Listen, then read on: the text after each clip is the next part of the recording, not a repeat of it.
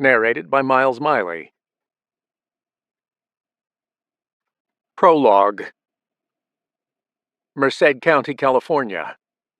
Gilbert Sanchez was ready to kill the day they released him from jail. Trudging west down Sandy Mush Road, he glanced back at John LaTarraca Correctional Facility, thinking any minute now they would realize they'd made a mistake. But they hadn't. He'd been 152 days into his sentence when the power went out. It had happened before. He didn't think anything of it until they were forced back into the cells, and the COs turned to manual operations because the backup generators weren't working. 5 days later, as conditions got worse, rumors began to swirl that it was related to the pandemic, and that's why he'd believed them when a guard showed up at his cell to escort him out. "Sanchez, you're up." "For what?" "Release." "I still have 28 days left." "Yeah, well, consider this your lucky day. The pandemic is your winning lotto ticket. Come on," Marco said. Gilbert's cellmate slipped off his bunk bed, thinking he was getting out too. The guard pushed him back in. "Nope, not you. You're staying here." "Hell no! Why's he being let out and not me?" "Because I'm better looking," Sanchez said jokingly as the CO locked the door. His cellmate banged on the door as they walked away, rage getting the better of him. "This is not right. No power for 5 days? The food's taken a nosedive and now you're letting out criminals?" A criminal. The term still hadn't sunk in, but that's what he was in the eyes of the law. He'd made threats to shoot up the Gustine High School, and he might have followed through if it wasn't for his friend Gareth opening his big mouth. He knew he shouldn't have told him, but he figured he'd be on board and provide the firepower, as his old man owned a gun store in town. "I don't get it." "You don't need to," Marco said. "Be grateful your name was pulled from the hat. If I had my way, you'd be locked up for the next few years." "But there must be a reason. Is it to do with the blackout?" "Yes and no." He held the door open and ushered him through. He looked as if he was in a hurry. "The CDCR's been doing it since the outbreak. It's meant to reduce population and maximize space. They think it'll alleviate the impact on hospitals from those we would have to transport there." "So they're letting me out?" "Crazy, isn't it? I'd say look it up online, but the internet is down." The CDCR was the California Department of Corrections and Rehabilitation. They were the arm of the government responsible for the operation of state prisons and the parole system. He came to learn that it wasn't just California inmates released. It was happening across the country, in every state, as the outbreak spread behind bars. "Okay, but why me?" "Well, you're special, Sanchez. Haven't you heard?" "Special?" Marco chuckled. "I'm pulling your chain, dickwad. No one cares about you." "So why, then?" "Do I look like Google?" He opened another heavy door. "If you must know, the CDCR is only expediting the release of inmates who have nonviolent offenses, who aren't sex offenders, and have 60 days or less to serve. You fit the bill." Nonviolent? He had violent intentions. Was that not enough? "And before you ask, yes, I think they made a mistake. I don't like the idea of sending you out on the street any more than the next guy. But obviously, intent for violence isn't the same as what some of these guys have done. So they're letting you go." "Well, slap my ass and call me Norman," he said. "I won't argue with that." "I didn't think you would." Gilbert got a spring in his step as he began to think of all the things he would do as a free man. The food he'd consume, the women he'd have sex with, and more important, those he planned on visiting.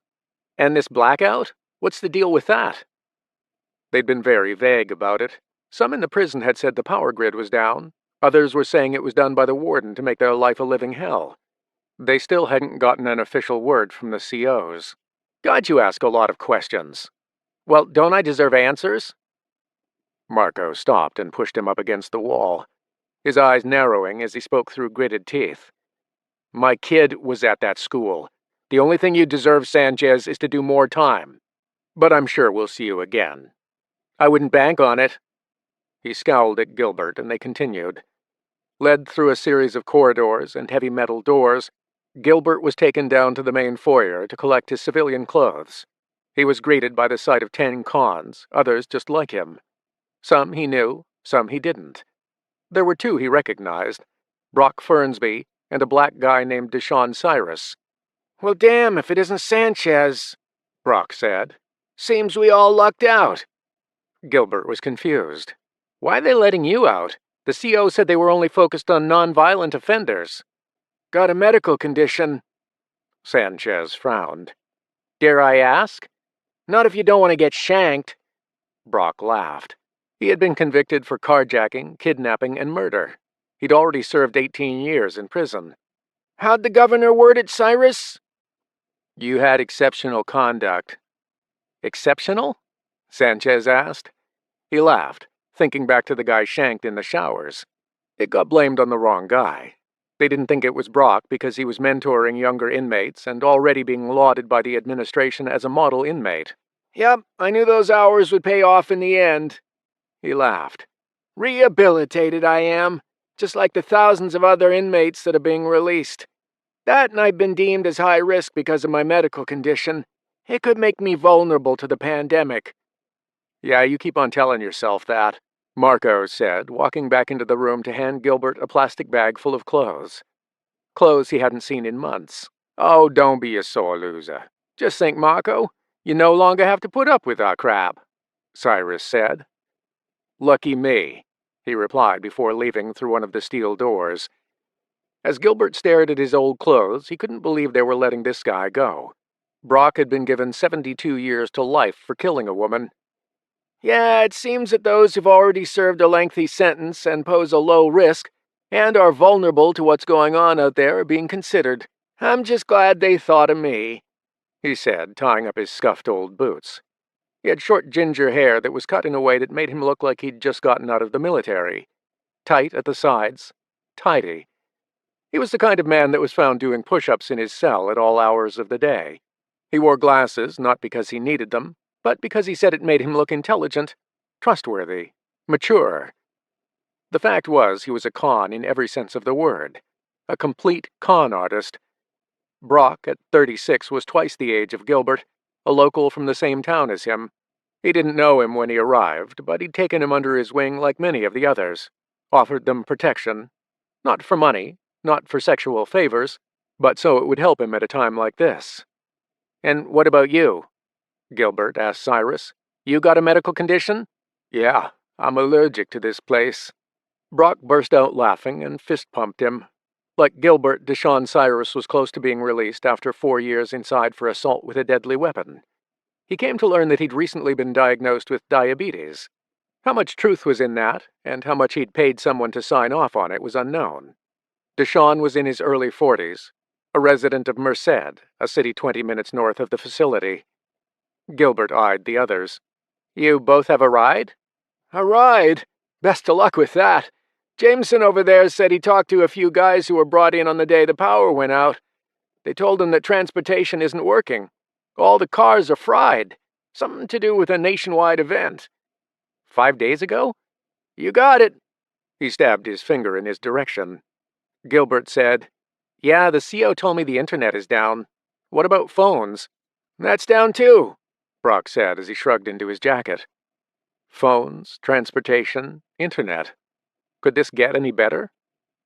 That's perfect, he muttered. Both of them looked at him like he was insane. Perfect? He waved them off, his mind distracted by what he could imagine the town of Gustine was going through. 5 days, no power, no communication, no transportation. That means no cameras, no cops. Oh, there's cops, Deshaun said. There's always cops. Not in Gustine. They barely have enough staff as it is. Brock walked over to him and placed a hand on his shoulder while he wriggled on his socks. He leaned in close. You trying to get sent back here? That would require transportation. He stared at him, then burst out laughing. Gilbert stripped out of the old prison uniform and got back into his black jeans, then pulled an AC/DC t-shirt over his head. He followed up by sliding his arms into a green army jacket he'd picked up from some thrift store. He checked his wallet and found it was light by about $40. Damn those COs, and they call us criminals. Probably bought beers with it, Brock said, chuckling as he sat down and took out a cigarette. Wait until you're outside, a loud, brash CO said from behind strong plexiglass. Keep your pants on. I was just seeing how it felt in my lips, Brock said. He sucked on it, eager to light it. Gilbert collected a chain with a pentagram medallion and placed it around his neck. "You were into some dark shit, weren't you, Sanchez?" He only responded with a smile, thinking back to the times he would spend in the woods, killing small rodents. He'd strip down and cover himself in their blood, believing it imbued him with some supernatural power.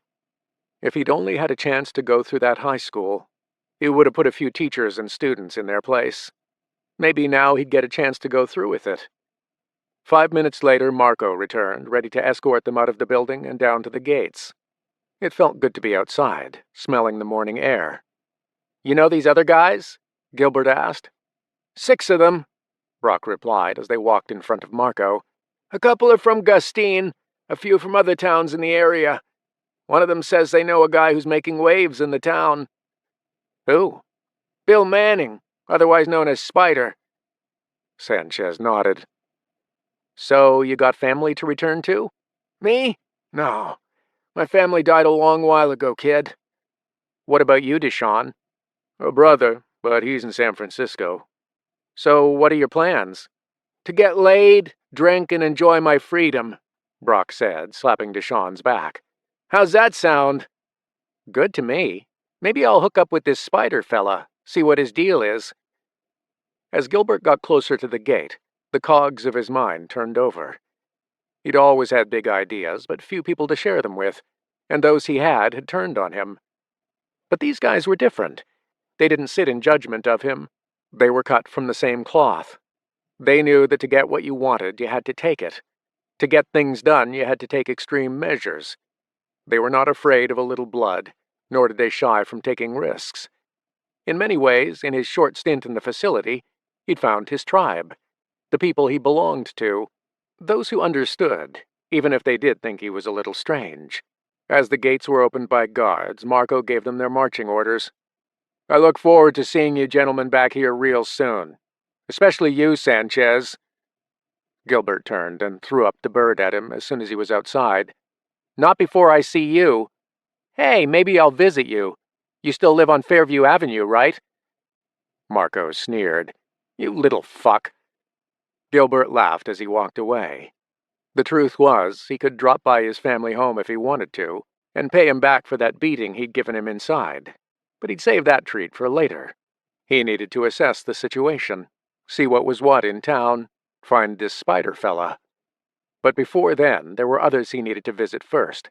One in particular, the one who'd been the sole reason he was inside. Chapter 1. Colby, Merced County, California, 7 days after the event. Colby Riker felt that these were his final breaths. What little energy remained from trying to get free was gone. He was nothing but a lump of meat exposed to the California air. Birds had shit on him. 1 or 2 landed and moved down his arms, their tiny claws raking his skin. Some tried to get close to his face and peck out his eyes, but even the slightest movement scared them away. He groaned. Now all he felt was pain, unbearable agony. He might have died sooner had it not been for the rain. After 2 days without water, his tongue was dry and swollen, his lips cracked by the noonday heat. When the first droplets from heaven fell, it was a welcome relief. He'd wanted to lift his head back, but a wooden post was in the way. Arms outstretched in the cross pose, his wrists, chest, thighs, and ankles were restrained. He stank to high heaven. Without food, his bowels had cleared, maybe 24 hours ago. He'd lost count of how long he'd been hanging here. Urine had flowed, trailing down, warming his cold legs. Through swollen eyes, he looked out across the field to a small road that they'd brought him in on. He remembered the tan truck, laughter, the smell of alcohol, and fists striking him before being tied to the cross, and being left deep in the middle of the field, so far out that even if someone was to see him, they wouldn't look twice. They'd draped an old coat over him, placed a straw hat on his head, and left him in jeans and boots. Except this method of hiding or humiliating him was what had kept him from dying sooner. Through daylight hours he drifted in and out of consciousness, the warmth of the sun keeping him back from the edge of eternity. The nights were awful. The temperature would drop, and after it rained, well, his body hadn't stopped shivering. Move. Try to move. He told himself this time and time again. His brain, that last piece of a will to survive, never gave up. But he couldn't escape. The rope was too tight. Painful muscle cramps had set deep into the middle of his shoulders from having his arms stretched apart and unable to move. Festering sores on his wrists attracted flies. Tension, aching, it all swirled together, an agonizing cocktail that never ended. It was strange how the mind worked under duress. Staring down at the soil beneath him, he'd seen worms wiggling in and out of the surface, seemingly growing larger before his very eyes. They weren't real. It was a hallucination, but he didn't know it at the time. The lack of food, water, and sleep had crippled common sense. The brain was shutting down, drifting across the center line like a driver too tired to stay awake and function. Even sound took on a life of its own. The wind was akin to people whispering in his ear, each one a voice of judgment from the past. His father, his mother, his siblings, even Sky, all blaming him. See, this is what happens when you leave home. This is what happens when you help someone. This is what happens when you're not here. You should have stayed on the farm. Hours turned into night. 2 nights. The hallucinations got worse. He'd seen his father before him beckoning him to follow him into the light. It didn't matter if he squeezed his eyes shut. The torment never ceased. Perhaps someone will see me. Maybe the farmer will find me. But there was no one coming. Who would be out there? The world had gone to hell, and anyone with a lick of sense would be hunkered down, weathering out the storm, listening to battery-powered AM/FM radios and waiting on emergency updates. That's what he should have done. He should have stayed in Los Angeles County. But instead he was out of the city. Alive. Alive? It seemed like a cosmic joke. Colby berated himself, going back and forth between blaming himself to blaming her. Alicia. Memories came rushing back. The bail jumper, the proverbial pain in the ass, the blackout, Carl, Daisy, Manny, Leo. And who could forget the near-death experience outside his home, or the confrontation with Russians? Then this happened. He sighed. Where was Alicia now? Probably raped, dead, dumped in a ditch. If he'd just listened to his intuition, he wouldn't be in this situation. It hadn't failed him yet. They'd made real progress using that old 70s truck those Russians had left behind. Hell, they'd covered 280 miles in 2 days. It should have taken them roughly 5 hours to cover the same distance on an ordinary day, but with all the detours, clogged roads, and trouble, it had taken far longer. From LA to Humboldt, it was roughly 600 miles. Now only 300 remained. Halfway home. They were halfway when problems arose. He groaned, thinking about it. If she'd just listened to him. Why didn't she listen to him? Better still, why didn't he ignore her request? They could be miles down the road by now, closer to home. It didn't matter now. He wouldn't see that curtain of redwoods again. High above him, birds circled, just waiting for him to take his last breath. One day his skeleton would be found. A morbid sight, a puzzle for someone to solve. Again his father appeared before him. "Go away! Go away!" he mumbled through cracked lips, his throat as dry as the Gobi Desert. Then, as if the sight of him couldn't be worse, he saw her. Sky. Beautiful Sky. Those deep blue eyes, that fair skin, her scent. It was as real as the last time he held her. Perhaps he was even dead already. Yes, that's what this was. Limbo. Purgatory. A holding state for his soul before he stood before the good Lord and was judged for his crimes, for murder, for unforgiveness. He would plead his case, say it wasn't his fault, that he was born a Riker. He had no choice. He didn't get to choose his parents, his culture, his country, his life. From the first day he sucked air into his lungs, he was destined for trouble. A huge breeze blew up in his face, bringing grit into his mouth. A fine layer had already settled all over him. Colby spat, feeling the cold nip at his extremities. Although he was in California, January was still cold. Cold for California. Not cold enough for snow, but cold enough to suffer from hypothermia. The body's default temperature was 98.6 degrees Fahrenheit.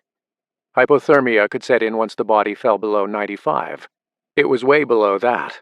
At night it must have been 30 degrees or even lower. He was already showing signs of confusion, seeing and hearing things that weren't there. "Colby!" Sky's voice carried on the wind. Was the veil between the here and there so thin that he could hear her? "I'm sorry. I'm so sorry," he said, not even able to produce tears. He was a fool to believe that he could escape the past. Run away to L.A., dodge the bullet, avoid the inevitable. Who was he kidding? Colby pushed the dark thoughts down as far as he could, the way he always had. It's what had allowed him to function, to avoid hitting the bottle and becoming another bum on the streets of L.A. He lifted his head one more time, thinking he heard a bark. But it wasn't Kane. Kane was gone too, just like Alicia. Probably shot and lying beside the road, nothing more than roadkill for the vultures to feast upon. Let go. Let go, Colby. The voice inside became stronger. He'd fought it, clinging to this life and all its regrets. But maybe he could go. Maybe it would be better. There was no way to change what had led him to this spot. No way to change what lay before him. No way to change who he was. Every experience, both good and bad, had brought him to this place of misery, this landscape of death that would become his grave. A blurry figure before him beckoned him into a golden light. But that's all it was. Sunlight in the distance, a beautiful flame. As the sun faded upon the horizon and another day merged with night, Colby closed his eyes, ready to move toward the light behind his eyelids. While he had a heart full of regrets, a past of mistakes and pain, at least he'd lived on his terms, tried to amend his wrongs, and spent his final days helping someone. That had to matter. His words were barely audible. "I'm coming, Father. I'm coming." Chapter 2. Delirious. The world flared up around Colby, nothing but a blur as something rough turned his jaw from side to side. Light stabbed through his eyelids. White. Blinding. Too much. Too bright. He grimaced, a groan escaping his cracked lips. Then the awareness of someone before him. Eyes too close. A breath that reeked of stale tobacco. Was it real or just another hallucination? "Is he alive?" a young voice said. "Take my knife and slice these off." The voice was gruff, adult. All he could see before him were blobs of darkness moving, hazy. Was he dead? Was this some kind of hell? Demons before him, eager to get to work on torturing his soul for all the wrong he'd done? Yes, that's what it was. Would it be painful? How long would it last? He didn't care. There was no energy in his body to even lift his head. Suddenly, a sense of falling forward, a deep ache in his back replaced by sharp pain. The world shifted on its axis as he was brought down. Down from where? His memories were like mush. Nothing but fragmentations, a kaleidoscope of horror. "Bring over my canteen." Footfalls, heavy and fast. The next memory was of lying on a soft, cold surface. "Here, Grandpa." Grandpa? Water sluiced around as a hand lifted his head. Sloshing water went all over his face. He gasped a few times, desperate to consume it. Metal touched his lower lip, something hard against his teeth. "Slowly does it. Drink slowly." A man's voice sounded garbled. Colby guzzled hard and fast, liquid rushing over his dry and parched throat, his swollen tongue, his cracked lips that had split. This wasn't hell. He was wrong. This had to be heaven. His grandmother had told him about such a place. What did she say? No more pain. No more suffering. Only love. Then why did he still feel pain? Why was he suffering? Still swallowing water, he gagged, coughing hard.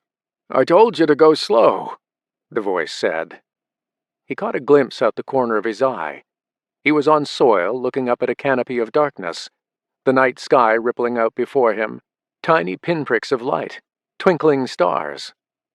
And then it was gone. Darkness overtook him. The next memory was his head tilted and something inserted into the back of his throat. He resisted and gagged as cold liquid washed a foreign object down. "It's for the pain." The taste was bitter. "Aspirin." Encouragement followed as water flowed. He swallowed too fast. "Small sips." Colby's swollen eyes opened and closed, nothing but a hazy reality before him. A wooden ceiling, a blur of color to his left. A glow emanated from somewhere. The familiar crackle and pop of a fire. The sweet comforting smell of wood burning awakening his senses. Voices came and went, nothing more than echoes. Some distinguishable and long, the rest snippets. No sense of time, just riding on waves of pain, excruciating pain. He drifted from one dream into another, never knowing if he was truly asleep or stuck in limbo. The next memory was of being helped to swallow small spoonfuls of salty goodness, an explosion of flavor. Chicken broth. He recognized it. No meat, no vegetables, just liquid, gliding over his tongue and rushing down to strengthen his feeble shell. Rinse, repeat. Darkness, daylight, the drone, always a drone of conversation. Laughter. He'd forgotten what that sounded like. Pieces of the world gradually registered in his mind as snapshots. Someone leaned over him. He felt wetness against his chest. Warped and distorted voices faded in and out. "They beat him badly. Why, Grandpa? Why?" No answer came. Or maybe it did, but he sank back into blackness.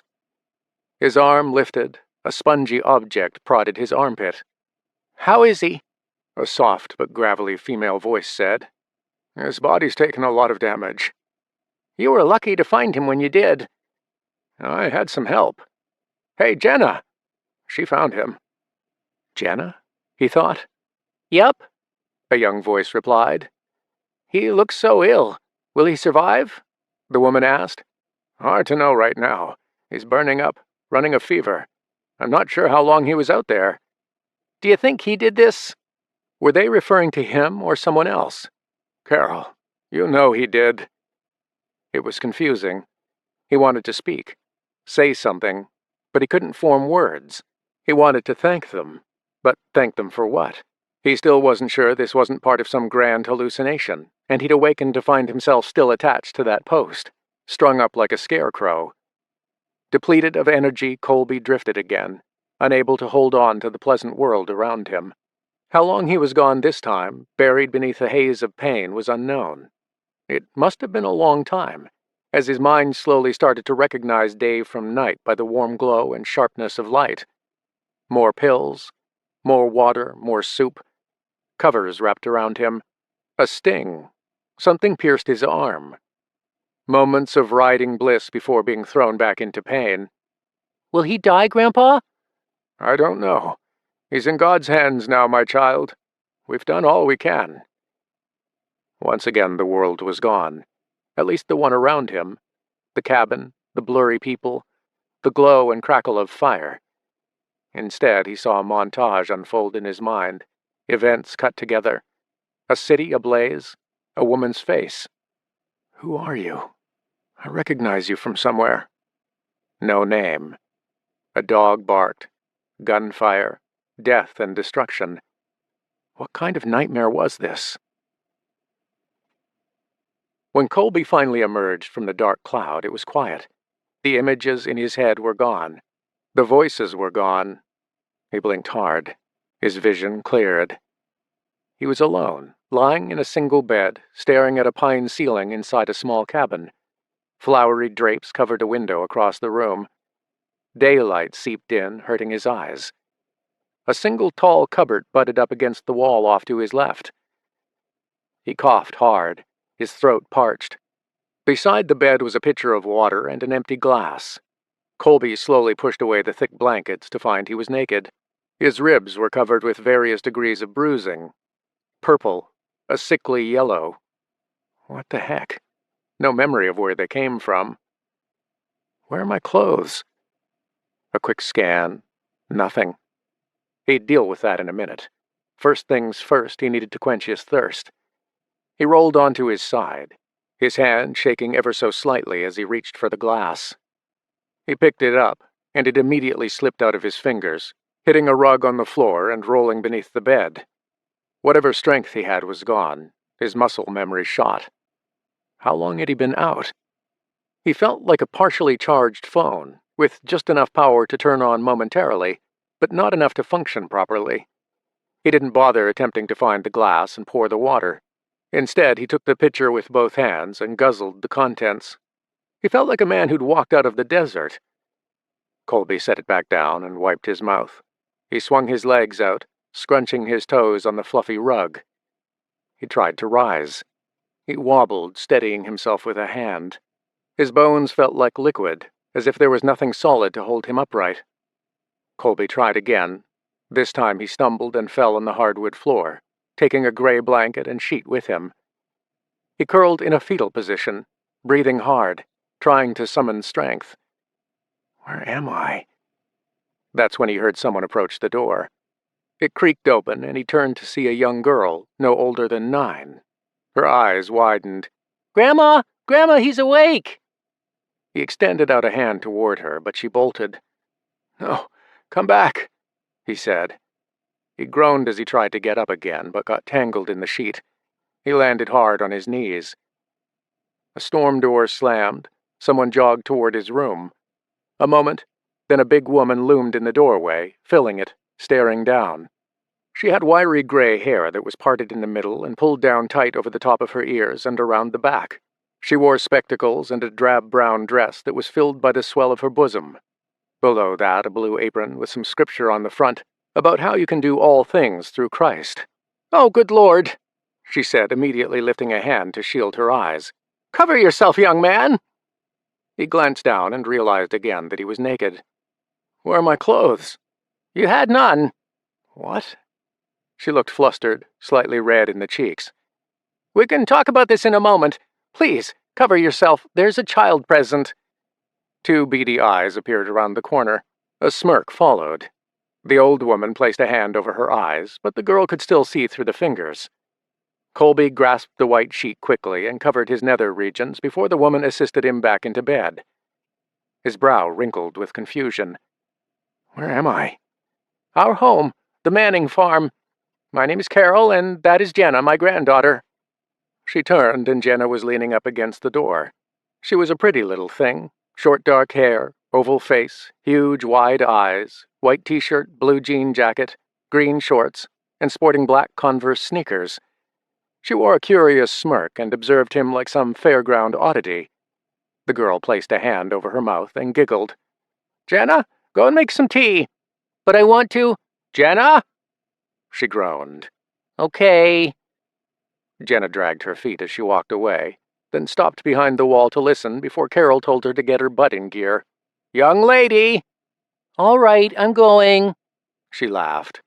Colby heard her wander off. "How are you feeling?" The head fog still hadn't cleared. "Like a Mack truck has hit me?" "Yes, you were in a bad state when you arrived. I see the color has come back to your cheeks. That's good. Cuts are healing up nicely.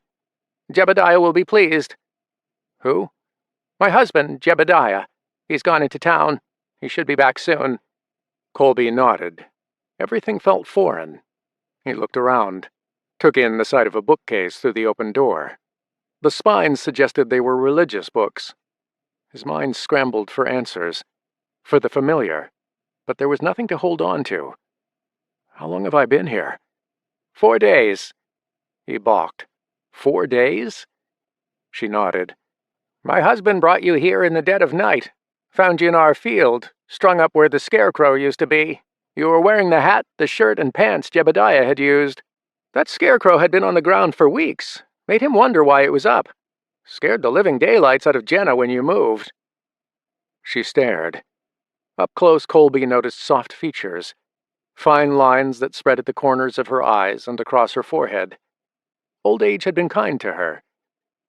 She sat on the edge of the bed, hands in her lap.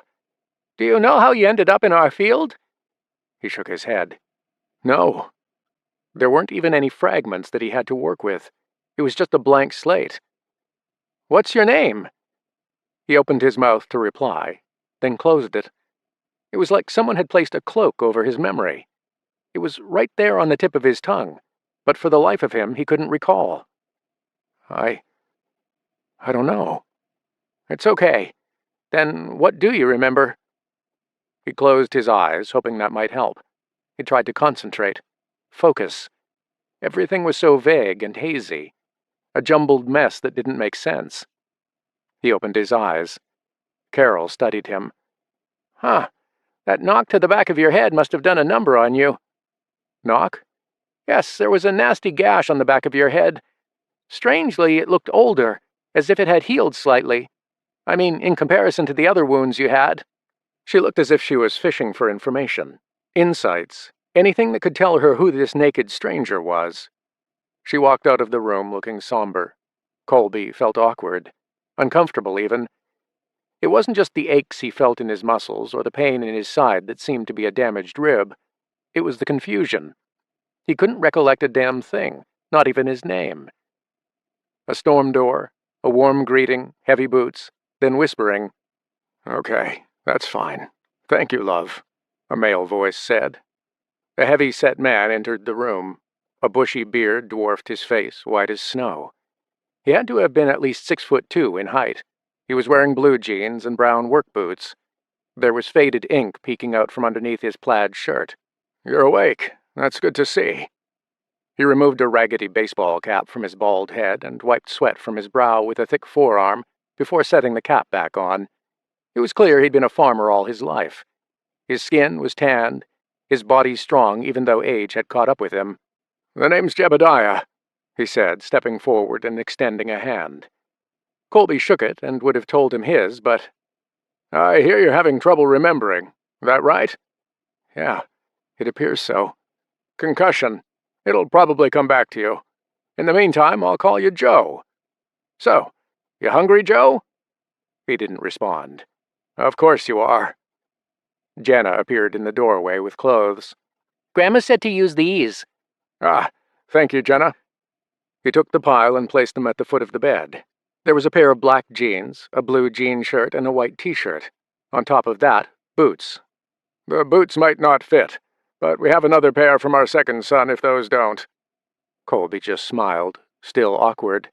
"Are you a fallen angel?" Jenna asked. "Child," Jebediah scolded her. "Where are your manners?"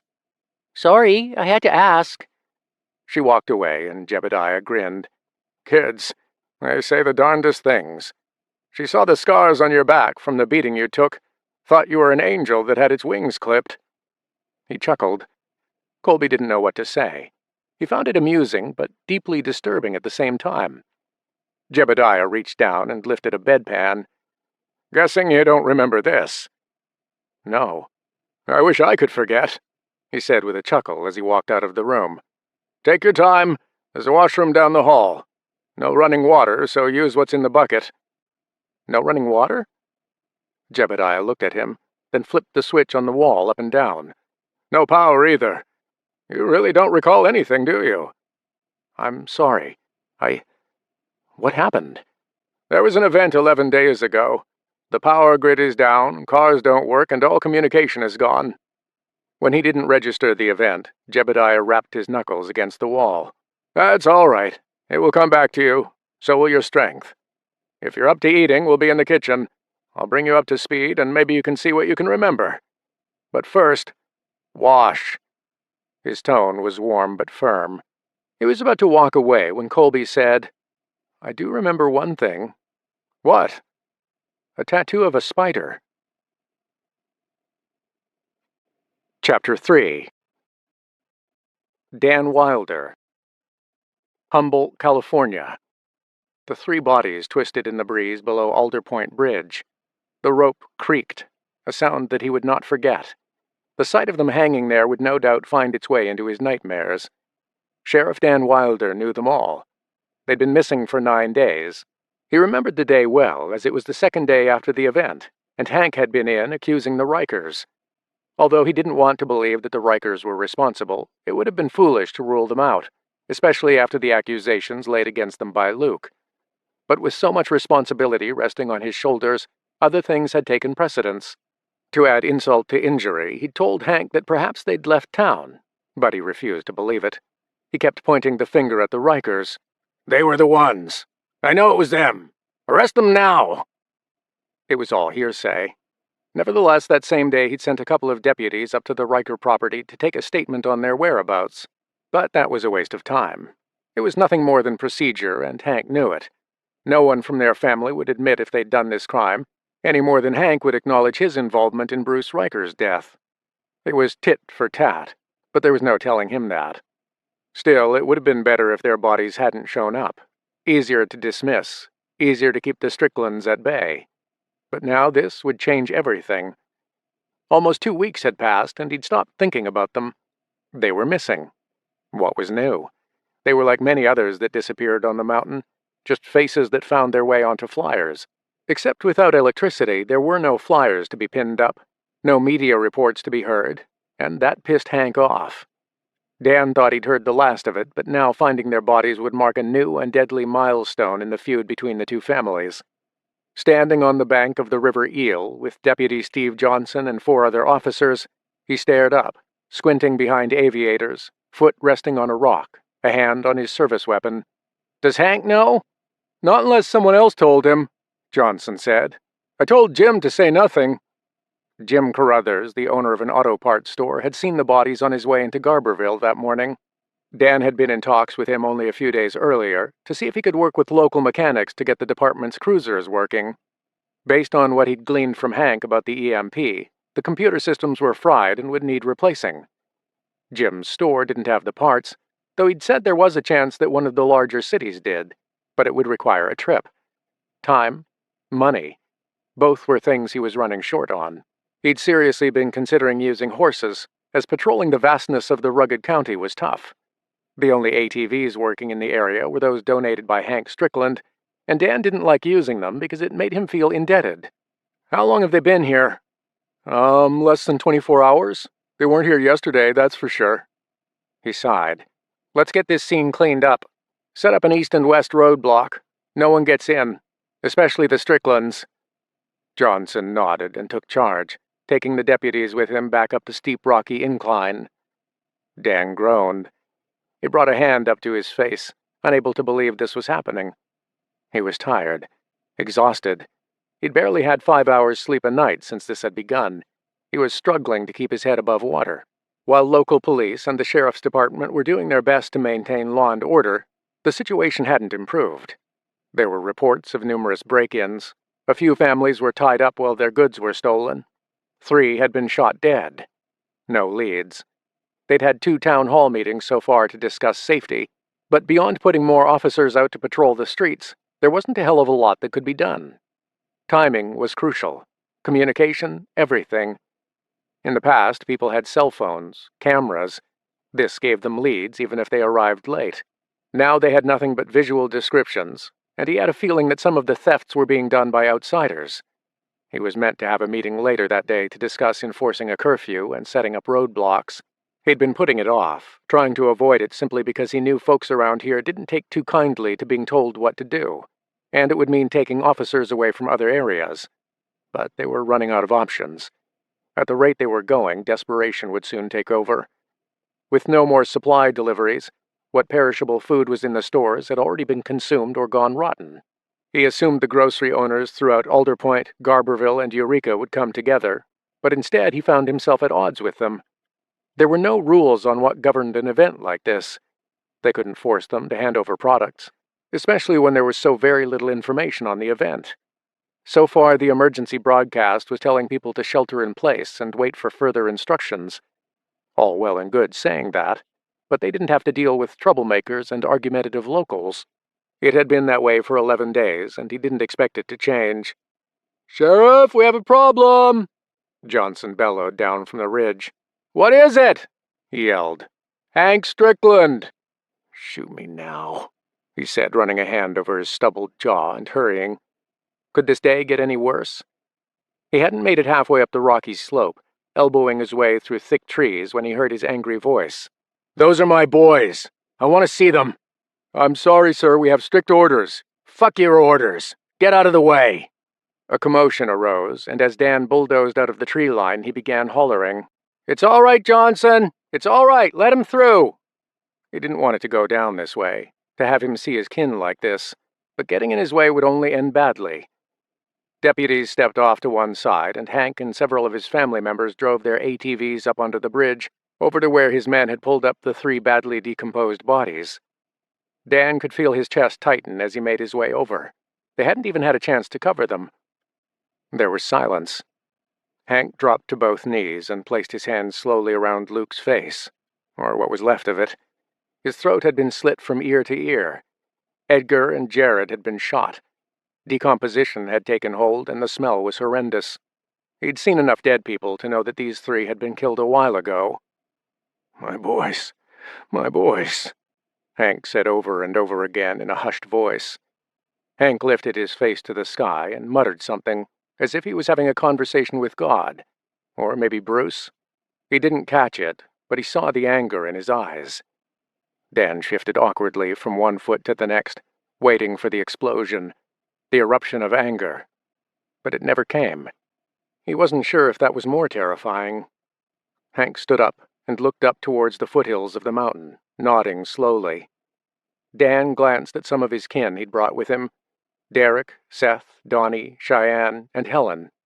It was just a fraction of his family. They all looked equally somber, but not shocked. Hank took a deep breath. His gaze bounced between Dan and his sons, and then with a jerk of the thumb, he told them to load the bodies into the back of the ATV trailer. He was about to walk away when Dan stopped him. "Hank, you can't move them." "I'm burying them," he said. "But we need to do an autopsy, an investigation." "No, you don't. This is a crime scene. You and I know what this is." He glared at him. "And you aren't going to do a damn thing about it." "And you are?" There was a beat. "Remember what I said, Hank." "I heard you, but I'm still taking my boys." He motioned to his kin, and they stepped forward without any hesitation to carry them out. "Don't do this, Hank." He wasn't referring to removing the bodies, but what would come next. Hank's features twisted. "This is on you. I told you to deal with them. I gave you a chance. I tried to do it the right way. I told you there would be a problem, but you wouldn't listen. Too busy pandering to these whiny townfolk. Well, you just opened a Pandora's box. I hope you're ready for what comes out."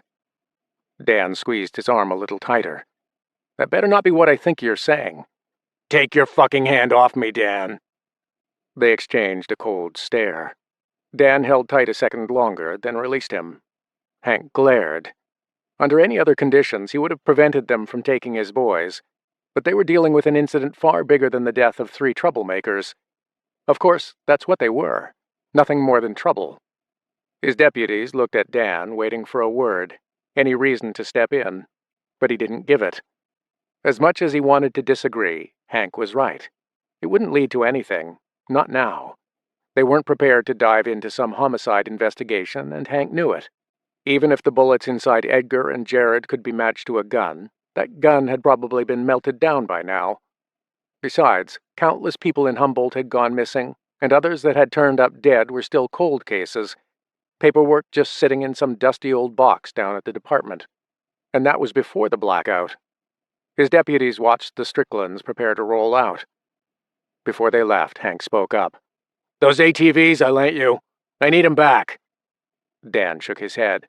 "We're using them. It's my property." "Well, I can respect that, and I appreciate you allowing us to use them. I'm afraid the situation in the county has gone beyond the timeline I thought it would. We're now commandeering those ATVs under the laws of California." "What law?" "Posse comitatus. Under the law, if extraordinary or unforeseen circumstances arise, such as in a time of war or impending public danger, property may and will be seized for use, and you as the citizen have a duty to comply. I would say these times qualify, don't you?" Hank chuckled. "Last week you couldn't find your way around the OES manual, and now you're quoting law? You might have these chumps fooled, but not us." Dan went red in the cheeks.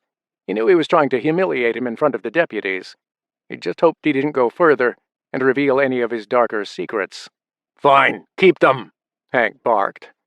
With that said, they started the ATVs and peeled out, 2 on each one. Seth gave him a disgusted look as he passed him. Dan released a breath he didn't even know he was holding. The moment passed, but with it came the question of what would happen next. Once the Stricklands were out of sight, Dan turned to Johnson. "I want you to take an additional 20 deputies and post them through Alder Point and Garberville." "You expecting trouble, Sheriff?" "I hope not, but we can't be too careful. We're already maxed out as it is. Many of them are pulling overtime. So take some from the correctional facility." They had close to 200 deputies active, 100 within Humboldt's correctional facility in Eureka, and another 100 spread throughout Garberville, Eureka, McKinleyville, and Trinity River. "I guess this is as good a time as any to tell you that grumbles are spreading throughout the department." "About?" "Getting compensated for their time. Some deputies think there should be more resources allocated for emergency service workers, as right now they're working for nothing." He ran a hand around the back of his sweaty neck. "I understand, but we all have a job to do. The government could get this solved in the next few weeks." He had a strong feeling they wouldn't, but he needed people to believe it was true. Without hope, the people could turn and walk away. So far, none of the deputies had, which was a testament to the strength and resilience of the department. But that could change. "No, I get it, and I'm with you. I've got your back. I'm just relaying what I've heard." Johnson drummed fingers against the steel barrier on the bridge. "Anyway, I'll get on with what you requested." Dan nodded. "Johnson, one last thing. How's the prison doing?" He gave a confused look as if Dan should have known about this. He should have. It was just his plate had been full since taking office 40 days ago. For the past 11 days, he'd been working with the OES, trying to deal with citizens and handle immediate matters, not problems contained in 4 walls. That's why Johnson had been a lifesaver. In many ways, he really should have been sheriff, but he didn't want the position, the hassle, the responsibility. No one did. Johnson clicked his fingers. "Oh, I forgot to get back to you on that. Damn it. I knew there was something I was meaning to talk to you about." "It's all right. We've had a lot on our minds lately." "What is it?" Johnson walked back to him. "Before you entered office, they were releasing inmates to reduce those in close quarters to one another during the pandemic." "Right, I remember." He vaguely did. "And?" "There are 417 cells, and almost 400 of those were in use on any given day back in March last year. We reduced that number to 324. Most of those are serious offenders and violent felons." Dan was confused. "So the problem is?" "Well, first, the number's gone back up in the last 2 weeks. I mean, in the second week we had those looters. We had to put them somewhere. So now anyone who's 65 or older or suffering from some chronic illness is now being considered for release. All the correctional facilities are doing it. Of course, it makes sense, but I'm still not seeing the problem here. How do I put this? Most of the ones that were released were placed in SWAP, the Sheriff's Work Alternative Program, to finish their sentence outside of custody." He gave him a confused look. "SWAP?" Johnson rubbed his forehead. "Forgive me for asking, but weren't you made aware of this when you took office?" "Of course. Yes, of course. But walk a few days in my shoes, Johnson, and you'd understand how easy it is to forget, especially when you're staring down a pandemic, and now a countrywide grid-down situation. I'm tackling a lot. That's why I depend on people like yourself to remind me from time to time." Okay, he was reaching. He knew it. Johnson knew it. "So?" "Well, the alternative program was a different form of confinement for the low-risk offenders. It reduced overcrowding and gave these inmates a way to be productive. It was for those sentenced to 180 days or less, who had no pending case, were fit for labor, able to work 1 day a week, work for 8 hours, had transportation, and a physical address." He waved his hand, getting annoyed by the waffling. Right. Okay. Get to the point." "The point is, that's all well and good, but most have left town." A frown appeared. "Before the grid went down, we had a way to track them, enforce matters. Not now. Many are gone or—" "I get it. You think they're responsible for the break-ins?" He nodded. "Regardless, the number of inmates has gone up. We need to discuss releasing those that aren't serious felons." Right. An idea came to him. a way to potentially quell the coming violence. Isn't one of Hank's oldest daughters inside? Nancy, yeah. Why? I think I'll go and talk to her. And, again, thanks, Johnson. I appreciate you bringing me up to speed.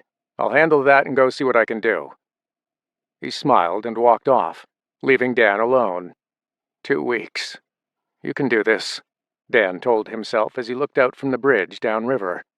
He glanced up at the green hills, wondering if the Rikers had him in a crosshair. Had they been watching and relishing this moment? He exhaled hard and followed Johnson, getting away from the mountain that was infamous for murder. Chapter 4. Colby, Merced County. The intricate spider tattoo replayed in his mind as Colby showered beneath a solar 5-gallon shower bag. After allowing the sun to heat the contents, Jebediah had hooked it up in the bathroom on a makeshift shelf. There were several bags there, not just one. It was clever. How many would have given thought to do that when faced with a grid-down situation? As the warm water rushed over him, circling his feet, he grappled with the unknown. Stepping out of the shower, he looked in the mirror, wondering if seeing his face might bring back a memory, but it didn't. He looked like he'd gone 10 rounds with a pro boxer. While there was no longer any swelling, time couldn't hide the sickly bruising covering his back, legs, and arms. His cut lip and the laceration on his left cheek were healing nicely, but they were still noticeable. He'd taken one hell of a beating. He opened his mouth and noticed that all his teeth were there. He figured they would at least be cracked. Whoever had done this could have easily killed him outright. Why hadn't they?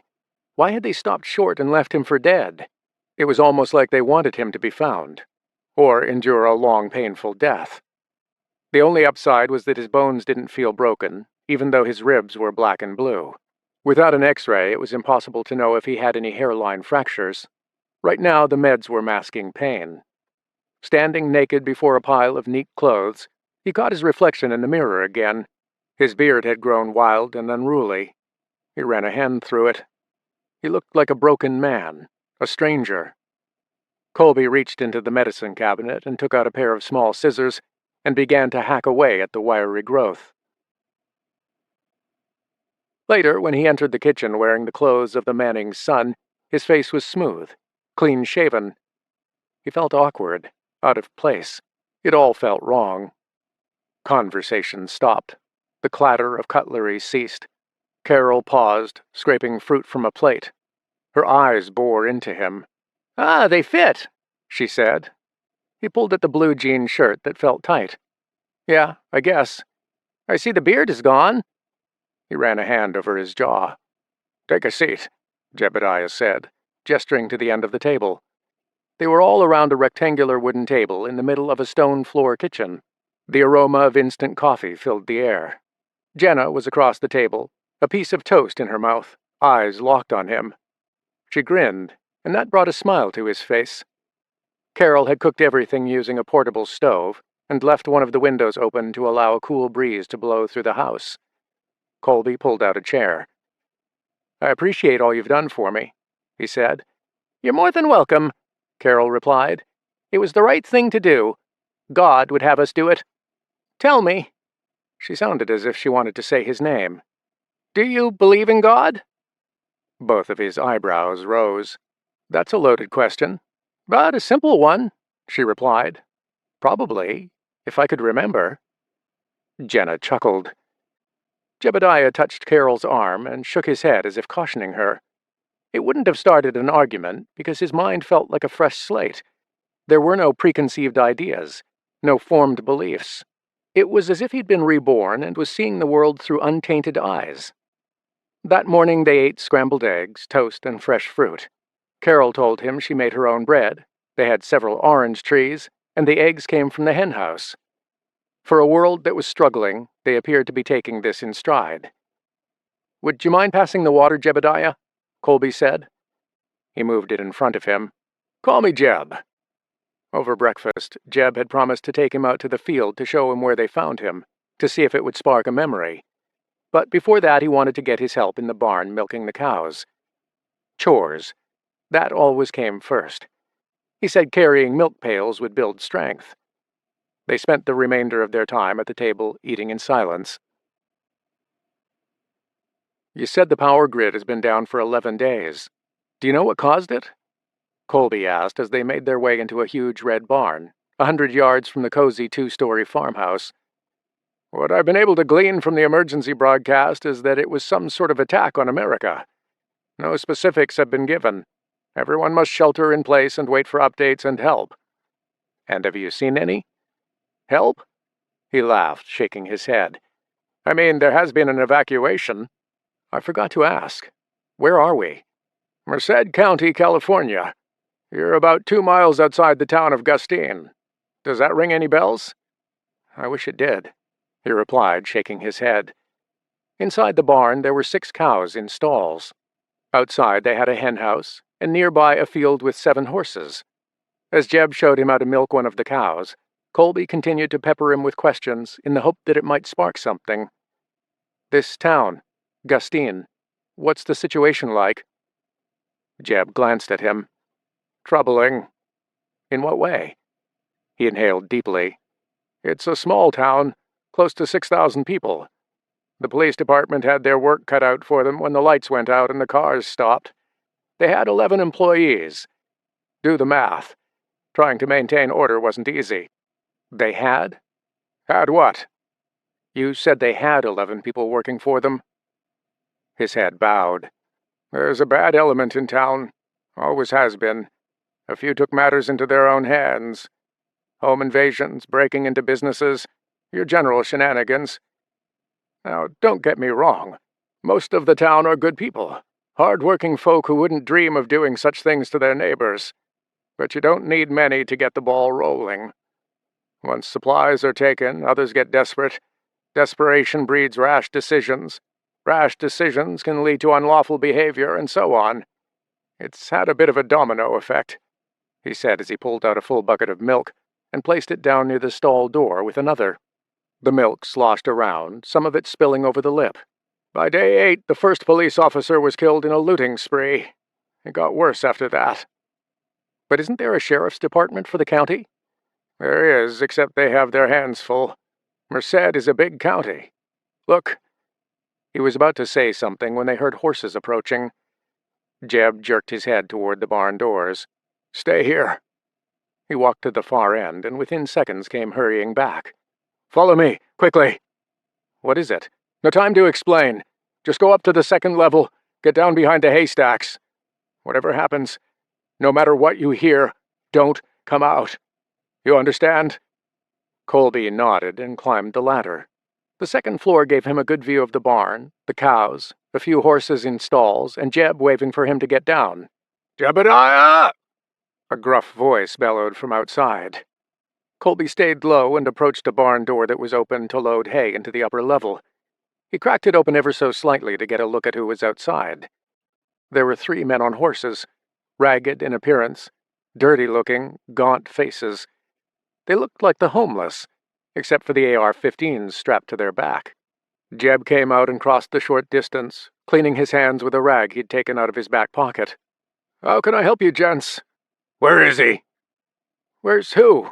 "Don't be coy with us, you know." There was a pause. Jeb shifted from one foot to the next. "You'll need to be more specific." The man got down off the horse. He had a thick goatee and blonde hair.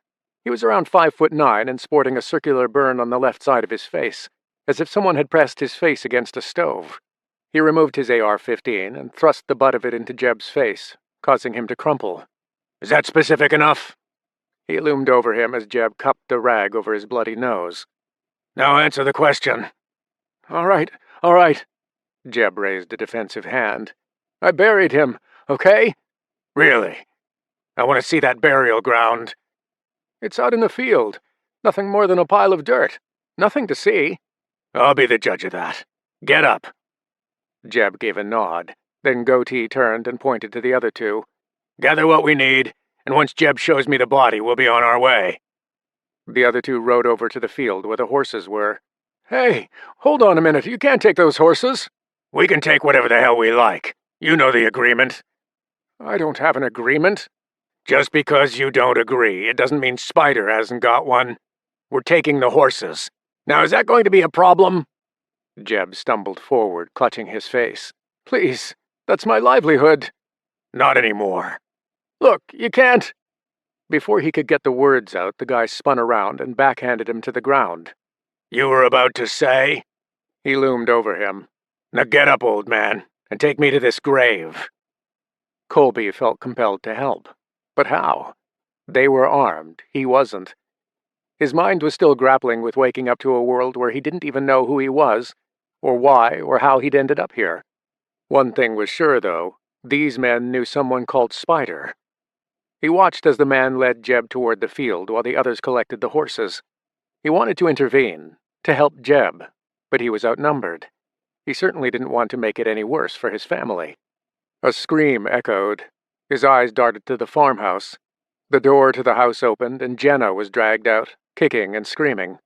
A fourth guy had his horse tied up outside the house. "Let her go! Stop!"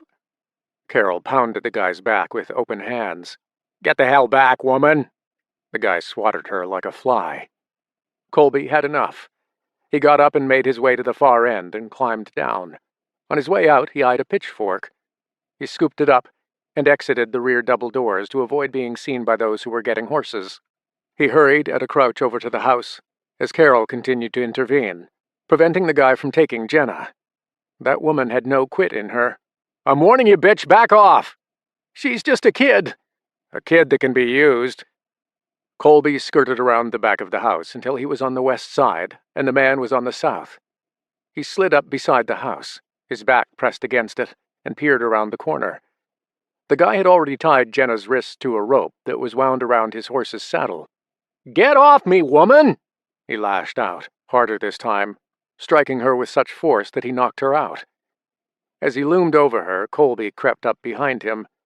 He was only going to knock the guy out, but the crunching of gravel gave him away. Before Carol's attacker could get his finger on the trigger of his rifle, Colby drove the pitchfork deep into his gut. The man's eyes bulged. His mouth went wide. He dropped the rifle and blood oozed out as he gripped his stomach. Jenna looked on in horror as Colby extracted the pitchfork, and the man fell face forward. Without wasting a second, he untied Jenna and told her to hide. She darted around to the west side of the house, got on her knees, then went into the crawl space below the house and shifted a piece of lattice back into place. With her safe and out of sight, he dragged the dead man over to some bushes and covered his body with fallen branches. It was just timing. He couldn't have one of them finding him before he was able to help Carol. Making his way back to her, he touched her cheek.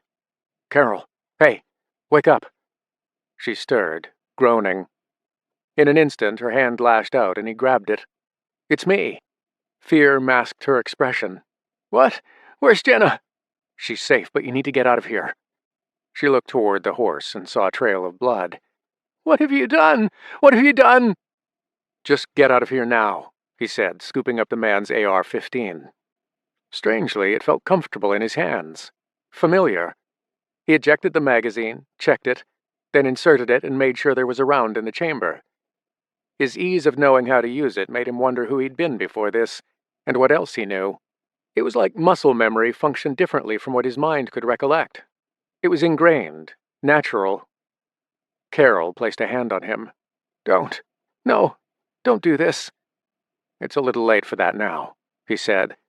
She stared, and the realization that the man was dead sank in. Colby made his way around to the barn and saw the two men busy collecting 4 horses. They were oblivious to their friend's demise. They were shooting the shit, laughing, and had no idea he was approaching. Dropping to a knee, he positioned himself at the corner of the barn for cover and brought up the rifle. He got one of the men in his scope.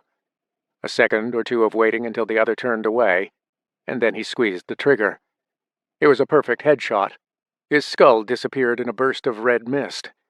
Startled, the horses around them took off, leaving the other one open, confused, and— pop! Another round echoed as Colby ended his world. He pulled back for a second, then brought the gun around, and through the scope eyed Goatee and Jeb, who were farther out in the field. The echo of gunshots had caught Goatee's attention. He was smarter than the others. He had Jeb climb up onto the front of the saddle, and he twisted the horse around and made his way back using Jeb as a human shield. "Stand! Vern!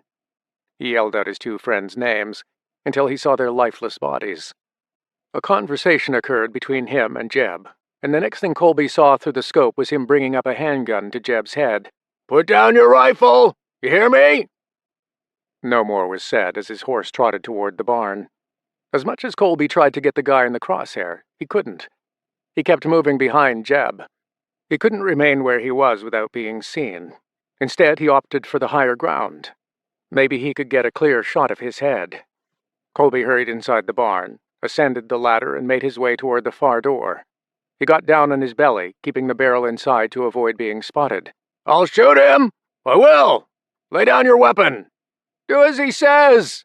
Jeb bellowed. The guy had gotten Jeb to speak on his behalf. He was worried. "Listen to him!" Colby peered through the scope, waiting to get a bead on him. Come on," he muttered. The rider turned just enough that Colby could squeeze the trigger without hitting Jeb. The round struck him in the shoulder and caused the horse to rise on its rear hooves. Jeb held onto the reins, but goatee came off the back, hitting the ground.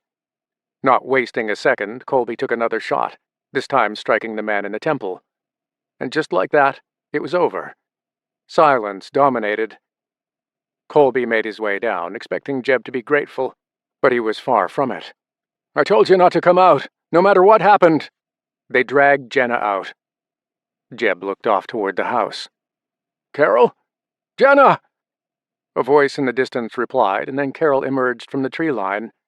Colby stood there looking down at the man he'd shot. He didn't feel horrified by his actions. He felt nothing. It was as if he was already comfortable with killing. He turned to see a tearful Carol hug Jeb. He crouched beside the man and turned his head from side to side. In an instant, a flashback flared up. Someone striking him, boots kicking him, his body being dragged out of a room, down a hallway of a house, and thrown off a porch onto slick mud. He hadn't seen the attack coming. That's how they got him, in the dead of night while he was sleeping. Rain fell heavy, followed by a scream, a dog barking, a round erupting. Then it was gone. "Hey! Hey!" an angry voice said. Like that, he was back, hearing Jeb hurrying over to him. "Where's Jenna?" It took a moment to snap back to the present. "In the crawl space." Jeb told Carol, and she took off to find her. Colby rose to his feet. "You shouldn't have done this. Oh, God, you shouldn't have done this," Jeb said, staring around at the bodies, a hand going over the back of his head. "What did you expect me to do? Let them take Jenna? I could have handled it, okay? You don't know what we're dealing with, or what the repercussions will be because of this." "Yeah? Well, how about you tell me?" He kicked the dead guy. "He mentioned someone called Spider. Who is he?" "You don't want to know." "It's him, isn't it? The one with the tattoo." Jeb nodded. "So you do know him. Take me to him." Jeb shook his head, looking down at the man. "No, I can't do that." Colby frowned. "Why not? And why didn't you tell me you knew him?" There was a pause. "Huh? Jeb?" Jeb snapped out of his trance-like state, lifting his eyes to him. "Because he's my son." Chapter 5. Dan Wilder. Humboldt, California. Humboldt County Correctional Facility was a hellhole. Overcrowding had been an issue for decades. Every jail in the country suffered from it, and his county was no exception. Throw in the fear of a virus spreading, and the CDCR had found a way to begin doing early release of prisoners. He planned to use that loophole. Entering the facility that morning, he walked by inmates who scowled. Even though there would always be those who acted tough and said doing time was a walk in the park because they were indoors and being fed 3 times a day, he knew that was a facade. The truth was most couldn't wait to get out.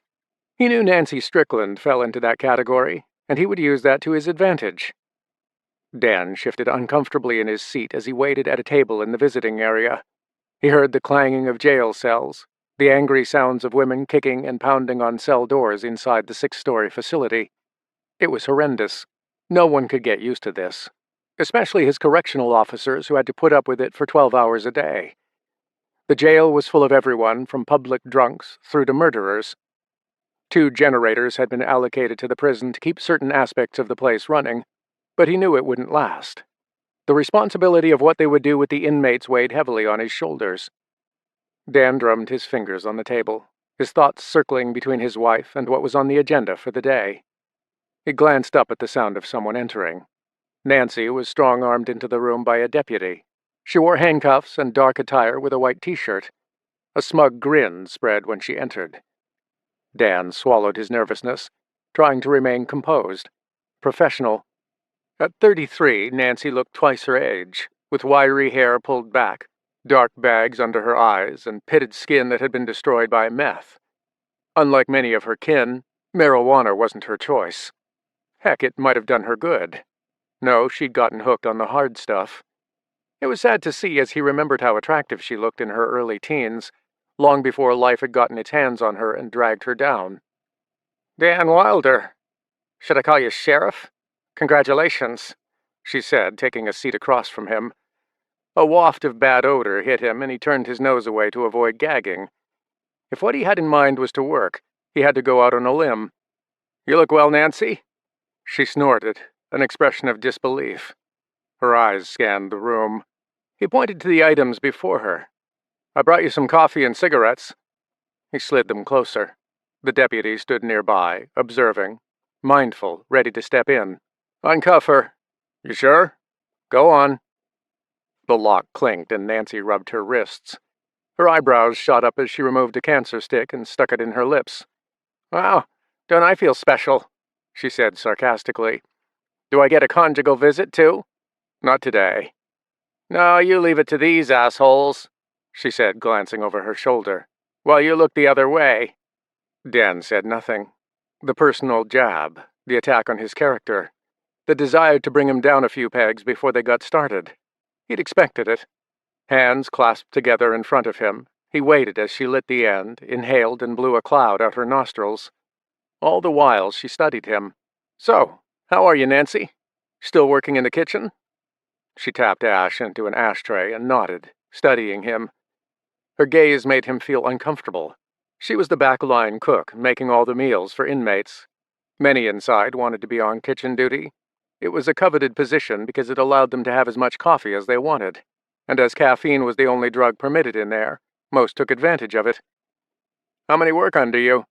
She chuckled. "You didn't come down here to talk about that, so how about we sidestep the pretentious bullshit and get to the point? What do you want, Dan? Because I got things to do." He nodded. "How would you like to get out of here today?" She smiled, flashing those sickly-looking teeth. Did she think he was joking? She was in the thick of a 3-year sentence for the possession of stolen property. It wasn't the first time she'd seen these walls. Before that, it was drugs, and before that, aggravated assault. Because of heavy drug use and overcrowding, she'd managed to elude long-term incarceration by agreeing to attend Humboldt Recovery Center for 90 days. It didn't last. On her first cigarette break, she'd made a run for it. 4 months later, she was back inside. "If you're talking about swap, I already tried. My assault charge has kept me out of that. And besides, from what I hear, those who are part of your little release program have skipped town." She took another hard pull on the cigarette and blew the smoke in his direction before grinning. "No, I mean out. No parole, no probation. I already have that coming to me." It was called a terminal sentence. Dan looked around. The penny hadn't fallen yet. He leaned forward. "I think I'm not making this clear enough. You would get out today and be free to go about your business." She narrowed her eyes. "Under the CDCR program?" "No, just me letting you go." She took a sip of her coffee, a frown forming. He figured any inmate would jump at the chance.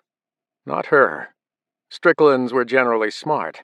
They knew nothing came for free in life, and there were always strings attached. After setting her cup down, she replied, "And why would you do that?" "Because I can." He took a deep breath. "I'm not sure how much information has made its way inside, but we are dealing with an EMP. An attack on the country that has taken down the grid, vehicles, computers, phones, you name it. Bye-bye. It's gone. No idea when it will come up again or if it will ever. And that presents many problems. However, it also offers opportunities, like the one I'm offering you." "And if the power came up tomorrow?" They would see some changes on your medical profile, allowing you to go free under the CDCR program. But I'm perfectly healthy. Of course you are. But they wouldn't know that. She took 2 fast puffs. Did Hank put you up to this? No. So you're doing this because you're family? He tilted his head to one side. Yes, if you like. Nancy leaned back in her seat and looked across the room at a correctional officer. Again, why'd you do that? And don't give me some crap about a program or bloodline. You might be connected to our family, but you gave up the right to be a part of it when you opted to don that uniform. Dan appreciated how blunt she was. Too many people weren't direct. Well, I'm glad you understand that the career decision wasn't to serve the purpose of the family. He drummed his fingers against the table. I was looking at your visitor history. No one from your family has been in to see you in the past year. Why is that, Nancy? She shrugged, continuing to smoke until it was just a nub, at which point she lit another using the dying embers from the last. Could it be because of what happened 10 years ago? What do you know about that? Oh, I know a lot about Skye and Colby. The arguments. It was the first of its kind. Certainly unsettled a few people on both sides. Her demeanor changed. She scrunched up her nose. If your visit here is to gloat, then we are done. I came down here to help you, Nancy, okay? Now, if you don't want out, then that officer over there will be more than happy to escort you back to your cell. But I've heard you've crossed a few people in here. People that would like nothing better than to get you alone in a bathroom. Am I right? She glared. Dan cleared his throat. He had her. He could see it in her eyes. She was listening. I need you to do something for me once you're out, he said. She shook her head, grinding her teeth. It was checkmate, and she knew it. What do you want? Before I get to that, let me bring you up to speed. He recounted the death of Ryland Strickland and Bruce Riker, followed by Luke, Edgar, and Jared. The news hit her hard. As much as she wanted to present herself as having a hard exterior, the loss of family was always a difficult pill to swallow. By her reaction, he could tell no one from her family had informed her, and he planned to capitalize on that. I'm surprised Hank or one of the family hasn't told you already. They never cared. I do, he said, reaching a hand across and placing it on hers. She withdrew her hand and snarled. I might not have their sympathy, but I'm not stupid. What's your angle? Dan nodded. There was no point pulling the wool over her eyes. I have a lot to contend with, and the last thing I need is a war between our family and the Rikers. I need you to be my eyes and ears. She sat back. You want me to spy on my kin? Yes. They no longer trust me. Can you blame them? She gave him a disgusted look. I can't begin to understand how you can wear that uniform after the way the law has treated us. Save your self-righteous bullshit for someone else, Dan said. The Stricklands are not saints. They never have been. Neither are you. Does anyone know about your crimes? No. And it will remain that way if you wish to get out. So look, it's simple. I release you today. You go home to Mom and Pop and keep me updated on what's happening. What you hear, what you see. The good, the bad, and the ugly. Got it? And if I don't? He flashed his pearly whites. Then you come right back here. Best of luck finding me if the power grid is down. Oh, I have ways. The grid might be down, Nancy, but law and order is very much alive, and it will stay that way while I'm at the helm. Believe me, everyone loves a good underdog story, and this one is mine. You know, how I came back from the worst and turned it all around. And I plan to. But to ensure it all goes off without a hitch, I need someone like yourself on the inside relaying information to me. You know what they would do to me if they found out? I'm sure it can't be much worse than what the gangs in this prison would do if it came to their attention that you were a snitch. You son of a bitch. He smiled, feeling at ease before her. One way or another, he had her. So you need to make sure that family of yours doesn't know it's you, no matter what. Think about it. Chew it over. He leaned back in his seat, waiting for an answer. He didn't think he could stop the two families warring, but he could put a dent in their plans. Control of them was control over the county. So much of what occurred around here was because of their reputation and the activity of the two families.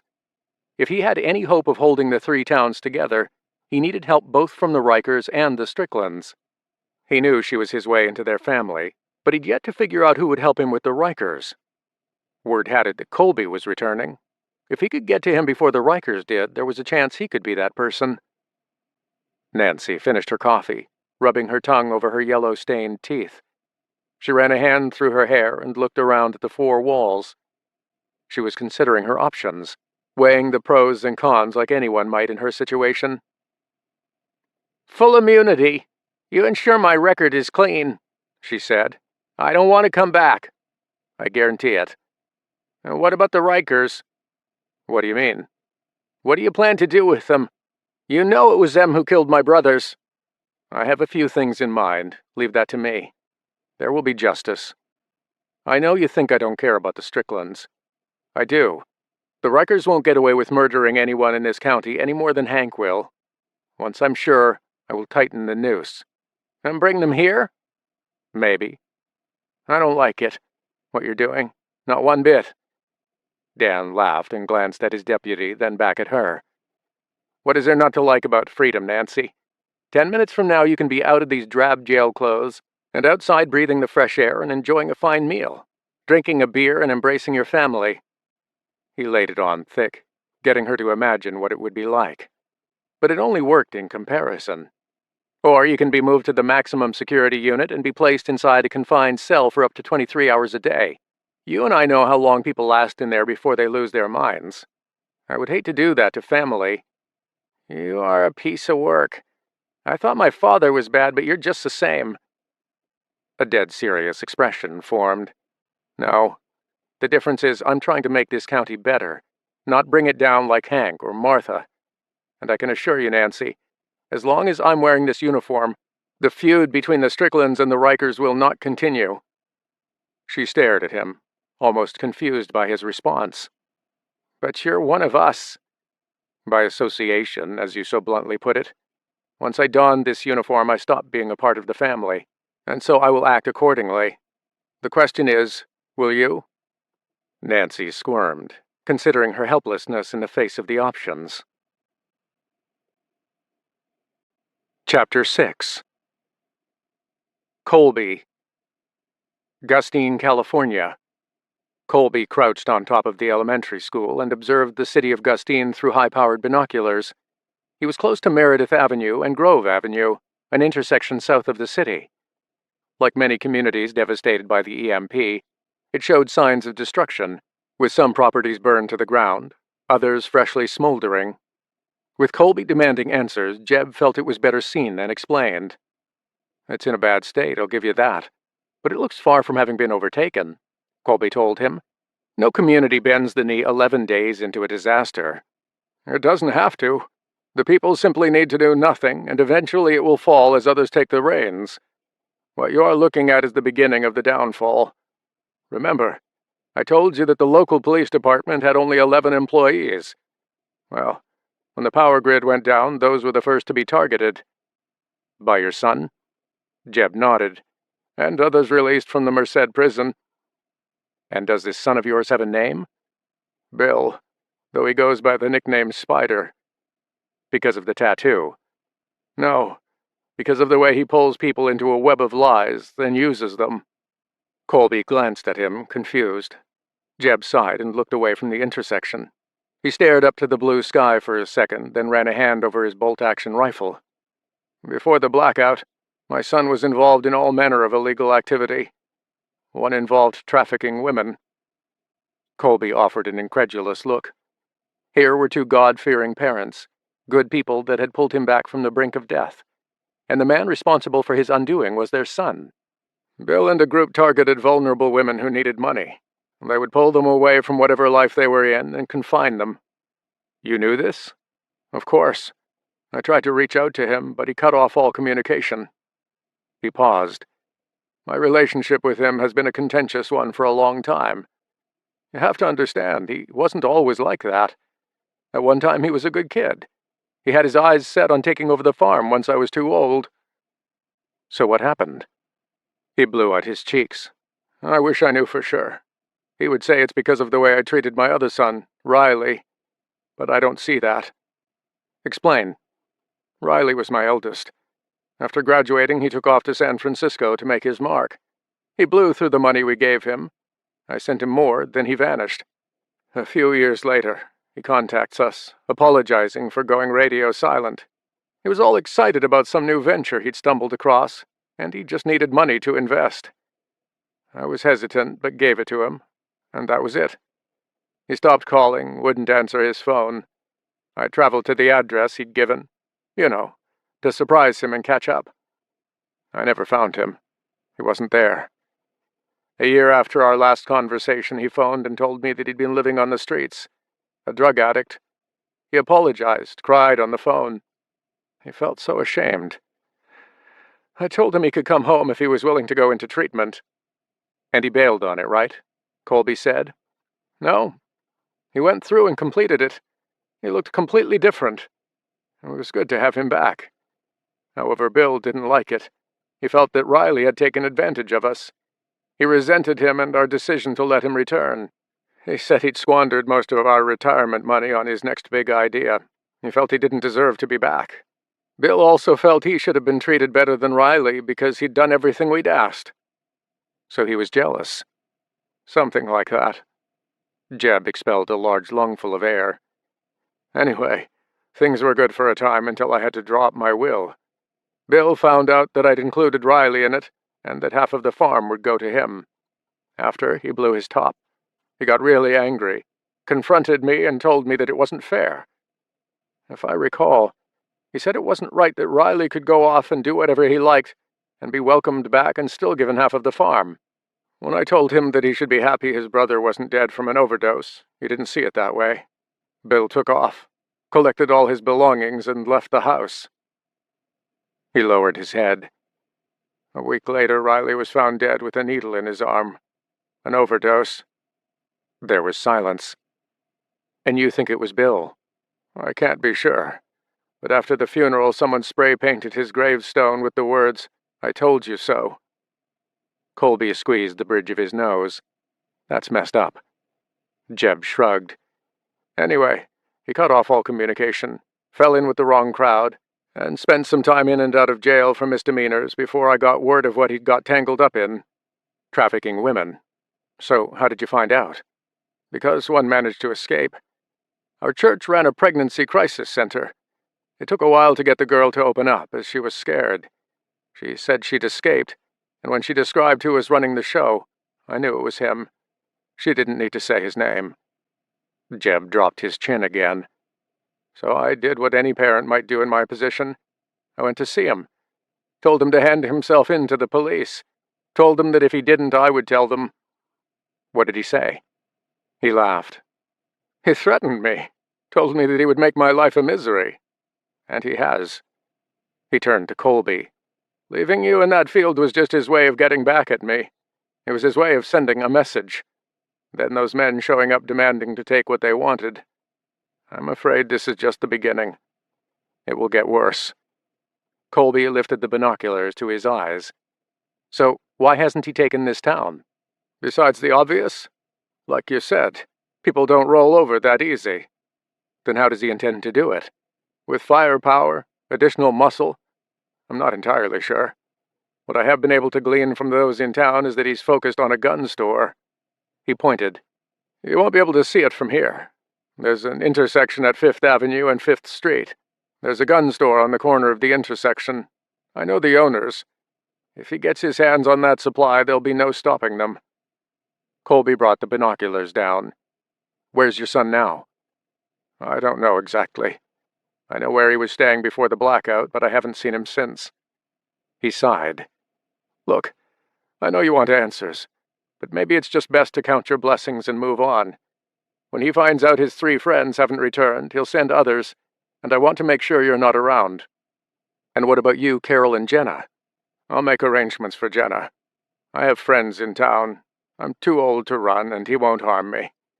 You sure about that, Jeb? If he killed his brother and he thinks you killed those men, there's no telling what he will do. But that's not your problem, now is it? Colby stared back. You helped me. That we did, but there were no strings attached. Look, I don't know what your name is, but understand we're not the killing type. Carol abhors it. God forbids it. If my son shows up, I'll deal with him. But now we should get going before you're spotted." Colby followed him down off the roof and back to the horses that were tied nearby. As he mounted his horse, Colby held a tight grip on the reins and turned to him. "Jeb, I need to know what happened to me. I need to know why." "You crossed the wrong person, that's why. It's as simple as that. And if I wasn't alone, then whoever was traveling with you is dead. Listen to me. Consider this a second chance at life. Don't play with fate," Jeb said. "It might not be so forgiving next time." Jeb jerked the reins on his horse and began to leave. Colby remained, causing him to look back over his shoulder. "Are you coming or not?" "You don't want me to kill him, do you? That's why you want me to leave." Jeb pulled his horse around and made his way back. "I brought that boy into this world, and if anyone is taking him out, it's me, not you. Now if you want to repay me for helping you, leave. Leave town. Get far away from here. I'll give you supplies for your journey, but leave." "I wish I could do that, but I'm not leaving until I know for sure what happened and who else was with me. So you might as well tell me where he is." Jeb stared him square in the eye. "Whoever you were before this, you are one stubborn son of a gun." He nodded. "Okay. I'll take you as far as the outskirts, but that's it. You're on your own from there. I won't go in." "To where?"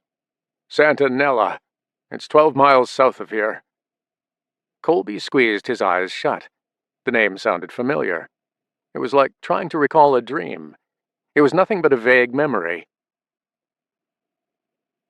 They stayed off the main roads, crossing farmland and flat plains. Along the way, Jeb told him that Santa Nella was smaller than Gustine, with just over 2,000 residents. It was located off Interstate 5, a major through road for those coming from the north or south. He brought him up to speed on what he'd seen after the blackout. "When the lights went out, most expected it to come back on within the first week. Once reports began spreading of an attack on America, that's when it got chaotic. People hit the stores. Paying customers, I mean. They were still accepting cash, but as you can expect, when you get two people fighting over products on Black Friday, how much more would they do it when they know that food on the shelf is the last thing they'll be getting? Even with police and security, they couldn't stop fights breaking out. It happened quickly. Of course, eventually, things took a turn for the worse, and people who didn't have cash ran out of the stores with hands full of bread and flour and carts full of water, most taking more than they should." "And yourselves? Did you manage to get supplies?" "We had most of what we needed on the farm. Milk, chickens, cows, vegetables. In many ways, we were positioned for this event. That's why Bill sent those men. He's not stupid. I'm not the first to get hit, either. Several farm owners I know had home invasions in the second week. It wasn't just Bill. Others were out there willing to do whatever was needed. You got to remember, people strike fast before others realize how dire the situation is.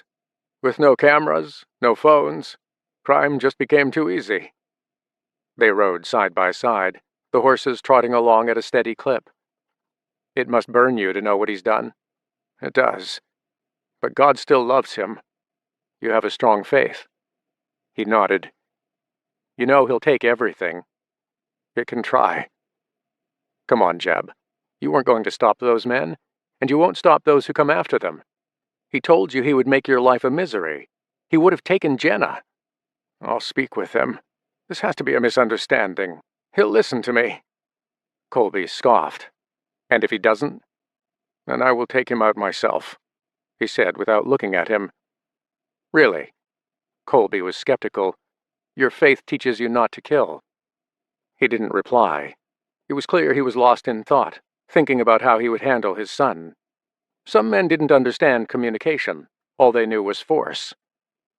They rode in silence, taking in the sight of empty roads, a few cars stalled and abandoned, doors open, windows smashed. Colby racked his brain, trying to remember where he was when the lights went out. But it wasn't there. None of it was.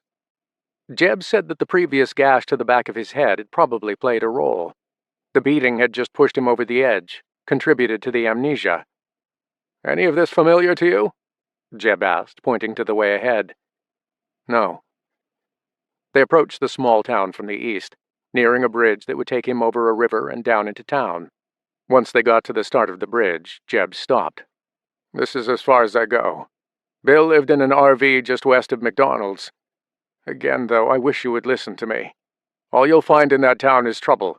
It's dangerous, I mean it." Colby reached out and shook his head. "I appreciate everything you've done." He patted his horse, and the horse trotted forward. Jeb watched as he crossed over the bridge. Colby looked off to the south, and a series of memories hit him. It now looked familiar. The interstate. A vehicle.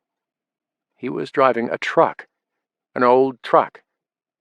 Colby stopped the horse. "You okay?" Jeb called out. Colby didn't even realize he was still there. He gave him a reassuring wave and continued. The road took him by a huge Spanish-looking hotel on the left, an In-N-Out burger place on the right, and a McDonald's to the left. There was no blockade, no one waiting to stop him from entering. In many ways, the town seemed barren, empty of residents. Where had they all gone? Surely they wouldn't have upped and left unless there was a FEMA camp nearby. The only sound came from hooves clopping against the hard asphalt as he rode down the middle of the street, his eyes ticking the landscape. The outskirts of the town had nothing but buildings given to fast food. Once he reached Santanella Boulevard, the main artery that cuts through the heart of the town, he saw a green sign for the RV park. Colby cast a glance over his shoulder to make sure the way behind him was clear before crossing the intersection. As he was about to ride down the winding driveway that led into the RV park, he noticed a single-story home off to the right. He recognized it. A memory hit him hard and furious, causing him to stop. 2 people, early 60s, a door slammed. Someone spoke to him. "Stay the night. We can offer a cooked breakfast in the morning. Allow us to repay the favor." Then the memory faded. He turned away from the RV park and rode down the driveway. There was an old beat-up blue truck out front and smoke rising from behind the home. It smelled like someone was having a barbecue. As he got closer, he expected someone to notice and come out armed. Nope. He brought the horse over to a grove of trees and tied off the reins to a branch before pulling an AR-15 around and approaching the house. He kept the rifle low and skirted around the L-shaped abode, keeping his back to the stucco wall. Colby stepped over plant pots and listened intently. He could hear conversation. Low. Laughter followed. At the corner of the house, he sliced the pie, moving his head from 12 to 3 to get a better look. That's when he saw them. The same couple from the flashback. The older guy was jabbing at meat on a barbecue, while the woman was laid out on a pool chair, sipping on a cocktail with a book in hand. Colby stepped out, coming around the corner, barrel pointing at the man. A glance, and he dropped the metal spatula. "Easy does it," Colby said. The woman removed her sunglasses and looked at him. Her eyes bulged, her mouth widened. "You!" she said. Chapter 7. Merced County. "You know me?" Colby asked as he approached, his gaze bouncing between them. The fear in their eyes was palpable. The woman's hands were trembling. Her partner cautiously moved across to her and took her hand. They both looked like typical retirees, sensible clothing, comfortable. He was large, well-built, wearing cream-colored pants and a dark shirt with boating shoes, and she wore a colorful blouse with shorts and flip-flops. "It's all right, Dolores. Please, you're scaring my wife." "I said, do you know me?" He raised his voice. "Of course. How?" They gave each other a confused look. "You don't remember?" He shook his head. "Just tell me what you know," he replied. He heard movement off to his left, and Colby turned the rifle toward the open door, only to see an older girl come out. Red hair, late teens, dressed in dark clothes, almost goth in appearance. She looked familiar, too. "Don't shoot her, please, she's our granddaughter." "That true?" he asked. Her eyes darted, then she nodded. "Get over there with them. Anyone else inside?" "No." He slid the door to the house closed and told them to take a seat. His heart was thumping, his gaze searching for threats. "How do you know me?" "4 days ago you arrived here. We helped you," the man said. His eyes bounced between them. "Help? What do you mean?" "Please, would you just lower the weapon?" the man said. Colby hesitated, then lowered the barrel, but was ready to lift it again if they tried anything. I happened to be driving by when you were walking toward the town. Was I alone? Yes, you had a gas canister in hand. You'd broken down a few miles south of here. I offered you a ride, told you that gas stations were still offering gas at a crazy price in canisters, but it was better than nothing. Then what? I brought you back to our home for a meal. I said you could stay for the night. That flashback, that memory confirmed he was at least telling the truth. Did I stay? No. You said you needed to get back to your truck. I offered you a ride, but you opted to walk. That was the last we saw of you. He couldn't remember any truck or arriving at this town, but he remembered their faces. It all seemed like a blur. Did I get gas? Yes, you griped about the price. Then again, so did I, but we were lucky to get any. The owner used some contraption to hand pump it all out. Kind of clever. Not that money is of much use now. Did I say where I was heading? North. I can't remember the town, but you said you were from L.A. Los Angeles? He nodded. You'd been on the road for 2 days. Said it was bad out there. Did I give my name? His eyebrows shot up, and he looked at his wife before answering. Yeah. Colby. My name's Colby? Colby Riker, his wife added. Riker. Riker. He said under his breath several times, as if it could unlock the memories. It didn't. He brought up a hand to his head, feeling dizzy. He staggered a little. Are you okay? The man took a few steps forward, and Colby raised the rifle again. He stuck out his hands. Whoa, friend, I'm not looking to harm you. Let me get you a drink. You're probably dehydrated. I'm fine. Stay where you are. All right, all right. The man wrapped his arm around his granddaughter. Colby jerked the rifle toward the RV park. You know anyone called Bill Manning? Goes by the name Spider? He caught the woman look at the guy. No, we don't. Listen, how about I get you that drink? He took a few steps. I told you, stay where you are. He still wasn't convinced he could trust them, or anyone for that matter. That truck out front, is it working? It works, but there's no gas in it. He didn't believe them. Get me the keys. Why? I just told you that. Get me the keys! He nodded, and Colby stepped out of the way and followed him into the house, all the while keeping an eye on the other two as he collected a set of keys and tossed them to him. He then made them all go around to the front of the house, where he tried to start the engine. Sure enough, it was dead. I told you, the man said. Look, my name's Matthew, and that's my wife, Dolores, and our granddaughter, Callie. Colby got out and tossed the keys back to him. I don't know what's happened to you, but if you need medical help, I can... Colby nudged his rifle toward the home. All of you back in the house. They didn't hesitate. Inside, Colby had Dolores tie up her husband, then do the same to her granddaughter. Next, he tied her up and made them lie on the floor. Why are you doing this? Matthew said, craning his neck to see him. Colby crouched down beside him. Pretty simple. Who the hell barbecues outside in a grid-down situation, sipping drinks without having a weapon on hand? It makes me wonder why you're not afraid. It makes me think you're not telling the truth. And until I get some answers, this is where you're staying. He got up to leave. My wife has a medical condition. You can't leave her like this. I won't. I'll be right back, I promise. He walked out and made his way over to the RV park. Although there was good reason why people would cook outside, their relaxed demeanor, acting like there was no disaster happening around them, was strange. It made him wonder if they weren't protected by Spider. He'd caught the way Dolores looked at her husband at the mention of his name. Also, their home's proximity to Bill's last known address was a little too convenient. If there was no one at the RV park, he'd return and release them. Darting through the trees, Colby adjusted his grip on the rifle. The park had 2 buildings, an office and a bathroom and showers. Surrounding that was the parking area where RVs could slide in and hook up to electricity. There were only 8 RVs in the lot. Colby sidled up to the office and noticed the door was open. He entered, and glass crunched below his boots. Someone had been through and rifled through the cabinets and drawers, taking whatever valuables they could find. Making his way out, he eyed the 8 RVs.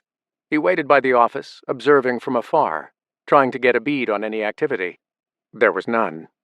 A glance around, and he darted out, running at a crouch up to the first RV. He looked both ways before sliding around and trying the door. It was locked. He went to the next RV, and that one opened. He entered and found it in a shambles. There was no one inside. The next two were identical. It was when he was in the last one that he heard horses approaching. He used 2 fingers to pull down thin blinds that covered the windows. Outside, 3 men rode into the parking lot and got close to the RV. "I'm telling you, she was a 10. "More like a 4. Come on, I've seen rounder asses on a pig." "Yeah, I bet you have." The other guy roared with laughter. They were heading his way. Shit. He wouldn't be able to get out in time. Colby slung the rifle strap over his head and shoulder and tucked it behind him. Then he took out the Sig Sauer from the holster on his hip. He'd taken it off one of the guys he'd killed back at the farm. Colby tucked himself into the bathroom. It was a small area that had just enough room to turn around in. There was a wash basin, a shower with a curtain, and a toilet. He got into the shower area and pulled the curtain across. The door opened on the RV. "Either way, next time I'm first. I'm not having your sloppy seconds." Boots stomped the floor as they entered. "Ah, man, I'm ready for a drink." "You've been drinking all day. Spider wants us back out there in a few hours." "He's got enough people working for him. He rarely comes down here to check anyway." Colby listened carefully, his finger ready on the trigger. "Get that bottle of Jack Daniels out and set up the cards." Someone approached. One of them entered the bathroom, closed the door, and sniffed hard. He stank like a pig. He unzipped and placed one hand against the wall while he relieved himself. He farted and let out a lungful of air. "Ah, that's the money shot." Ever so slowly, Colby brought the gun around the curtain and touched the barrel to the side of the man's head. "Don't even breathe hard." He pulled back the curtain with his other hand and stepped out. "Zip up." In a quiet voice, the guy said, "Don't shoot, please." "Turn. Open the door, nice and slow," Colby said. The guy zipped up and opened the door. The 2 other idiots were at the far end, oblivious. One was dealing out cards while the other was fishing through a fridge. "Toby, where'd you put the bottle?" The guy turned his head and his eyes widened. Colby had one hand on the back of the collar of the guy ahead of him, his handgun pointing over his shoulder. "Get on the floor with your hands behind your head, now." "What the—" "Do as he says, Pete," Toby said. The other one, who was dealing out cards, had come around the table to get down when he suddenly launched himself sideways out the open door. As he did that, Toby fired an elbow into Colby's stomach and tried to make a break for it. He didn't get far. Colby shot Toby in the back twice. He landed on top of his friend, who was on the floor with his hands on his head. Not wasting a second, Colby darted past them both and made it outside just in time to see the third guy taking off on one of the horses. He brought up the gun and took a shot, nailing the guy in the back. He slipped off the horse and landed hard, and the horse galloped away. The one inside that was still alive was cursing up a storm as Colby re-entered and grabbed him by the scruff of his neck and shoved him out so he could lead him over to the third guy who was squirming on the ground. As soon as he saw Colby approaching, he got up and tried to make a break for it. But Colby shot him again, this time in the leg. Once he reached him, he shoved the guy he was holding to the ground to join his buddy. "Holy shit, it's you!" Colby squinted, his head cocking. "You know me? You should be dead." A warm sun beat down on his brow, making him sweat. "Well, surprise, surprise. How about you tell me where Spider is?" "He's not here. He's in Gustine." "Why?" He shrugged. "I don't know. He travels back and forth." "Is he staying in one of these RVs?" The man smiled, then laughed as his buddy groaned in agony beside him. "No, when he's here, he's over at the hotel. Runs the whole damn show." "Which hotel?" "On the way in. Hotel Mission de Oro. It's where he runs his—" He paused. "Hold on. You were with her, weren't you?" "Who?" He started laughing. "You really can't remember. Shit, that is beautiful." Colby shot him in the leg, and the man screamed in agony. "So's that, and I'll be more than happy to do the next kneecap if you don't fucking tell me everything, and now." The guy was crying like a baby, one bloody hand raised, the other clutching his messed-up left knee. "What? What do you want to know? You were brought in with some woman, some dog." "Where are they now?" "I don't know." He pointed the gun at the right leg, and the guy pleaded. "Please, I haven't seen him since. I don't know. Try the hotel. He keeps all the women there." Colby's gaze bounced to the other guy who was reaching down to his ankle. Before he could get the small gun from the holster around his leg, Colby stepped on it. "I don't think so." "Who did this to me?" he said. They didn't answer, so he repeated himself. "He told us to, okay?" "Shut up, man!" the other one spat. Without hesitation, Colby fired 2 rounds into both of their heads, then took what ammo they had and headed back to the house to release Matthew and his wife. When he returned, the truck outside was gone, and the door was wide open. Shit! He must have had some additional gas or had removed a component from the engine temporarily to prevent it from starting when he'd tried it. Damn it! He hurried inside and found the restraints on the floor. Someone had helped them. Colby returned to get his horse, but it was gone.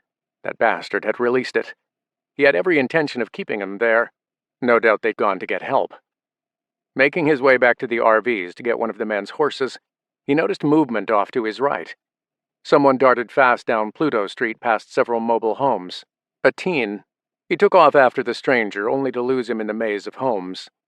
Turning 360 degrees, he caught sight of the kid again, hiding beneath a mobile home.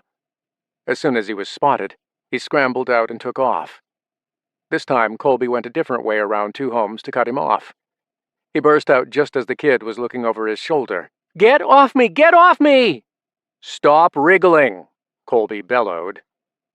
That's when he noticed it wasn't a boy. It was a girl. A short-haired tomboy wearing a baseball cap. She couldn't have been over 15. "I'm not going to hurt you, okay?" "Yeah, that's what the others said." "Others?" "The ones you shot." He stared at her. She had these super green eyes and a nose ring. He noticed she was wearing guys' clothes. Too baggy, too large. "Where's your family?" "Buried." "You know what's going on around here?" She looked confused. "Of course. Have you had your head under a rock?" "I guess you could say that," he said.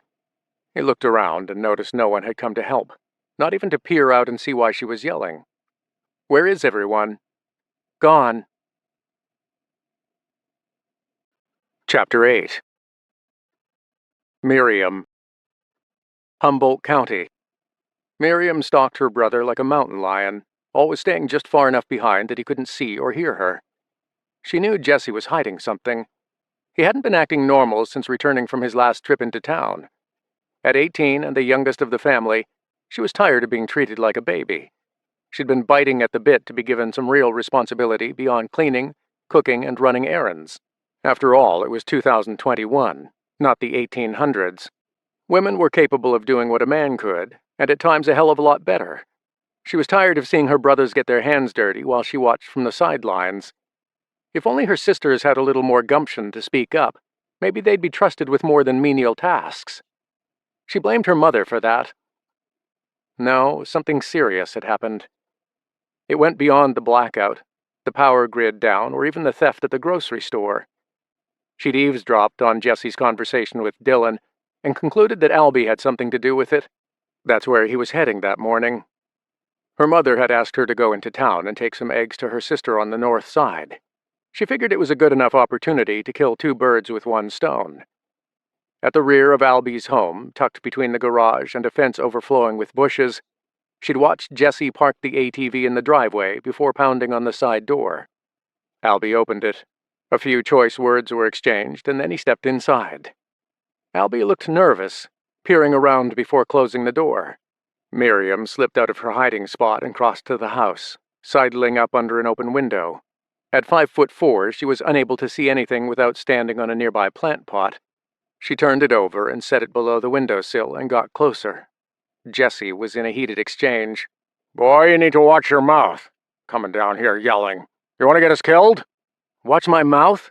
Killed? I thought we agreed that no one would know about this." He raised a hand over his head, looking exasperated. "Hanging them from a bridge, Albie. Are you out of your mind?" "They never hid your father. They never showed any respect. My brother was left in the middle of a dirt road, so why the hell should I bury them?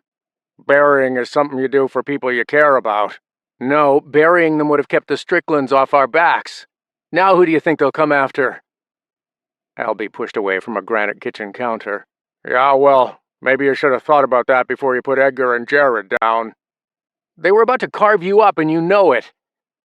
There was a break in the conversation. Jesse took a seat at the table and drummed his fingers. "Even if they can't connect it to us, do you think Hank gives a crap?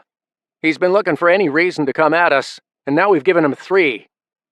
He sighed. "Man, I just wish you'd buried them, dumped their bodies somewhere outside of the county. Their family would have thought they'd left." "No one leaves. The only ones who've left have been Colby and Hank's brother, and he returned. That reminds me, have you seen any sign of Colby yet?" "Of course not, and I don't expect to." Jesse paced. He was on edge. She hadn't seen him like this. Albie put a hand out. "Listen, we need to be on the same page about this. Eventually your mother will find out. Keep your mouth shut. Don't say a word. The last thing I need is her coming down here all fire and fury. You understand?" He waited for a response. Jesse didn't give one. "Jesse?" Yeah, I hear you." "Now about Nina. You spoke with her?" "Nina?" Miriam frowned. "No, I'm not sure what to do." "So all that talk about you raising that baby, bringing her into the fold was to rile Luke up?" "Something like that. I don't know how to handle it." "You don't. You do nothing." "I wish it was as easy as that," Jesse said. "Baby?" Miriam shifted ever so slightly, and the pot tipped. She ducked as it clattered. Miriam darted back into her hiding spot. She was certain they'd spotted her. She could see Albie peering out the window. He looked her way for a second. "I don't see anyone," he said. Too nervous to step out, she waited. 10 minutes later, Jesse emerged. "Remember, Jesse, don't say a word." "I won't as long as you say nothing about Nina."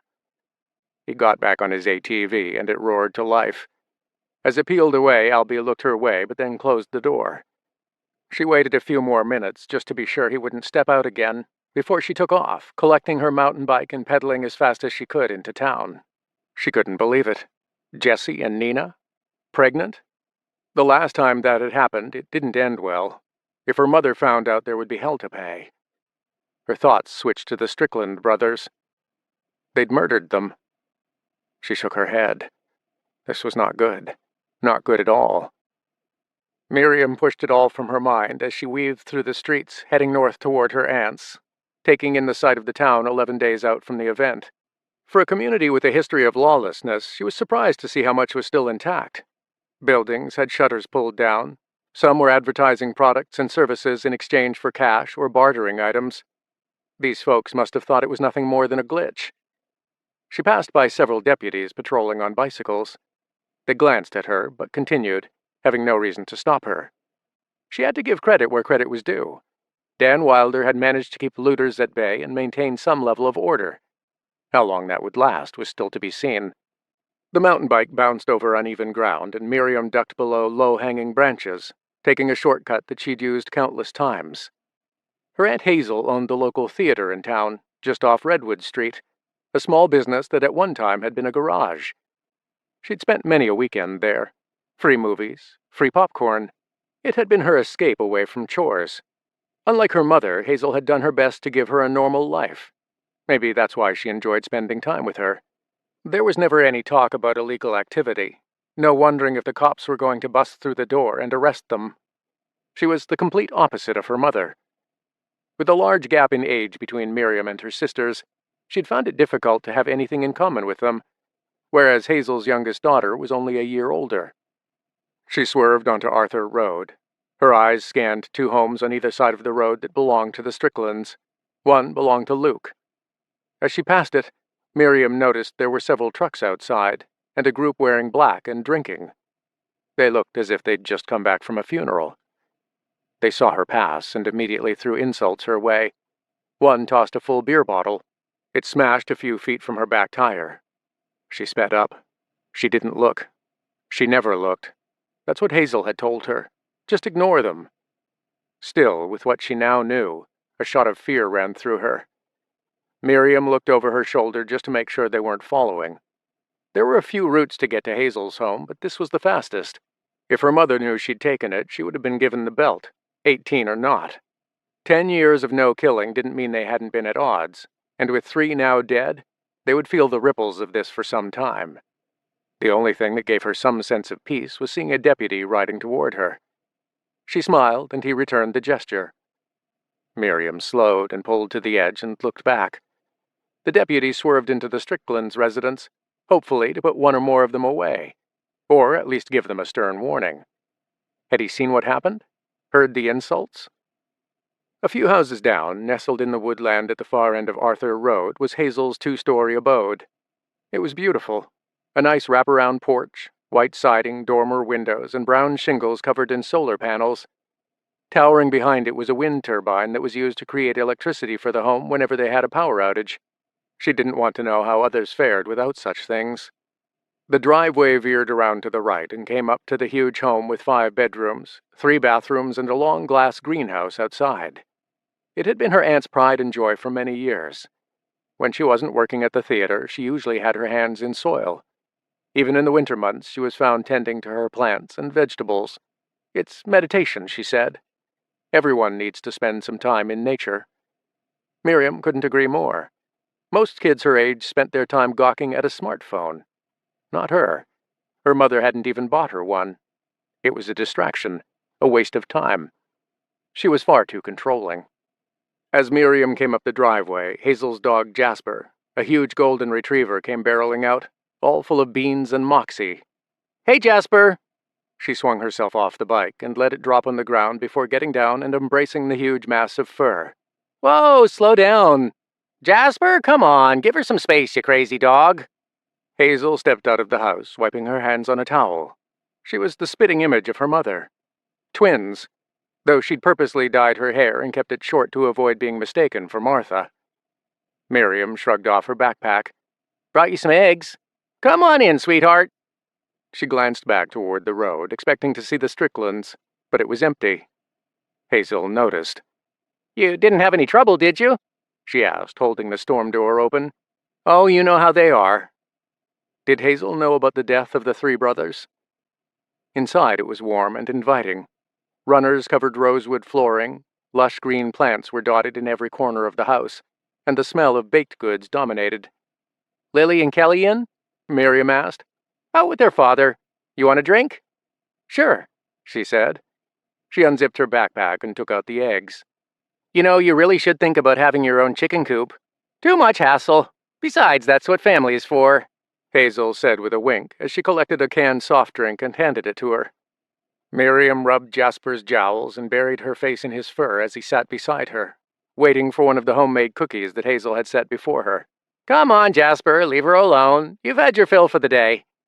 Hazel tossed a dish towel over her shoulder. "How's your mother?" "Good," she said with her mouth full. "She's a little high-strung these days, but that's not any different than usual." She got up with her can and walked over to the window. "Have the police been around here?" "They've dropped by, just to let us know they're patrolling. There's an increase since that break-in at the grocery store. I gather that was your brother's?" Miriam shot a glance her way.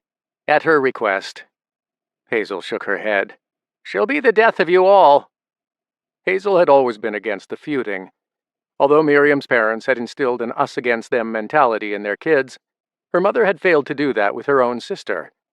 Hazel was all about change, being a better person, trying to break the mold so that everyone could live in peace.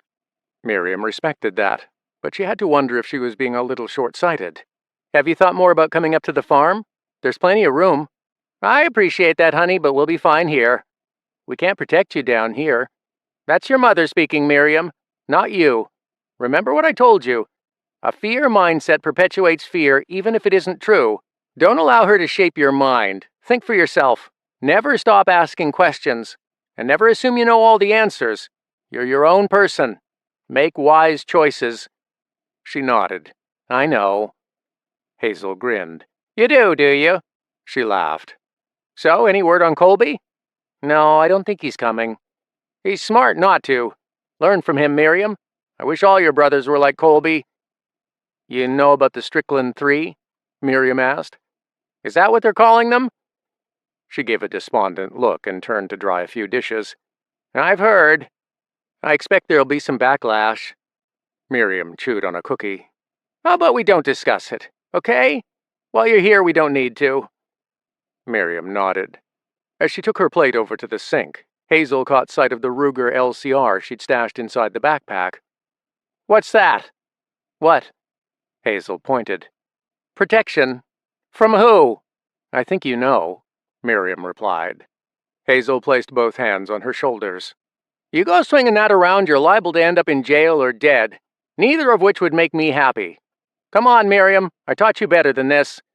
What, I'm old enough? It's just a gun. I'm not a child. No, you're not. But if you want to live to be old enough to see your grandchildren, you'd do best by not getting caught up in your mother's asinine world. And that means staying clear of trouble. Hazel set the gun on the table, and Miriam placed it in the bag and zipped it up. I respect your views, Auntie, I always have. But my mother never told me to take it with me. I decided. I know you don't like all the feuding, but it is what it is, and you do well to take it seriously, too. She snorted. You're telling me now? Miriam knew she'd hit a sore point. She'd stepped over a line. I'm sorry. I think you should head home. Thank your mother for the eggs. She'd pissed her off. It took a lot to get her riled up, and she didn't think for 1 minute that Hazel was mad at her. She was angry at her sister. Miriam hugged her, told her she loved her, and then headed out. Climbing back on her bike, she pedaled away, feeling her aunt's disapproving eyes boring holes into her back. She rode down to where the street forked and stopped, considering heading the long way home instead of passing the Stricklands again. The long way would take her up through Alder Point, a lonely stretch of road. If anything happened along the way, no one would hear her cries. Instead, she opted to go back the way she came. At least there, she knew cops were patrolling. As soon as she was behind her aunt's home, it would be a clear shot up into the hills. 10 minutes tops, and she would be out of Garberville. She adjusted her backpack, tightened it, and lowered her head to the breeze as she made her way out. Passing the Strickland home, she was relieved to see the group was no longer outside. Miriam made it out of Arthur Road, crossed Alder Point Road, and veered off onto Timber Lane, a short dirt road that would take her through the woodland. She hadn't made it but a few yards when the sound of a truck's engine roared behind. A nervous glance over her shoulder revealed an old 1970s 4x4 barreling toward her. She couldn't see the driver, but with all the hooting and hollering they were doing, it was clear who they were. The Stricklands. She picked up the pace, pedaling as fast as she could. There was nowhere to go except forward or back. Her heart pounded in her chest as she swerved around giant potholes. If she could just get to the end of the dirt road, they wouldn't be able to. The bumper hit her rear tire, and the next thing she knew, she was forced into a large pothole. The front end slammed hard against the rim, and she was thrown over the handlebars, landing hard in the ditch. Chapter 9. Colby, Merced County. The 15-year-old was every bit as rambunctious as she appeared. Colby had pulled her inside an unlocked mobile home and sat her down so she wouldn't run. He wanted answers. She kept eyeing the door as she explained. He learned that when she said the residents were gone, she meant that the residents of Santa Nella had been transferred to Los Banos under an evacuation order. The city was located 12 miles east, a sprawling community of 40,000 people. It's where they always go when there are forest fires. They have a hospital there. We have nothing here. She was right. Santa Nella was a pit stop along the main highway, a growing community that was still lacking in amenities. All we have is a fire station, the elementary school, a liquor store, the market, and a few fast food joints. The place sucks, and I had every intention of getting out until... She trailed off, looking more angry than sad. Colby looked out the window. It was quiet. Why are you still here? He asked. My sister. Those assholes took her. Colby frowned. The men I shot? She nodded. And your parents? They stayed behind. A few other families did, but I think they're gone now. He nodded. Can't be easy being here alone. She shrugged. What's your name? Eva? Eva Nixon? And so where's your sister, Eva? She pointed east. The hotel. That's where he holds them. He? Spider, yeah. He took a few women from here, folks who stayed behind. That's why I cut my hair and found these boys' clothes in my neighbor's home. Figured I might be able to slip by them. Why haven't you gone to the police? She laughed. The police are too busy dealing with the larger cities to care about this place. We're a speck on the map. That's why they evacuated people to Los Banos. They don't want to be running back and forth. Come on. You're telling me this guy is using a hotel to run some kind of trafficking business? Please. They wouldn't allow that. Who wouldn't? Look around you. You see anyone else here? The police. Speak to them. They're in Los Banos, not here. That asshole didn't move women to that hotel until everyone had evacuated. There was a break in the conversation. It made sense. No one around, no reason to return. Little to no transportation. A guy like Bill could run quite a lucrative enterprise. The question was, what was he gaining from this? Colby had to see this for himself. Sure, Jeb had told him that Bill had got mixed up in the trafficking business, but there had to be more to this. No one in their right mind would take these kinds of risks 11 days into a disaster. Police were still out there. They might not have been patrolling this community, but someone would speak out. Someone would say something. No amount of lawlessness would stop the cops from putting a dent in a trafficking organization. Slip by them. You said you planned to slip by them? Yeah, to get her back. Come on, Eva. You're just a kid. And? Colby shook his head and looked out. The streets were empty. How many women are in that hotel? How the hell would I know? You've been spying on them, haven't you? Yeah, but they don't hang around outside. They have guys patrolling. So how did you intend to slip by them?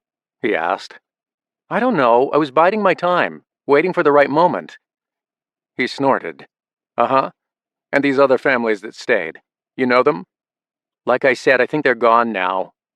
She paused. There is one guy at the far end of town who used to work at the hotel, but he's a loon. You don't want to go anywhere near him. The guy's off his meds. Anyway, who cares? Who are you? Where are you from, and are you in the habit of kidnapping 15-year-old girls? What do you plan to do to me? Oh, so I have to answer 20 questions, but you don't? He chuckled. I'm not going to harm you. Have you seen me before? No. What about a woman and a dog? She narrowed her eyes, looking as if she was mulling over the question. I might have. What's it to you? I wish I knew. Colby took a deep breath. All right. How about you show me where this guy lives? The loon? He nodded. She immediately threw up her hands. Hell no. You don't want to go over there. There's a reason why he's still here and everyone else has left. Except you. Her features twisted. Just show me.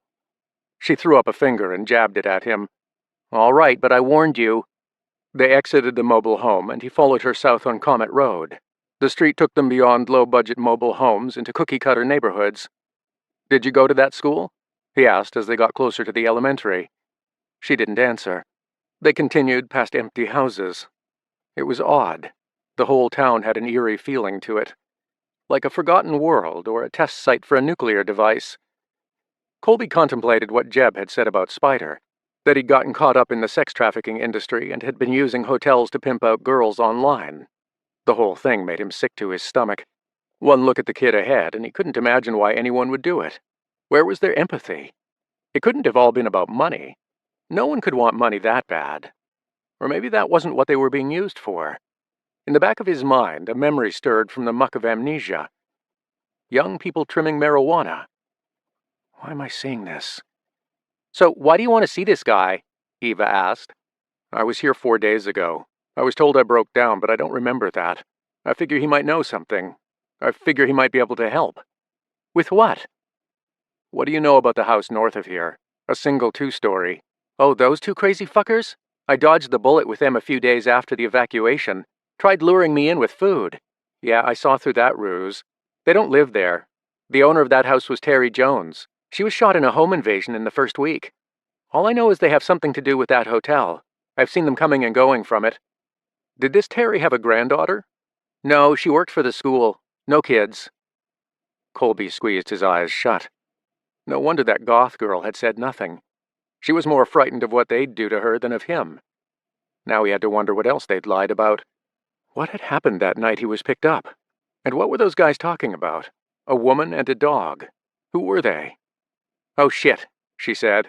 As they made their way down Lewis Avenue, Eva quickly darted sideways and climbed over a fence, dropping down behind it. He followed, assuming she'd taken a wrong turn. She hadn't. Eva, what the... She put a finger up to her mouth as an old truck came rumbling around the corner. They patrol the streets every few hours. Looking for what? Me, of course. I've been a thorn in their side since they arrived. She took out a knife. I've stabbed a few tires, helped one girl escape by creating a distraction. She looked at him as if expecting a pat on the back. As soon as the truck was gone, they climbed over and continued. So how come they haven't bothered this guy? They have. You'll see. What's his name? Hector. He's missing a few screws, that's for sure. Hector's home was one of two located in a developing cul-de-sac on the southwest side of town. It was surrounded by desert plains. Nothing more than wiry California shrubs and undulating landscape. There was construction machinery nearby and piles of dirt where they were building new homes. All of it had been abandoned. The closer he got to the house, the more Colby could tell it was unlike any others he'd seen. It wasn't so much the house was different as was its surroundings. Numerous stalled vehicles had been rolled into place to create a barrier around his home.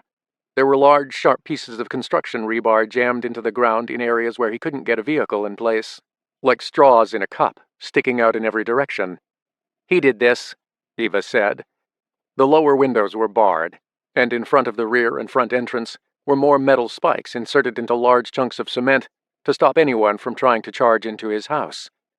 The only way Colby could see a means of entry or exit was through one of the upper windows, but that would require some effort to reach. Colby had a feeling that by the time someone managed to get that close, they were already dead. He noted several bodies nearby, rotting in the afternoon sun. A vulture picked away at sinewy flesh, then soared away. What the hell is this? I told you, he's loco. No, he's scared. There's a difference. Eva stopped short of the neighbor's house. This is as far as I go. Colby nodded and pressed on toward a vehicle. Hector! His voice vanished in the wind. He called out again, but got no answer.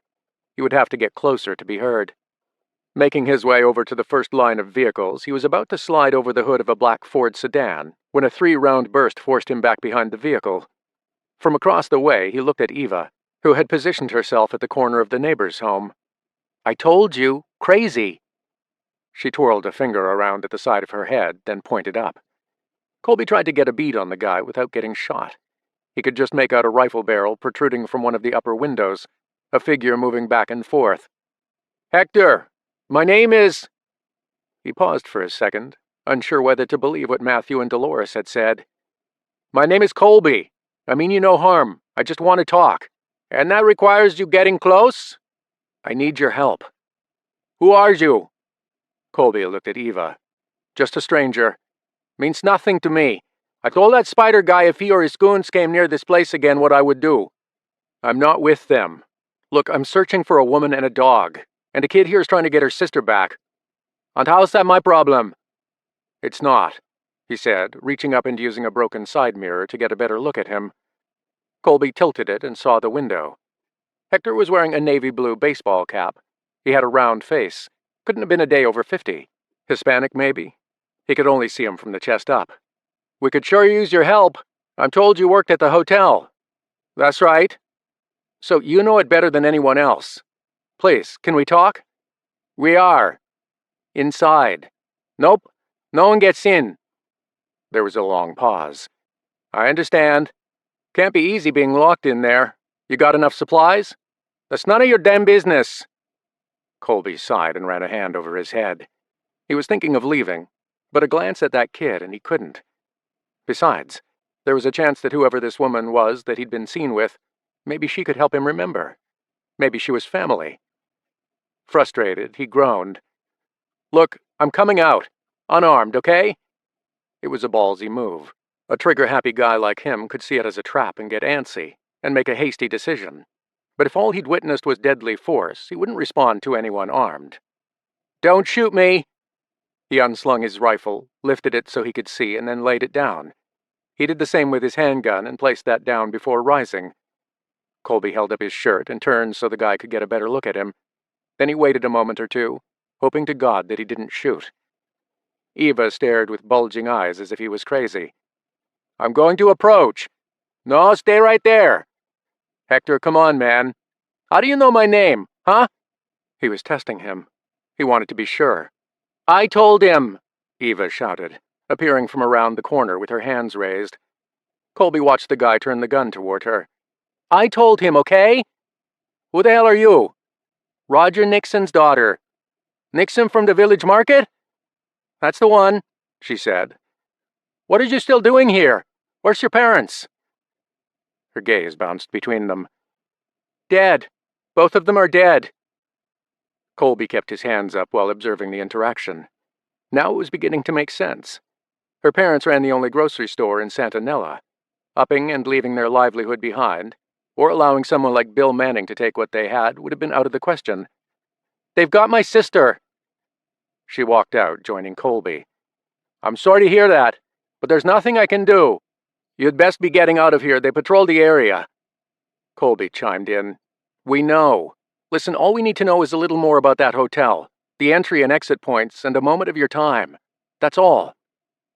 There was a long stretch of silence. Then a few more specific questions were tossed their way before he removed the gun from the window and looked down at them. Hector eyed the street. "Wait there," he said before disappearing. A moment later the garage door groaned as it rose. Hector stepped out, shifted a few of the metal rebar posts out of the way, then beckoned them in. As soon as they were inside, he brought the garage door down. Keeping his gun on Colby, he gestured for them to enter the house and go into the kitchen, and take a seat on the stools. As soon as they were comfortable, Hector peppered Colby with questions. "Where are you from?" "L.A. At least that's what I've been told." "Why are you here?" "I wish I knew." "That makes no sense." "Welcome to my world. If the people I met earlier were telling the truth, 4 days ago I arrived here heading north. Presumably I broke down and tried to get some gas. The rest I don't know. They said my name is Colby Riker. I'm not sure if that's true, as I was found half dead by a family in a field. I remembered a tattoo of a spider. That's it. The man who found me told me his son is Bill Manning, the same guy that goes by the name Spider. Then the man I shot in town said—" He thrust a hand out. "Hold on a second. Shot? Who did you kill?" Eva was quick to answer that.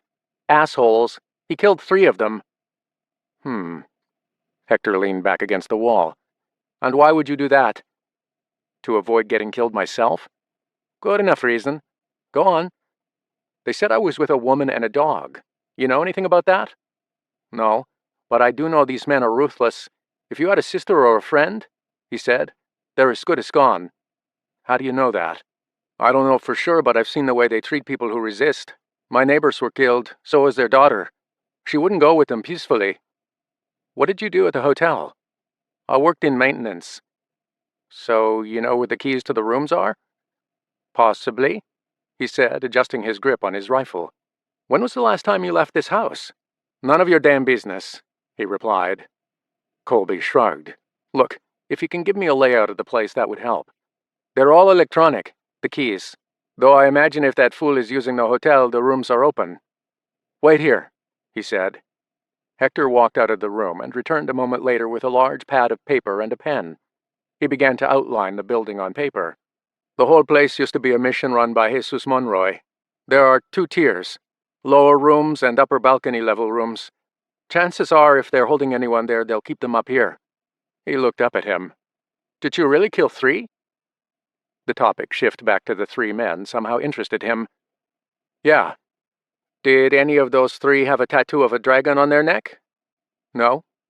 "Good." He pulled a face as if he was impressed. Then, without missing a beat, he continued. "Look, this map isn't going to mean a hill of beans to you if you can't get close enough. I'll help you, but on one condition." "What?" "You come across a guy with a dragon tattoo? He's mine." "Why?" "He killed my dog." Colby glanced down at the kitchen floor at a silver bowl he'd seen when he entered. Few things pissed a dog owner off more than cruelty. As he stared at the bowl, a flashback hit him, hard and clear. A dog barking, then rubbing its nose against his leg. Cain. Hector frowned. "What?" "I think I own a dog." "Well, if you did, I'm afraid, my friend, he's probably dead like mine." Colby looked down at the bowl. The memories were still vague, but the name was familiar. The emotion he felt when he saw that image in his head was strong. It was his dog. Deep down he knew it, even if the memories weren't fully there. He balled his fist at the thought of anyone harming him. "You'll stay here while we go," Hector said to Eva. "I'm not staying here." "We can't take you." "Screw that." Hector looked at him for support. "Hey, she's a fiery one. I'd just go with it," Colby added. He shrugged and walked out of the room, returning with a heavy bag that he dropped on the counter and unzipped. Inside were 2 more AR-15s and several handguns, along with ammo. Where'd you get all that? From the two I killed. We'll head out as soon as it's dark. Chapter 10. Jesse. Humboldt County. He was furious. As much as he wanted to blame Albie, they weren't the ones that started this. It wasn't even Ryland's death that had been the catalyst. It had been the actions of his ancestors, his father and grandfather before him. When had the feud truly begun? He had no idea. All he'd ever known was a life of being at odds with the Stricklands. It wasn't like they were always at each other's throats. Sometimes it amounted to nothing more than verbal jabs. Until the age of 11, he thought the rumors of murder were folklore. They weren't, and now they were back at it, exchanging blood for blood. Jesse carried his sister's naked, limp body wrapped in a blanket into the kitchen. Dry blood caked his hands. His eyes were red, swollen from all the tears he'd shed on the way home from Garberville. He'd gone to speak with Albie to discuss this very thing, the repercussions of their actions. And now he was staring at the consequence. His mother would say it was unavoidable. An eye for an eye, a tooth for a tooth. It's the way it had always been on the mountain. Now he looked down at the face of someone he cared for, the one person who was pure, untainted by the stupidity of their world. She had a chance of escaping it, starting afresh like his brother Colby. Not now. The family was around the table that afternoon, a table full of dried meat, fruit, vegetables, and soup, all the things they had taken for granted, many of the items taken from the store. "Mama," he said. Martha glanced over and dropped her cutlery, almost tripping as she rushed toward him. "What happened?" He tried to spit the words out, but they wouldn't form. He'd asked the same question when someone in town gave him the heads up. As his mother peppered him for answers, his mind slipped back to an hour earlier. After leaving Albie's, he'd wanted to test the waters with the locals, see if anyone was pointing the finger at them over the deaths of the Stricklands. He'd approached Nate West, a guy he'd known from high school, someone who at one time had been a close friend, a confidant that understood what it meant to live in the gray of life. His girlfriend worked for the city and was currently serving as part of the council in Eureka. If anyone would know, it would be him. He'd met him at his house on the north side, not far from where Miriam was found. "Were you responsible, Jesse?" "Of course not. But you know how these things go. Look, all I'll say is you should steer clear of the Stricklands." They were in the middle of a conversation when a group of young kids came barreling down the road, sprinting as fast as they could. "Jesse! Jesse, you need to come quick!" "What's up?" "It's Miriam." That's all they said. That's all they knew. While his family's ties and roots in the city had given them many enemies, they still had many friends. Where most looked upon them as criminals caught up in the black market, others knew better. Despite his mother's flaws, she loved her community. She loved the people. She believed in helping those less fortunate. At least she made him believe that. Maybe it was because she knew that eventually there would come a day like this, when the government would fail, and the only thing people would remember were those who treated them well. Jesse hopped on his ATV and had one of the kids get on the back. It took him about 5 minutes down the road. When he swerved onto Timber Lane, a small crowd had gathered, locals only. No cops, no Stricklands. He got this sinking feeling in the pit of his stomach, an overwhelming sense of doom. Faces turned his way, and that's when he saw Hazel crouched beside a blanket covering someone. At first he thought it was one of his brothers, or his uncle. But as he got off the ATV and made his way through the crowd that parted like the Red Sea, his eyes widened. He hadn't seen her battered face, only clothes strewn in the bushes. Jesse immediately recognized them. "No, no, no!" he bellowed as he dropped to his knees beside her. "I told your mother something like this would happen," Hazel said. "She wouldn't listen. She never listens." "Well, now she will," Hazel sobbed, holding Miriam's limp head. "Is she?" "No, she's alive. We need to get her to a hospital." "A hospital? No, we can't do that. I'm taking her home." "Jesse!" Hazel grabbed his arm. "What have you done?" "Me?" His aunt had a way of knowing. She'd grown up in the crap of feuding. There was very little that got past her. A wave of guilt hit him, flashbacks of pulling that trigger and killing Edgar and Jared. It all played out in his mind, taunting him. Luke's words returned. "You won't get away with this." He reminded himself that their deaths were warranted. They'd killed his father. They deserved to die. Still, it didn't help. It didn't relieve him of feeling that his actions had led to this. Jesse crouched and slipped his arms beneath his sister's body and lifted her. Hazel touched his arm. "Jesse!" "No, I'm taking her home. The cops will ask too many questions." "You don't think they already know? Someone went to get them." "Even more reason to leave now. Let me go. Let me go!" He yelled at her, frustration getting the better of him. Those around watched, saying nothing. They knew better. Now, back at the farm, his mother scooped her up, still asking questions. "Who touched my baby? Who did this, Jesse?" "I don't know." The house became a hive of activity as Martha bellowed out orders to get a medical kit, get towels, water, blankets. All around him his brothers and sisters hurried into action, each one tackling a task. He stood there gaping, staring, overwhelmed. Eventually he couldn't take it anymore and stepped outside, took a seat on the porch swing and pulled out his cigarettes. Time passed in the blink of an eye. Minutes, hours. He had no idea. Zeke was the first to approach. "She's stable, Jess." A pause. "Hey," he said, placing a gentle hand on his shoulder and offering a small bottle of bourbon. Jesse raised his eyes and took it. Zeke took a seat across from him. None of them knew about the death of the 3 Stricklands. He'd always been able to talk to his brothers, but with the fear of blame inching closer, he wasn't sure he was ready, or able to tell them. But he knew they'd eventually find out. "Were the Stricklands there?" Zeke asked. "No." "Then it could be anyone who did this. Until she wakes up, we won't know." He nodded, unable to say much. Guilt ate away at the back of his mind. The could-haves and should-haves tormented him.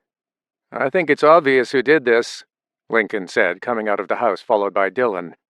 "I say we go into town and find one of their sisters." "No," Jesse spat. "Wow, I thought you'd be the first to be up for it.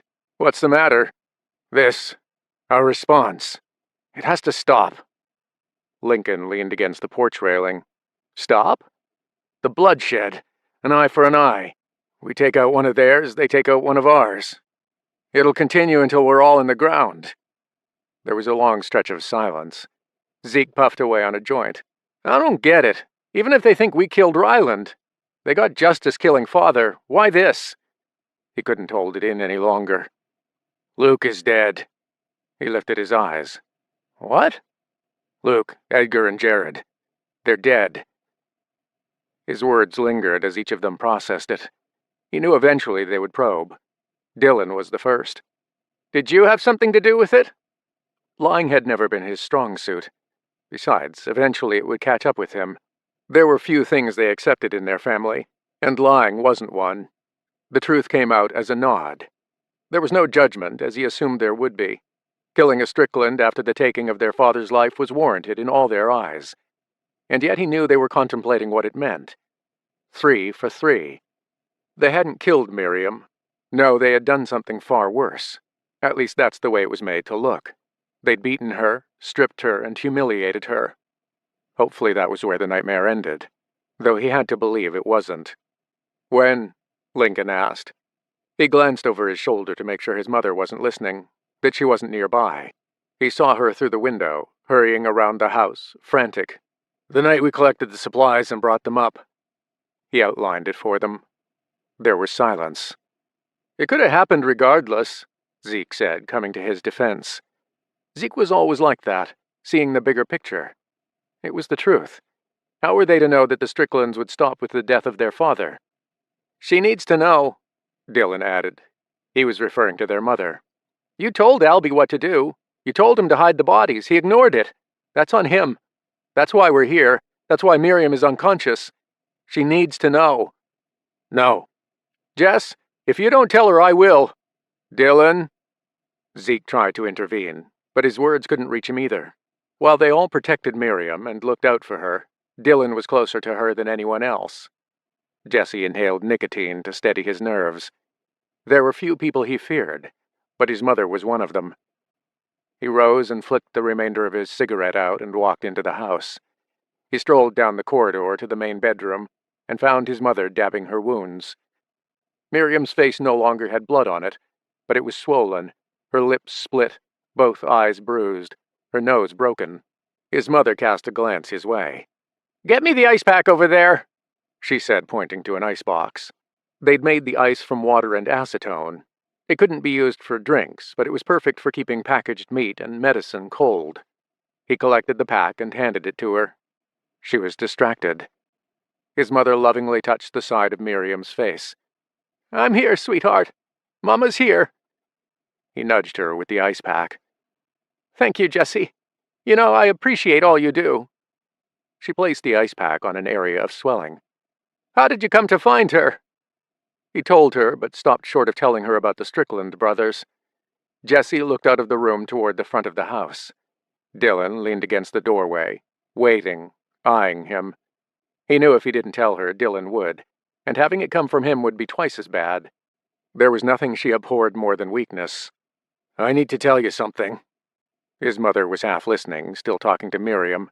"What is it?" His stomach churned. He needed an angle, some way to lessen the blow.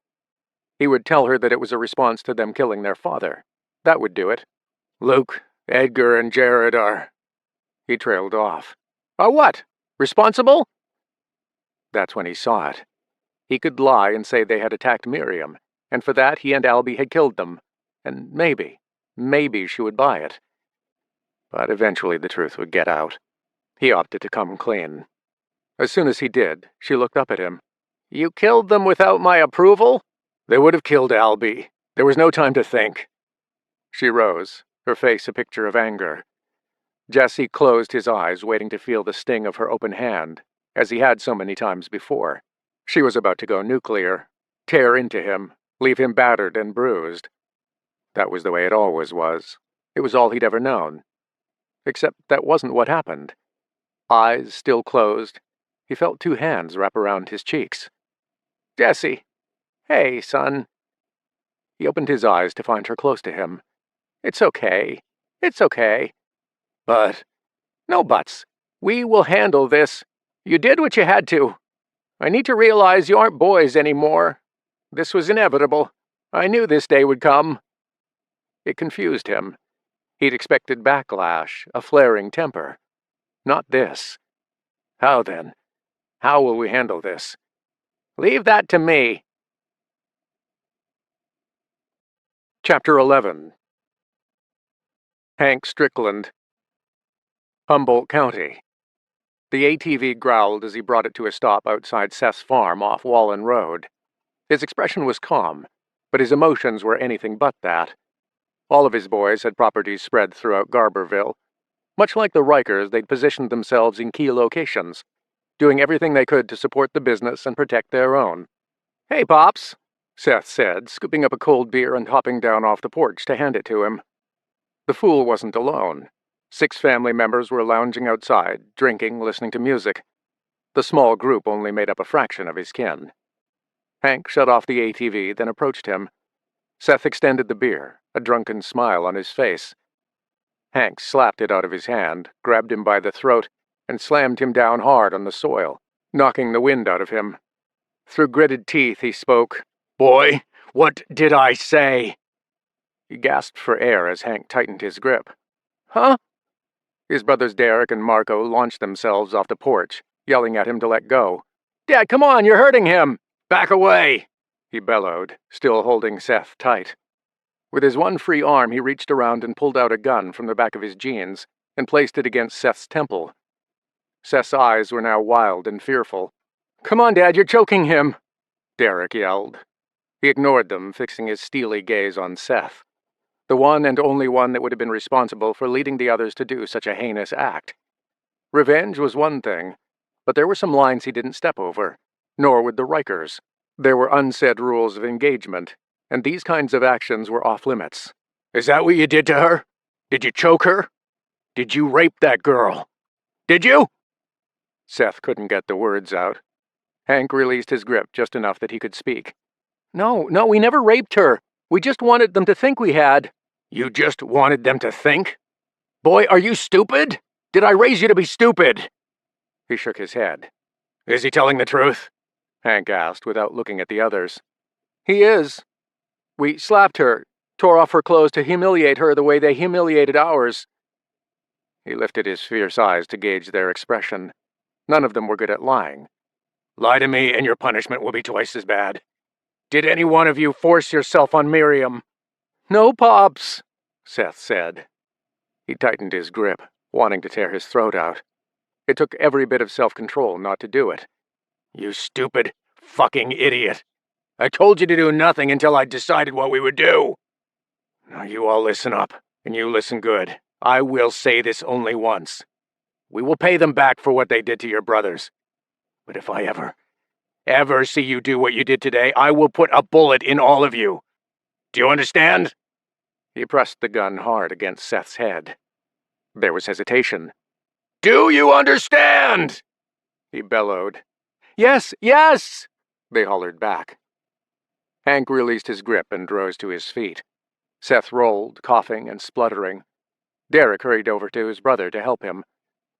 Hank placed the handgun back in his jeans and covered it with his shirt. He was furious. "I did not raise animals. Do you hear me? There is a way we do this, and it's not this way. I raised you better than this." The silence could have been cut with a knife. His eyes roamed, looking for even one that wasn't paying attention. He was about to leave when the storm door opened and out stepped Nancy. He narrowed his gaze. "Nancy?" "I see things haven't changed," she said. "When did you get out? How did you get out?" he said. "They let me go." She stepped down and made her way over. She had this swagger that only Nancy could pull off. She was different. Chapter 12.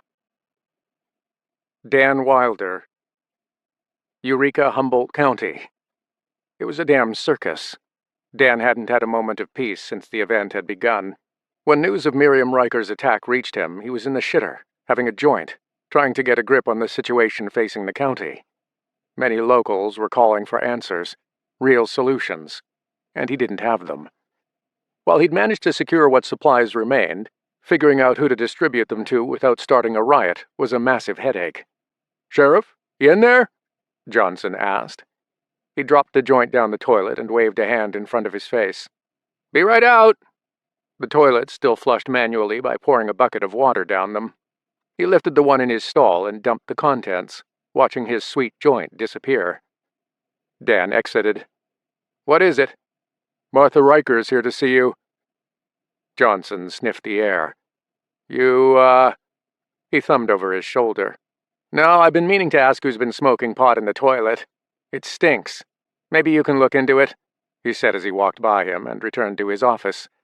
It was legal, but still frowned upon by law enforcement. The stigma would take years to change. He didn't care who knew, but he didn't want Johnson thinking any less of him. Heading to his office, he wondered what she wanted. Few women in this world intimidated him, but Martha Riker was one of them. He'd heard stories of people getting on the wrong side of her. She was already seated, her back to him as he entered. He kept the door open for his protection. "Martha, what a pleasant surprise. What brings you in?" She wore a short black leather jacket over a bohemian dress, her long silver dreadlocks loosely draped over her shoulders. "You telling me you haven't heard?" He stood off to the edge of the desk. "Hold that thought. Can I get you a coffee?" "No." "You don't mind if I have one, do you?" She gestured with a hand to his V60 behind him. "Knock your socks off." He had a small jet boil stove that he used to heat the water. As he prepared his drink, he continued talking. The act of doing something while he spoke helped him not look so nervous. The fact was it was his third cup already, and his nerves were shot. "Now, what was it that I haven't heard?" "My daughter was attacked today." He turned. "What?" "Oh, come now. Are you telling me one of your officers hasn't told you?" "I'm sorry, but we've been pushed to our limits lately. Communication has fallen by the wayside." "Typical. Well, let me bring you up to speed. My daughter was beaten and possibly raped. That I won't be sure of until she regains consciousness. Right now, she hasn't opened her eyes." "Where did this happen?" "In the vicinity of the Stricklands." "Oh, God," he muttered under his breath. "Have you filed a report?" Martha widened her eyes. "It's just protocol. I didn't mean to sound like I didn't care." "Of course you didn't." He tapped the air with his finger. "Okay. He reached into his desk and took out a form, and was about to take a statement when she told him not to bother. "I'm not here about that, though you'd be wise to find out who was behind it before I do." "That sounds like a threat, Martha." She chuckled. "I think you know me enough to know I don't make idle threats." That's what bothered him. Hank, her, they were cut from the same cloth. Their word meant everything. When they said something, it happened. Proving they were behind a crime, that was another thing entirely. They were careful, unscrupulous individuals who knew when to speak and when not. In many ways, it was like a game of chess. They spent a lot of time observing before they made a move, but when they did, it was always one that ended in checkmate. "It's come to my attention that 3 of the Strickland boys were murdered. Is that right?" He picked up a pencil and tapped it against the desk. "You're correct." "That's too bad. I know who did it." He leaned forward, hands clasped together, curious. "You do?" "That's right. My brother-in-law, Albie Riker." A Mack truck hitting him right then wouldn't have had the impact her words did. He was surprised by her confession. It wasn't just that she was telling him who was responsible. It was that she was throwing her kin under the bus. "Are you sure about that?" Martha shifted in her seat. "Positive." "And what led you to believe that?" "My boy told me. Jesse." "Jesse told you. And how did he know?" "Albie told him." She reached into her bag and took out a cigarette and lit it. He would have stopped her, but he didn't need the headache. "So what do you plan to do to remedy this situation?" she asked. He raised an eyebrow. "You want me to remedy this situation?" "That's what I said. You are the law, are you not?" "That I am." He got up once the water boiled and poured his coffee. With his back turned, he continued, "Not to pry, Martha, but I can't help feeling this is very peculiar. I mean, he's your brother-in-law, Bruce's brother, your children's uncle. And? A crime is a crime, is it not?" "It is." "And I would be doing this community an injustice if I didn't report a crime, correct?" "You are correct." He turned, stirring his hot brew, eyeing her, trying to figure out where she was going with this. No one in their right mind, especially not a Riker, would do this. "Let me ask you something. Has Albie crossed you?" "No." "Then why would you tell me this? I mean, forgive me for stating the obvious, but there is one thing that I know is as true about the Rikers as it is about the Stricklands. Blood is thicker than water. You'd go to your grave protecting your own. So why?" She smiled. "Who's to say I'm not protecting my own?" Kathy, his assistant, walked by the room and glanced in. He looked up, then back at Martha. Dan took a sip of his drink, almost burning his tongue. "This is about Miriam, isn't it?" She leaned forward. "This is about doing what is right. I would like to think that if Hank were in my shoes, he would do the same. If 3 of my boys were murdered by his brother, I'd like to think he would come forward." "Right." His fingers drummed the side of the mug before he took a seat. "Of course, I would need proof. Something substantial. Your word means a lot, but it wouldn't hold up in court." She nodded. "Of course not." She reached into her bag and pulled out a small voice recorder and hit play. She set it in front of him, and a crackling voice came over the speaker. It was Albie confessing to having hung them. His reason? To send a message to the Stricklands. Martha stopped the recorder. "Will that suffice?" Dan nodded and reached into his drawer for an evidence bag. He took it and placed it inside, and told her he would need to hang on to it, but would return it. "Did Jesse give you this?" "It was given to me by a source that wishes to remain anonymous. That won't cause any trouble, will it?" Dan rubbed his chin. "No." "I thought so." Martha got up and closed her bag. She blew smoke out the corner of her mouth and dropped her cigarette into an ashtray on his desk. "I imagine you'll need to let Hank know immediately. I would want to know. Can I be assured you will do so?" "You have my word." She turned and headed for the door, not stopping to ask what would happen to Albie. It was as if she didn't care, as if he was nothing but a liability, a scapegoat, someone to take the fall. Was he a sacrificial lamb being served up to circumvent the rules of the mountain, the ones that had governed them for so long? He wouldn't know until he spoke with him. That would be interesting. "Martha, before you go," Dan said. She turned. "I'm sorry to hear about Miriam. How is she?" "Injured, but alive. She'll come through this stronger for it," she said. "We all will." She walked out. He got a sense that this was a power move. She was shifting her chess piece into place to see how Hank would respond, seemingly delivering one of her pawns into place to see what move would come next. And yet it felt like she was already 3 moves ahead, knowing exactly how this would play out. She had to be. Handing over a Riker was unheard of, a first of its kind. Dan stared down at the recorder. He rewound it to the start and played it again. Then again, trying to discern what the noise was he was hearing in the background. He figured Albie wouldn't tell him, especially if the recording had been done without his knowledge. He drummed his fingers against the desk. He'd been wondering how to deal with the Strickland murders. He wasn't a fool. He knew the attack on Miriam had come from his family, though whether they would admit to it like Martha had was to be seen. Had she done this to protect her kids? It certainly would appease Hank, though he knew he would have to take Albie into custody before Hank found out, otherwise they would take justice into their own hands. How justice would be served under these circumstances was what concerned him. Whether Albie's imprisonment would be accepted by Hank was another thing entirely. One thing was sure. He could benefit from this. It certainly would speak volumes for his ability to maintain law and order during a breakdown. He got up and went to the door. "Kathy, you still there?" "What is it?" "Is Deputy Johnson here?" "Hold a moment." A few minutes passed, and Johnson stepped into the corridor. "You called?" "Yeah. Get SWAT together."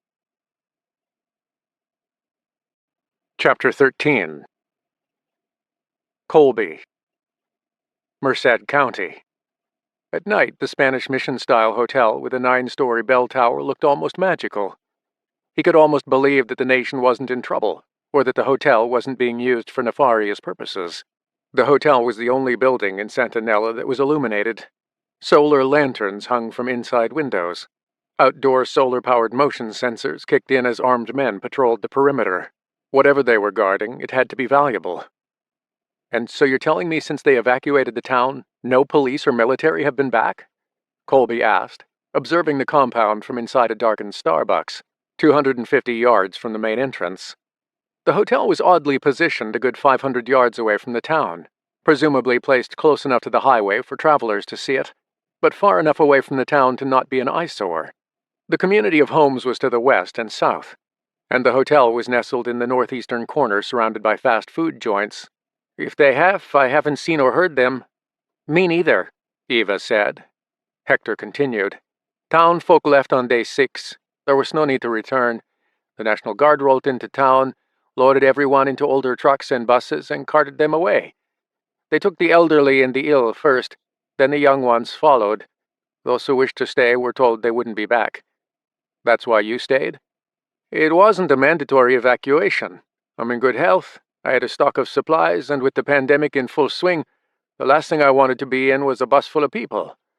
I figured this would only last a month, 2 at the most. I don't like staying anywhere that isn't my house, or being carted around like cattle." Hector glanced at Eva.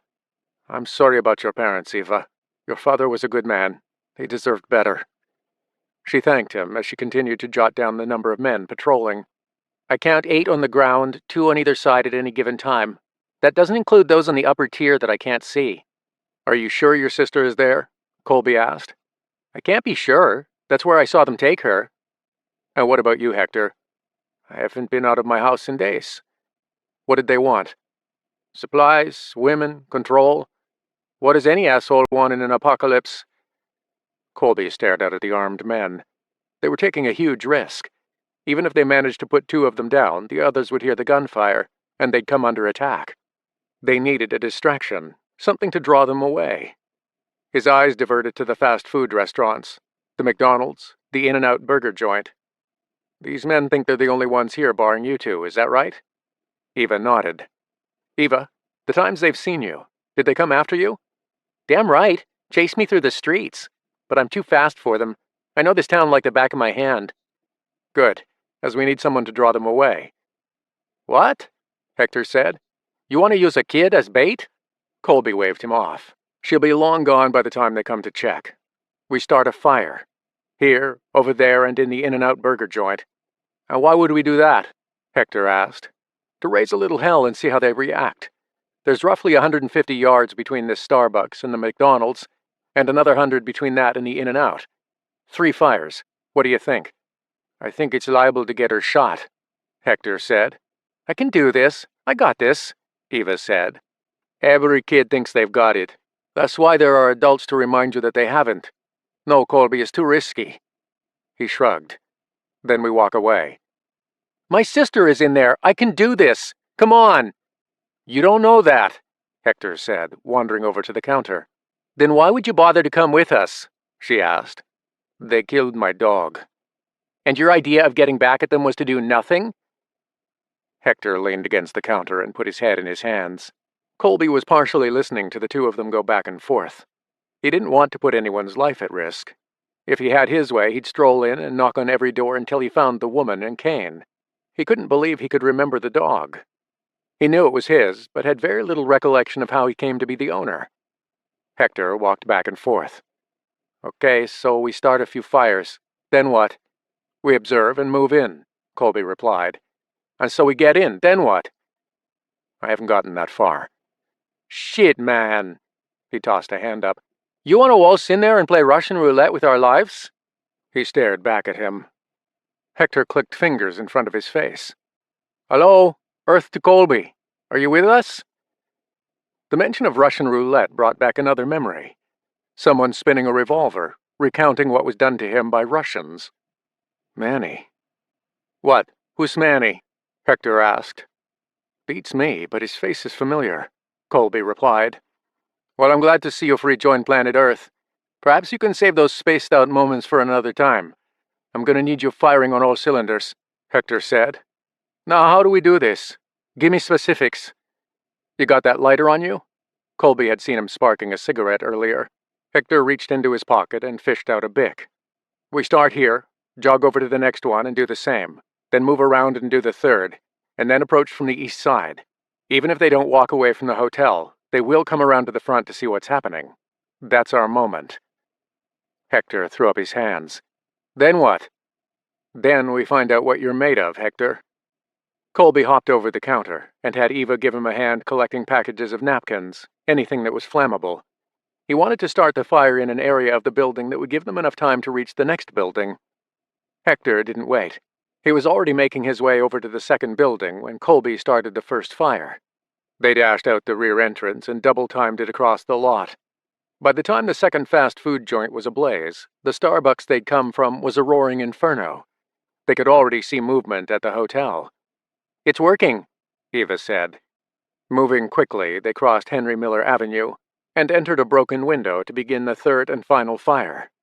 Outside, the two buildings were ablaze, filling the night sky with smoke, ash, and an orange glow. The reaction they got, though, was different than expected. No one approached to investigate. It was almost as if they knew it was a distraction, or they'd been ordered to not leave their post. Outside, crouched down behind vehicles, Colby brought up the binoculars. They're not moving. Shit. Would you? Hector said. The building is far away enough that they won't be affected by the blaze. 3 fires. Looks obvious to me. Colby shot him a glance. Did you have a better idea? Yeah, I did. I guarantee this will work, but you and Eva might want to get up near the bridge at the highway before I begin. Aren't you coming? An old man like me will slow you down. Colby stared at him. You're going to lure them away, aren't you? Something like that. No, we'll try something else. There isn't anything else, Hector said. Whatever the hell they're storing there, a few fires aren't going to draw them away. You need to bring the fire to them. That'll keep them busy. And how do you expect to do that? You'll sing a 1969 International Scout, he said with a grin. Yours? Of course not. Colby offered a confused expression. Look, I can explain it, or you can go and wait for my signal. And how will I know what that is? He turned away. Oh, you'll know. Colby groaned. I don't like the sound of this. Hector laughed and slapped him on the back before leaving. We tried your way, Colby. Now it's my turn. Give me 20 minutes, tops. Head to the overpass and wait beneath it. He took off at a crouch. Eva frowned, confused. They waited a moment longer before making their way down Henry Miller Avenue to skirt around the back of the hotel. They stayed low and used darkness to their advantage. The blaze of the 3 buildings would still serve its purpose, if only to keep their eyes facing west. They reached the overpass and moved sideways down a steep slope. There they waited, watching through night vision binoculars. Eva glanced at her watch. "I appreciate you helping me." "Kid, I'd like to say it's because I'm a nice guy, but—" He tapped his head. "I'm not sure what kind of guy I am." "What you said about them beating you? Do you really not remember what happened before?" He dipped his chin. It was frustrating. "No, it's a blur. There are pieces, images, feelings. It's like a jigsaw puzzle that's all out of order and doesn't make much sense." He looked at her. "Listen, after the signal you stay close to me, okay? The only reason I'm bringing you in is so you can identify your sister. Otherwise you'd stay out. Even then I don't like the idea. If everything goes south and there's a chance you can get away, you run and don't stop running. You hear me?" She shrugged. He took hold of her arm. "Eva, do you understand?" "Yeah, of course." "Tell me about the woman and the dog. You said you saw them." "The day after the evacuation. She has dark hair. The dog is a Belgian Malinois. Does that ring a bell?" Colby nodded. The dog he could place. The woman he couldn't. They brought her in with a group of other women. She was holding the dog on a leash. They entered through the main entrance. "And?" "That's it. I didn't see them come out. But then again, I haven't been watching this place around the clock. I need sleep." "Right." He looked back and peered through the binoculars. "If you find your sister, do you have any other family to go stay with?" She nodded. "I have an aunt in Los Banos." As he continued to look at the hotel, Eva began to sob. Colby placed a hand on her shoulder. He didn't need to ask. It was obvious. "I'm sorry about your parents, kid." He wished he could say more, but what was there left to say? She wasn't the first to have lost someone. He wished he could recollect who he'd lost. Had he lost anyone? In some ways, suffering from amnesia was both a blessing and a curse. Right then, an engine roared. Colby brought up the binoculars and saw a truck barreling up the road toward the hotel. He couldn't see anyone in the driver's seat, and yet it was moving at a fast clip. Pop, pop, pop. Gunfire erupted as guards at the hotel opened fire on the approaching vehicle. They were unable to stop it. The truck plowed into the front of the hotel, and seconds later a deafening explosion followed. Debris went everywhere. Brick and glass rained down through a plume of smoke before rounds were fired, one after the other. Men at the front of the hotel scattered, seeking cover from a hidden shooter. He couldn't see him, but Colby knew it was Hector, out there somewhere, laying down gunfire, taking out as many as he could. Colby tapped her leg. "You ready?" She looked scared. He was, too. They were venturing into the lion's den with no hope of coming out alive. "Now that's a distraction," Eva said. "That's our signal," he replied. "I told you he was a loon," she added. He chuckled and jerked his head. They burst out of the shadows and headed toward the east side of the hotel once he saw armed men at the rear race around to help the others. This was it. Make or break. At the rear of the hotel was a large courtyard, with pathways that snaked around perfectly landscaped gardens, and a concrete water fountain, a koi pond, and outdoor restaurant seating. The hotel was shaped like an H, with rooms down either side. On the ground floor there were huge arches. More rooms were above on the second floor. Making his way to the rear wall, Colby placed one hand behind him to keep Eva back, while he watched multiple guards hurrying toward the front of the property. Gunfire persisted, drawing them away from the rooms. "Let's move." They stayed close, with their backs to the wall, moving toward the first door. It was open, but empty inside. Eva ran ahead, checked the second, and said it was the same. "Maybe I should go up." "No, you stay with me." Suddenly an armed guard bellowed something over the balcony above them. They pulled back, pressing into the shadows, and waited until they heard him continue. Moving as fast as they could, they went from room to room, checking each one. All were empty, still in good condition. A few had duffel bags full of clothes. Colby assumed those rooms were used by the guards. Not finding anyone on the lower floor, they darted into a stairwell and ascended. Colby was about to open the stairwell door and enter the second tier when a guy stepped out of one of the rooms, head down, zipping up his pants and slinging a rifle over his shoulder. He looked in a hurry, distracted. It was perfect. He turned into the stairwell, straight into Colby. There was this second of registering who he was, but before he had a chance to do anything, Colby shot him in the gut twice. using his body to muffle the sound. He slumped, and they dragged him into a darkened corner, taking the radio off him so Colby could hear what was happening. Moving out, they entered the first room off to their left. Several women were inside, stripped down to just their bras and panties. A glance at the setup, and it was clear they weren't using these women for trafficking. They were using them to fill bags of cocaine. In an instant, the women backed up, scared, confused. "Go! Get out now!" he barked. Some grabbed their clothes and darted out. Others just ran. "Head down the stairwell and head to the rear of the hotel." A gun erupted. Colby spun around to find Eva holding a handgun.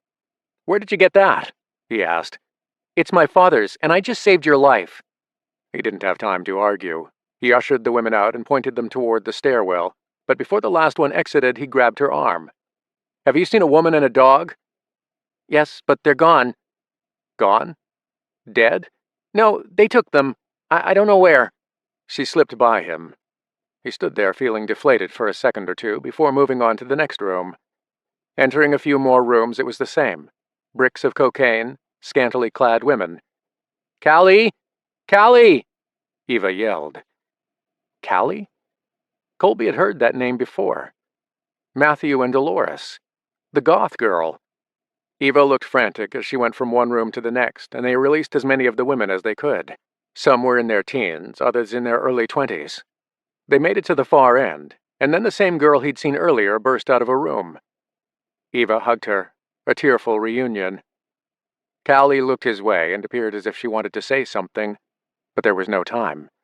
Several rounds whizzed past his face, tearing into two women and taking them down. Colby twisted and opened fire on another guard who'd seen the women escaping. He dropped the guy and waved the other women out. "Move, move, move!" He stepped over the dead. There was no time to stop. They'd already caused a big enough commotion. Chapter 14. Dan Wilder. Humboldt County. When SWAT raided his home, Albie was gliding back and forth on the porch rocker, sipping 25-year-old scotch, relishing every drop. He'd become so accustomed to living on the other side of the law that he had bought into the lie that he was untouchable. He wasn't. None of them were. Dan was in office for this very reason. Rikers, Stricklands, it didn't matter. If they continued to operate outside the law, he would be there to remind them their days were numbered. SWAT swooped in on Albie from every angle, like silent ninjas, rifles at the ready. He had a shotgun leaning up against the wall, but he didn't go for it. There was not even the slightest attempt to defend himself. He looked amused. That's what struck him as odd. His aging dog Lenny lay beside him, more alert than him. If he wasn't mistaken, Dan almost thought Albie was expecting his arrival. "Sheriff Dan Wilder. Don't you look like a peach in that uniform? Funny, I was only just thinking about you. Care for a drink?" he said, raising his glass. Several deputies moved in on him, bringing him down to the floor and handcuffing his wrists behind his back. He lifted his face to meet Dan's gaze. "Sloppy, Albie, very sloppy." "Is that what you think?" He chuckled to himself as they lifted him. "Sloppy was killing Bruce. If you think those three boys' lives are the end, you're very much mistaken. This is just beginning, and it only has one outcome. You should know that better than anyone else." "I'm arresting you on the charge of murder." He began reading him his rights. "Take him away," he said. "I need my meds." "We'll get them." "You think I can take Lenny with me?" "I'll make sure your kin gets him." "Alive, Dan, alive. I've heard about you." Dan's cheeks went flush. He was glad it was nighttime and his face wasn't illuminated. Albie was referring to an incident when he was a youngster, an accident in which he shot his own dog on a hunting trip. The Rikers hadn't let him live that down since. As he was carted away, Dan went inside the house and took a look around. There was a hand-crank lantern on the counter, revealing the extent of Albie's disgusting living conditions. The sink was jam-packed with dishes, the garbage can overflowing, and there was dog shit on the kitchen floor. "Filthy animal," he said, referring to Albie. It took a few minutes searching the property for medical supplies from the grocery store. As he shone the light around, he noticed a bottle of pills on the table. He scooped it up and saw there was no prescription on the outside. It was diabetes medicine, the kind that would have been prescribed. He squeezed it tightly. Dan shook his head on the way out, astonished at how such a man could live in these conditions. He glanced at the garage, and 2 of his guys exited it and said they couldn't find anything. He saw the vehicle in the back with flat tires nestled among tall weeds. The yard was as much a mess as his home was. Dan looked toward the mountain, far up into the hills. Were the Rikers watching? "Sheriff, what do you want to do with him?" Johnson asked. He glanced over his shoulder. "Take him back to Eureka, book him into the jail. He'll have his day in court." Court. Now that would be interesting. Almost 2 weeks into the event, and they were already feeling the unrest stirring among the people. Unlike large cities, they were fortunate enough to have a strong community that wanted to help. People that hadn't run from the disaster but had risen to the challenge. Although he'd witnessed angry outbursts, those demanding supplies and resources, he'd had far more people come forward offering to help. It gave him hope at a time when hope was fading. "And what about the Stricklands?" "We'll deal with them when they show up." He knew eventually Hank would get wind of Albie's arrest if he hadn't already. He expected him to show up at his office and throw his weight around. No doubt he would demand that Albie be released to his custody so they could deliver their own form of justice. But that wasn't happening. No, this wasn't the Wild West, and it would take more than 2 weeks before he'd let any mob muscle their way in and take over. "Thanks, guys. Great job," he said, encouraging them. He reached over and took a leash hanging on a nail and attached it to the dog. "Come on, Lenny." The dog whined and followed him as he led him over to an ATV parked out front, with a trailer hooked up to the back. Dan noticed several neighbors were outside their homes, watching the arrest unfold. "Go on inside. Nothing to see here." Rumors spread like wildfire. By the time he made it back to Eureka, Hank was already there. All of his family was there, waiting outside the county courthouse like a lynch mob. Fortunately, Johnson had already slipped Albie in the back. As Dan brought the ATV to a crawl outside, along with a dozen officers, Hank immediately approached. "Where is he, Dan?" "Being booked," he replied, ignoring him as he got off the ATV and grabbed the leash, and took the dog out of the back of the trailer. "Yeah? And what plans do you have for him?" "The same plans that I have for everyone accused of murder." "Accused? You know it was him. Why don't you just save yourself some time and effort and hand him over?" He glanced at the rest of his family carrying rifles. Calmly, Dan addressed them all. "Go home. Let us handle this." "Bullshit! You'll stick him in that jail and feed him 3 times a day. He deserves to be executed. That man killed 3 of my sons." "And justice will be done, but like I told you, Hank, there are ways we go about this, and this is not one. So go home." "Screw that! Let's go, boys." They pressed forward and were immediately met by opposition from the deputies. Seth threw a punch and knocked one down before being thrown to the ground and placed in cuffs. Dan grabbed his rifle from the ATV and fired a round in the air. Everyone stopped and looked his way. "Listen up. This is not the Wild West. I will not have you step over the line. Now back up. Every one of you, or you'll all be thrown inside." Seth spit at him as he was hauled off to be processed. "And you say you're one of us? Piece of shit!" Seth bellowed. "I'm warning you, Hank. Back off. Now. Point a gun at me, would you, cousin? You're giving me no choice. Now you have my word I will ensure he is charged to the full extent of the law. But until then you will stand down or join your son." There were a few seconds of taut tension, then Hank told his family to back up. "Whatever leniency you had with us is gone," Hank said, spitting near his boot before getting on an ATV and tearing out of there. Dan remained defiant until they were gone. Johnson appeared at his side. "Albie's in. I heard about the Stricklands. Tried to get here as fast as I could." "I think we're going to have our hands full," Dan replied. He nodded and gestured that they go inside. The team he was working with now had fallen into a rhythm. Each one knew what was required of them, where they had to be, and the challenges before them. He'd already held a town hall meeting and rallied together assistance from locals to avoid exhaustion. Deputies now worked an 8-hour shift, with 2 extra hours given to overtime, if and when needed. Kathy had been a complete godsend, making sure that tasks assigned were completed on time. A pastor from Eureka had stepped forward with over 200 people to assist with the distribution of supplies as and when needed, while a few who were skilled in hunting had offered to handle the collection of deer meat from a nearby forest. With 2 incident command posts set up in Eureka and one in Garberville, they'd managed to stay on top of the needs of the community. as well as handle any criminal-related incidents. How long it would last was anyone's guess, but rumors had already reached them that the National Guard was working with towns further afield. When they would reach this area was unknown. Kathy, who'd been waiting for his return, fell in step, her arms full of paperwork. "Pastor Hale wanted me to let you know that they're running low on bottled water. They also need more medicine for the elderly and the nursing homes." "Anything else?" "Yes, you have 2 visitors." His brow furrowed. "Please tell me it's not a Strickland or a Riker." "No. They didn't give their names, but said they knew you." "All right, Kathy. I appreciate it. Why don't you go home? Take tomorrow off." "Oh, I can't do that. I have too much to do." He stopped and took her by the arms. "Go home. We'll be fine. And thank you." She smiled and wandered down the corridor.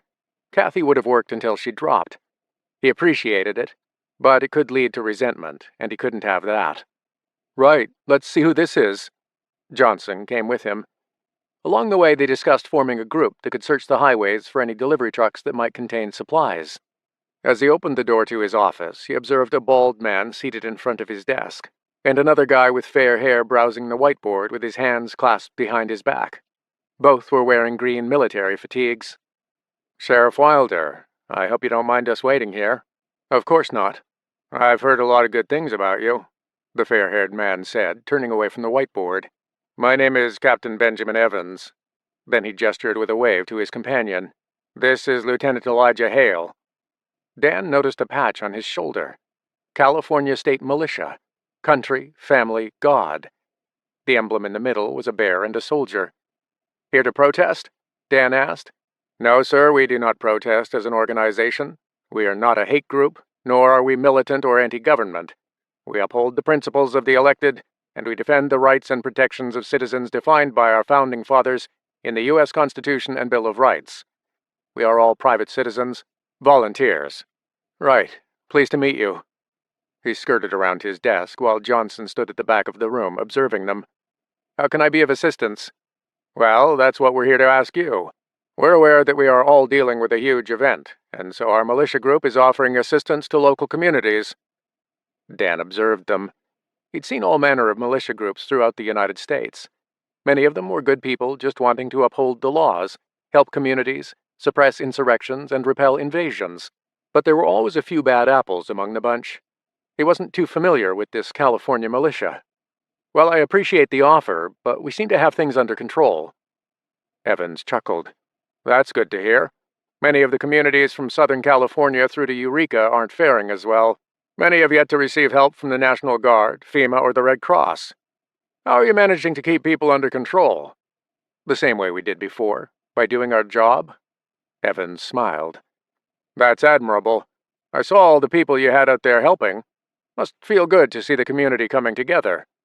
"It is. We'll get through this." "And food and medical supplies?" "We have them." "Dwindling?" he asked. Dan's eyes bounced to his quiet friend Elijah. "Forgive me for being blunt, Captain, but what are you offering?" He sucked air between his teeth. "We have a large group and would be willing to have some of our men come and help. You have a large county to cover. I'm sure it must be hard to maintain law and order. We could assist with some of the smaller communities, act as a deterrent, deal with home invasions. Boots on the ground, Sheriff. I'm sure you have your hands full with the jail to maintain and the city." "We're doing fine." His friend Elijah must have found that funny as he chuckled.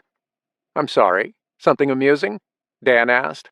"Well, it's just you say you're doing fine, and yet the last I heard you had 3 bodies hanging from a bridge, 2 dead in the hills, and that's within the first 11 days. How do you know about that?" "Word spreads fast, Sheriff. There's little that gets by us," Elijah replied. Evans chimed in. "What the lieutenant here is saying is that we're just here to help. We recognize you are facing an uphill battle. We can make that a little easier. If you have law and order under control, kudos to you. However, I'm sure you lack skilled individuals who are willing to go out and search the highways and other towns for food and supplies. Am I right?" Dan glanced at Johnson, and he nodded ever so slightly. He wasn't sure of how many they had assigned to that task, if any. The captain continued. "Collecting food can be a dangerous challenge. I'm sure you need your men and women dealing with matters here in town. Why not let us help? We'll go and see what we can come up with. If you like what you see, we'll continue. If not, we'll leave. No hard feelings. Of course, we will do everything under your guidance. We're not here to step on anyone's toes. Are we, Lieutenant?" Elijah's lip curled. "No, Captain. No, we're not." Chapter 15. Bill Manning. Merced County, Day 12 of the event. Bill Spider Manning raised the gun and shot one of his men in the head. The body dropped and he moved on to the next. They were useless, the whole lot. Good help was hard to find.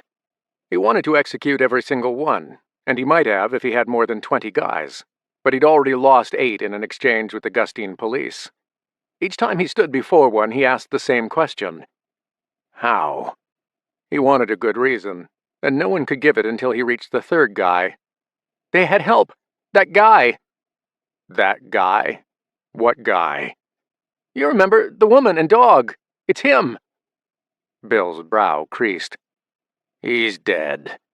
No, he's not. I saw him. So you saw him, but never stopped him? Bill, no, what I mean is... The gun erupted, and with it the man before him dropped. He turned to face the others, the ones that were not responsible for watching over the product that had all gone up in smoke. Anyone else got any excuses? Heads shook, eyes diverted down. He'd arrived that morning to witness the aftermath for himself. He'd been in Gustine dealing with another problem when the bad news reached him. Before unleashing hell on his men, he'd stood outside the hotel in Santanella, staring at the charred remains, unable to believe what had happened. It wasn't meant to happen. He'd specifically picked Santanella due to its size, location, and because it was evacuated. It was off the beaten path. No cops.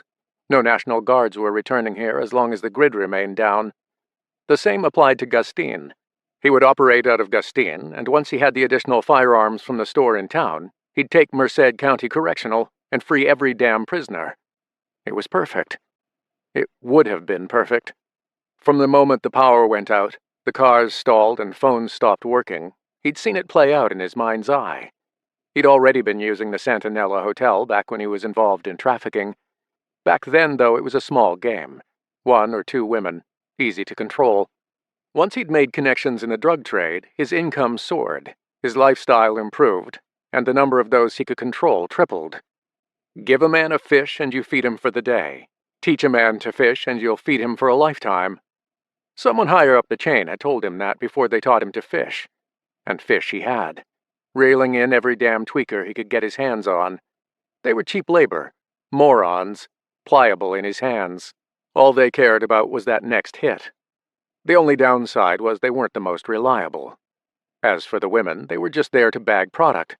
A product that was like gold now that people were spiraling into depression. He was like the candy man, handing out free baggies of sunshine to get people hooked, only to turn around and add them to his crew. Oh, he still had his steady-paying clients, though now they paid in supplies. He'd already bagged a deer yesterday that would feed him and his guys for a week. At the rate he was going, he wouldn't ever need to worry about food. It was bliss. His pitch was always the same.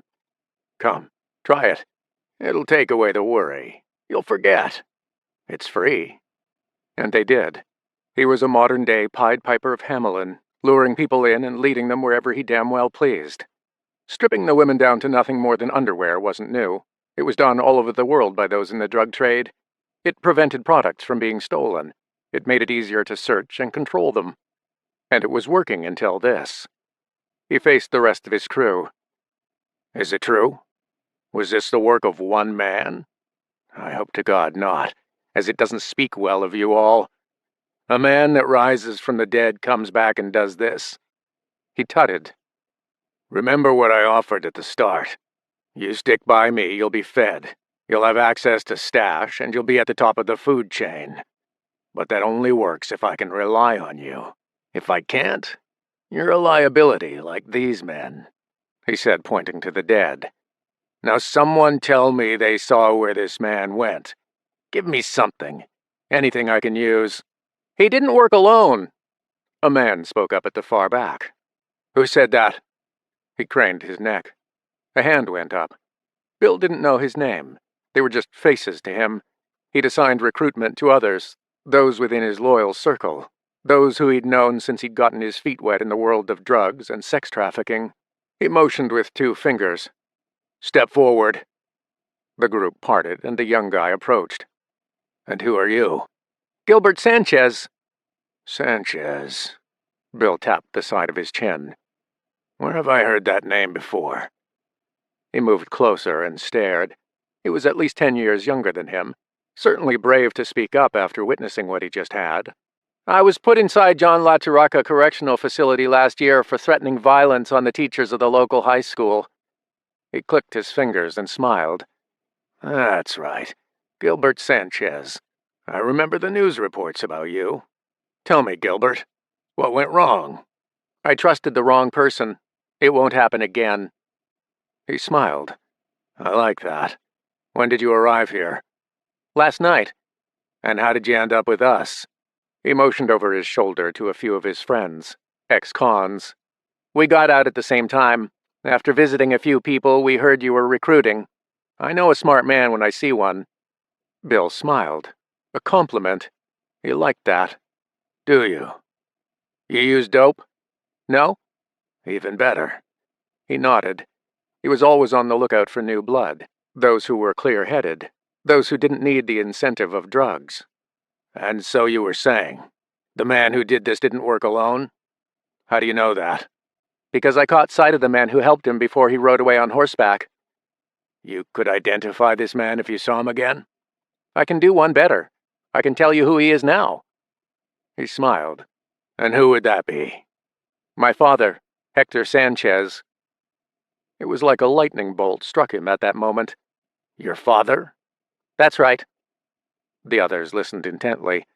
Either this guy was stupid, or they had more in common than he realized. "And why would he want to attack us?" "You killed his dog. I mean, one of you did." He shrugged. "And this bothers you?" Sanchez snorted. "If it did, I wouldn't be here working for you." Bill smirked and wrapped an arm around his shoulders. "Very good. Come, let us talk." He bellowed at the others to get out there, search every house, every RV, every street for this man, and Sanchez's father. Bill led him back to an old beat-up truck he'd obtained from an unwilling Gustine neighbor. "Take a seat inside." Sanchez hopped in, and Bill got in the driver's side. He offered him a cigarette. Sanchez took it, and Bill lit the end, studying him. The tattoos. The confidence. He liked what he saw. Bill said nothing for a minute or two, chewing over what he'd told him. "So, what is your relationship like with your father?" "What relationship?" Sanchez replied. "It ended the day they sent me inside." He rejected you?" "That's right." "Did he visit you in prison?" "Nope." "When were you released?" "A few days ago." "And you waited until yesterday to come here and have a heart-to-heart talk with your old man?" "I had business." "Business? Like?" "Dealing with those who put me inside." He grinned. "And those would be?" "The teachers, and a friend of mine." Bill was intrigued by this guy. All the other people who came to him were bums, nothing but losers looking for handouts. Few showed any signs of potential. Sanchez reminded him of himself and his relationship with his father. Except his father hadn't rejected him. He thought he could change him, win him over, bring him back into the fold like a lost sheep. But that wouldn't happen. Not when his father had been the one to snitch on him. He couldn't bring himself to kill his father, but he had planned to make his existence a living hell. Take what he had, prod and poke him to get a reaction. That's what he'd hoped to do when he had his guys take that Colby fella to his field. It was meant to shock him, to let him know that he hadn't forgotten his betrayal. "Gilbert Sanchez, I think you and I have a lot in common. Tell me more." 5 miles from Santanella in the small community of Volta, Colby watched as the group of women prepared to continue into the safety of the city of Los Banos. It was the only place they knew where police were still operating in the county. Small towns and cities around had been evacuated to Los Banos because of its size. Instead of police trying to help multiple towns, they could just focus on one. It was easier that way. At least that's what Hector had said. After the raid, Colby thought Hector had been shot because they didn't linger. He'd taken the women and headed across the highway and on to the nearest town of Volta to spend the night there. On their journey in the dead of night, Hector had appeared on the same road, riding like the Dickens along Henry Miller Avenue. "She said her name was Alicia Scott, that she was traveling with you and your dog, Kane, heading for a town called Garberville," Callie said. It sounded familiar. "What happened?" "She didn't elaborate. She said you were separated. I didn't get to speak with her long as she was taken away." "That couple I saw you with, Matthew and Dolores, who were they?" "I'm not sure. They helped Bill, lure in women in exchange for supplies. They're the ones that took her to Gustine." She wrapped an arm around her sister tightly. "Are you sure you can't come with us?" Eva asked. "I need to find them. Do you know where they were going in Gustine?" "Yeah, there's an auto repair shop just off Yosemite in the southwest of town. Be careful, though, because they're not alone. It's one of the main locations in Gustine." He thanked her. "No, thank you," Callie said. "I know you took a big risk helping my sister." Colby smiled and turned to Hector. "Well, my friend, it's the end of the road. Thanks for helping me last night." "You know I got him." "Who?" Colby asked. "The guy with the dragon tattoo." "But it was pitch dark last night." "Not through this night scope, it isn't," he said, lifting his rifle and showing him. "Are you sure you don't want me to come with you?" "No. Someone needs to keep these women safe. How many miles to the city from here?" "Another 5. I could get them there and meet you in Gustine." Colby smiled. He was pleased to see that there were still good people out there, those who knew right from wrong, those who wouldn't stand by idly and let their community go to hell. "You've done enough, my friend." Hector removed a duffel bag from his shoulder. "Here, take this. Extra ammo, bulletproof vest, a few other goodies inside. Take it. You'll need it." Colby thanked him. Hector continued. "I will alert the military and police when we arrive. Hopefully once they learn what's happening in Gustine and Santanella, they'll deal with this asshole. In the meantime, be careful. You too. Safe journey. Keep off the roads." "Will do." It was early morning when he watched them head out on foot. Hector had given him the horse to ride into Gustine. It would save a lot of time, and hopefully he could find Alicia and she could fill in the missing pieces. Bill was impressed with his new friend. Not only had he offered up a name for the one responsible for the siege on the hotel, but he'd given him insights into how they could potentially take the gun store in Gustine. It was risky, but doable. Up to this point, all attempts were met with extreme force by the owners. That wouldn't change, but now he had an idea. First things first, he had a bone to pick with his father.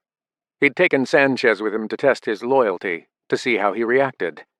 As much as he wanted to believe that Sanchez was among them to help, he had this nagging thought in the back of his mind that his father Hector had sent him among them to spy.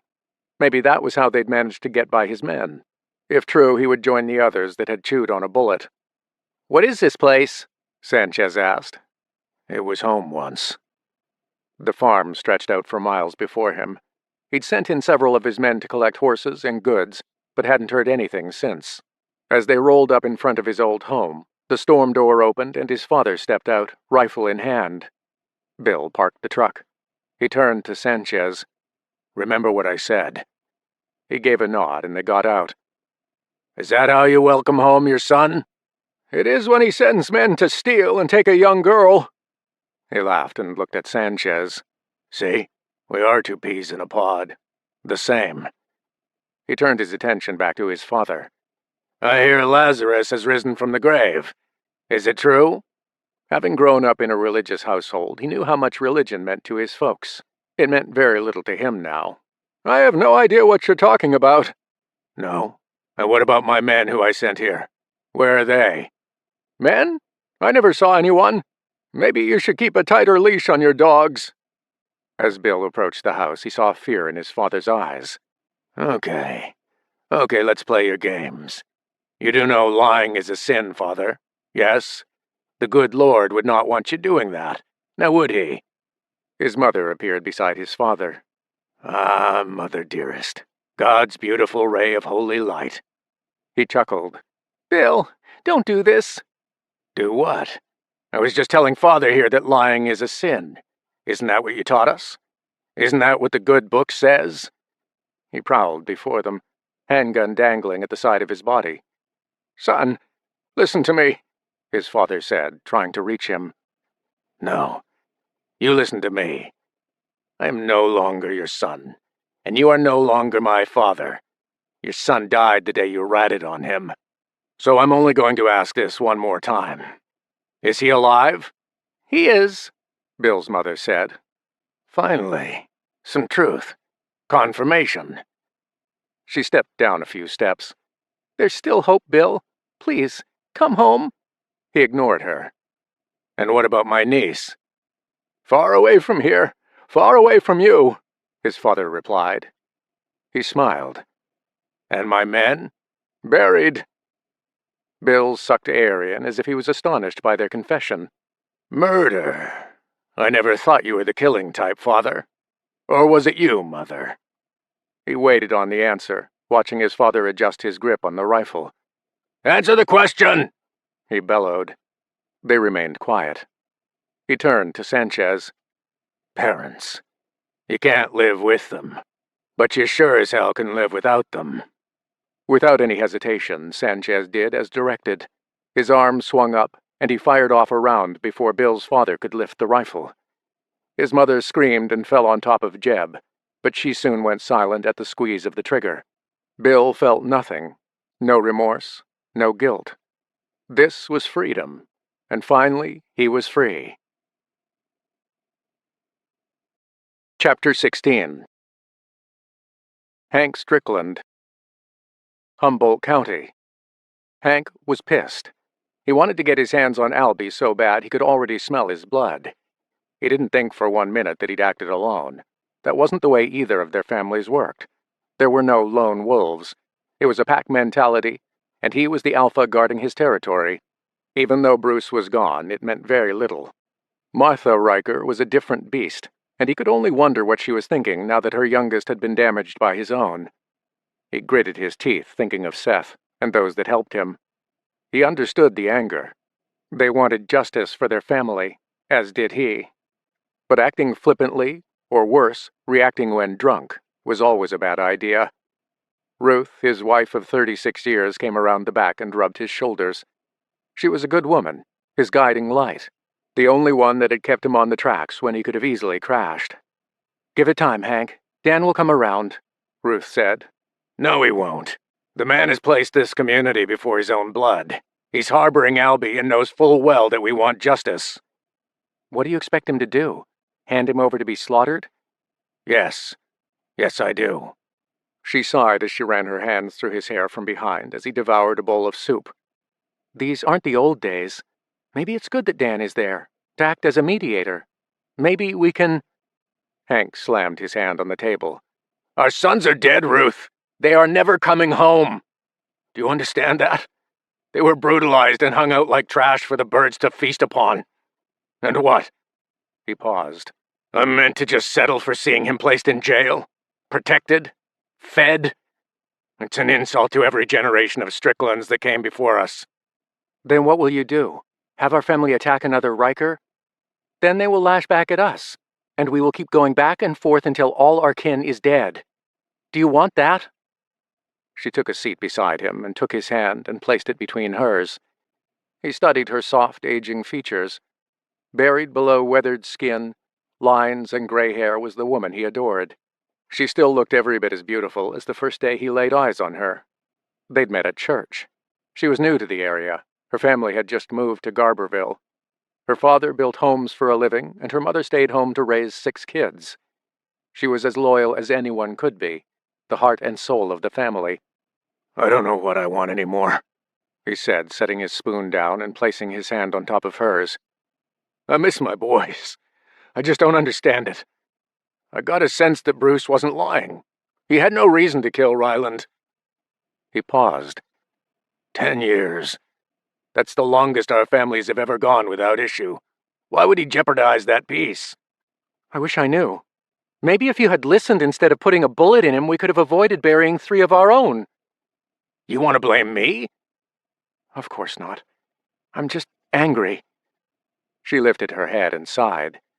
"Angry at the way things have played out. Angry at Luke, angry at Seth, angry at you. I'm just so tired of being angry, Hank. I want peace, not war. We have enough on our plate to deal with. I want the rest of our family to stay alive, for goodness sakes," she said, tears welling in her eyes. "What do you want me to do, Ruth?" Hank asked. He genuinely meant it. If she'd said, "Let's move," he would have done it in a heartbeat. But she didn't. Her answer was interrupted by Fay, one of his daughters. "Father, Martha Riker is here." "Here?" He shifted his chair back, and it screeched against the rough stone floor. No Riker had ever approached their house. They'd driven by, hurled insults, but like them, they'd always given their territory a wide berth. "Hank," Ruth said in an admonishing way. "It's okay." He walked out onto the porch to see Martha approaching on a horse. He scanned the tree line, searching for her kin. Was this an ambush? Some form of payback for what happened to Miriam? She was a bold woman, far more fearless than Bruce ever was. She looked like Little Red Riding Hood with a red cloak that covered her body, and a hood that concealed that stone-cold face. Martha stopped short of the home and threw back her hood to reveal those silvery dreadlocks. Her eyes scanned them. No fear. No hint of her intentions. "Hank? Ruth?" She gave a nod. "I wish to pass on my condolences for your loss." "For our loss?" Hank scoffed. "I buried 3 of my boys. Good boys they were." "I'm not here to question their morals. I'm here for a truce." "A truce?" "Yes. Now that you have the one who murdered your children—" "No, the law does, and I hardly think he acted alone." "I have his word he did, and I passed on that evidence to the sheriff." "You turned in your kin? Bruce's brother?" Ruth asked. "I did." "Bullshit," Seth said.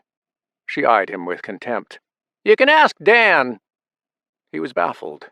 There was no way on the face of the earth a Riker would willingly hand over one of their own, especially if they were responsible for the death of a Strickland. Even after hearing what Seth and the others had done to Miriam, he wouldn't have turned them in. They were family. All he had. "Why?"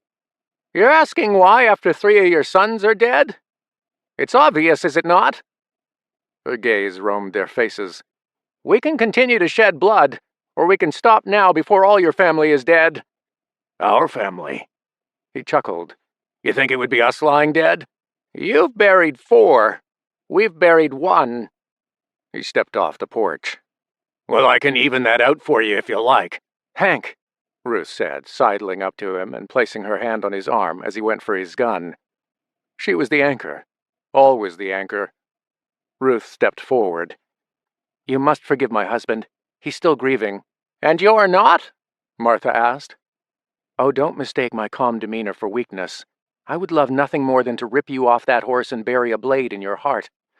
But where would that get us?" Her nostrils flared. "Agreed. More of the same." "Exactly. How is Miriam?" Martha gave her a fierce stare. "She'll survive, just as us Rikers have for generations." Ruth gave a nod. Hank stepped forward. "How do you propose a truce?" "I already have, offering up one of ours."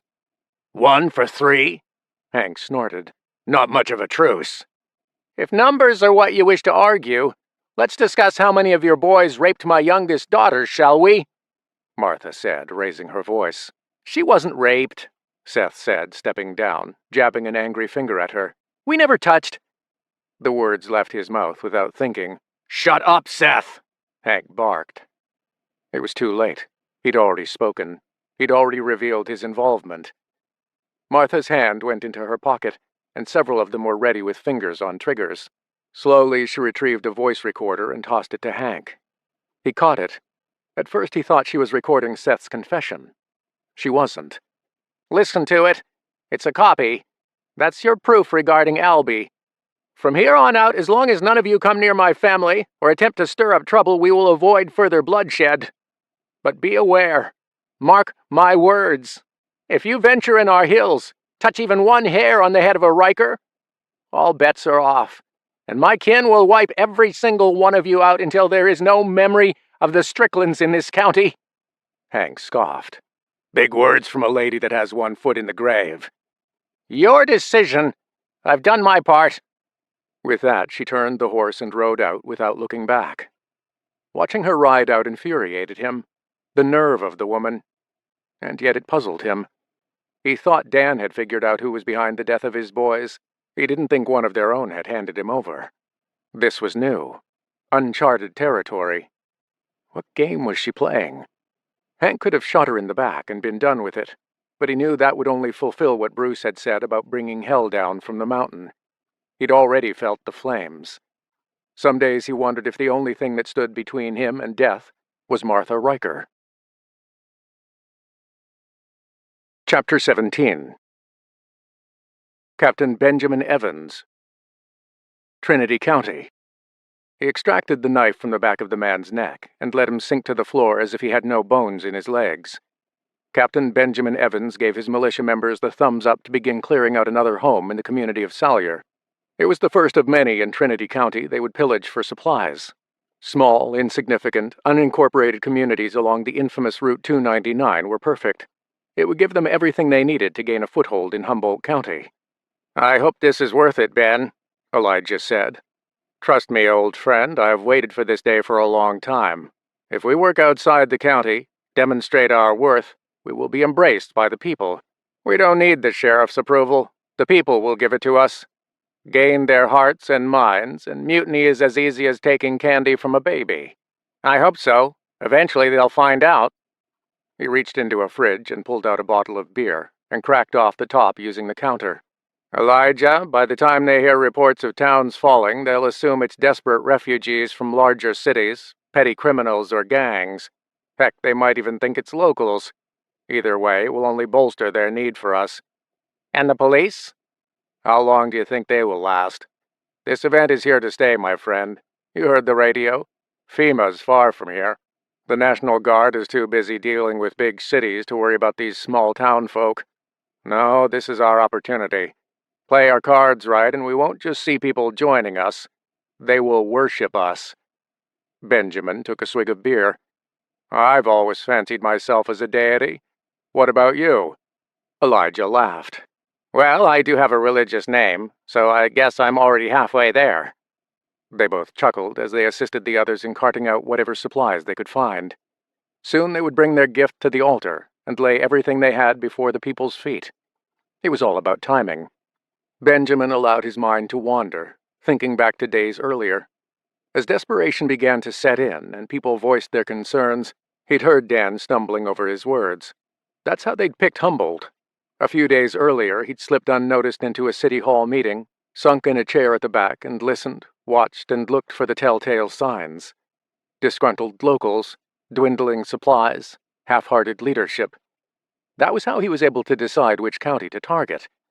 Opportunity was there, ripe for the picking, and they were about to deliver. The perfect part about where they were now was most of the residents they approached in Trinity couldn't tell whether they were militia or National Guard until they were under the glow of lights, and by then it was too late. A knock at the door, a simple introduction. "We're assisting the evacuation of locals." A vetting question. "How many will need a ride?" And with that they could discern how many they would need to kill. Kids were the hardest, collateral damage, but they couldn't leave anyone behind to identify them. That's why they approached at night, and focused on a county outside of the one they'd planned on convincing. And convince they would.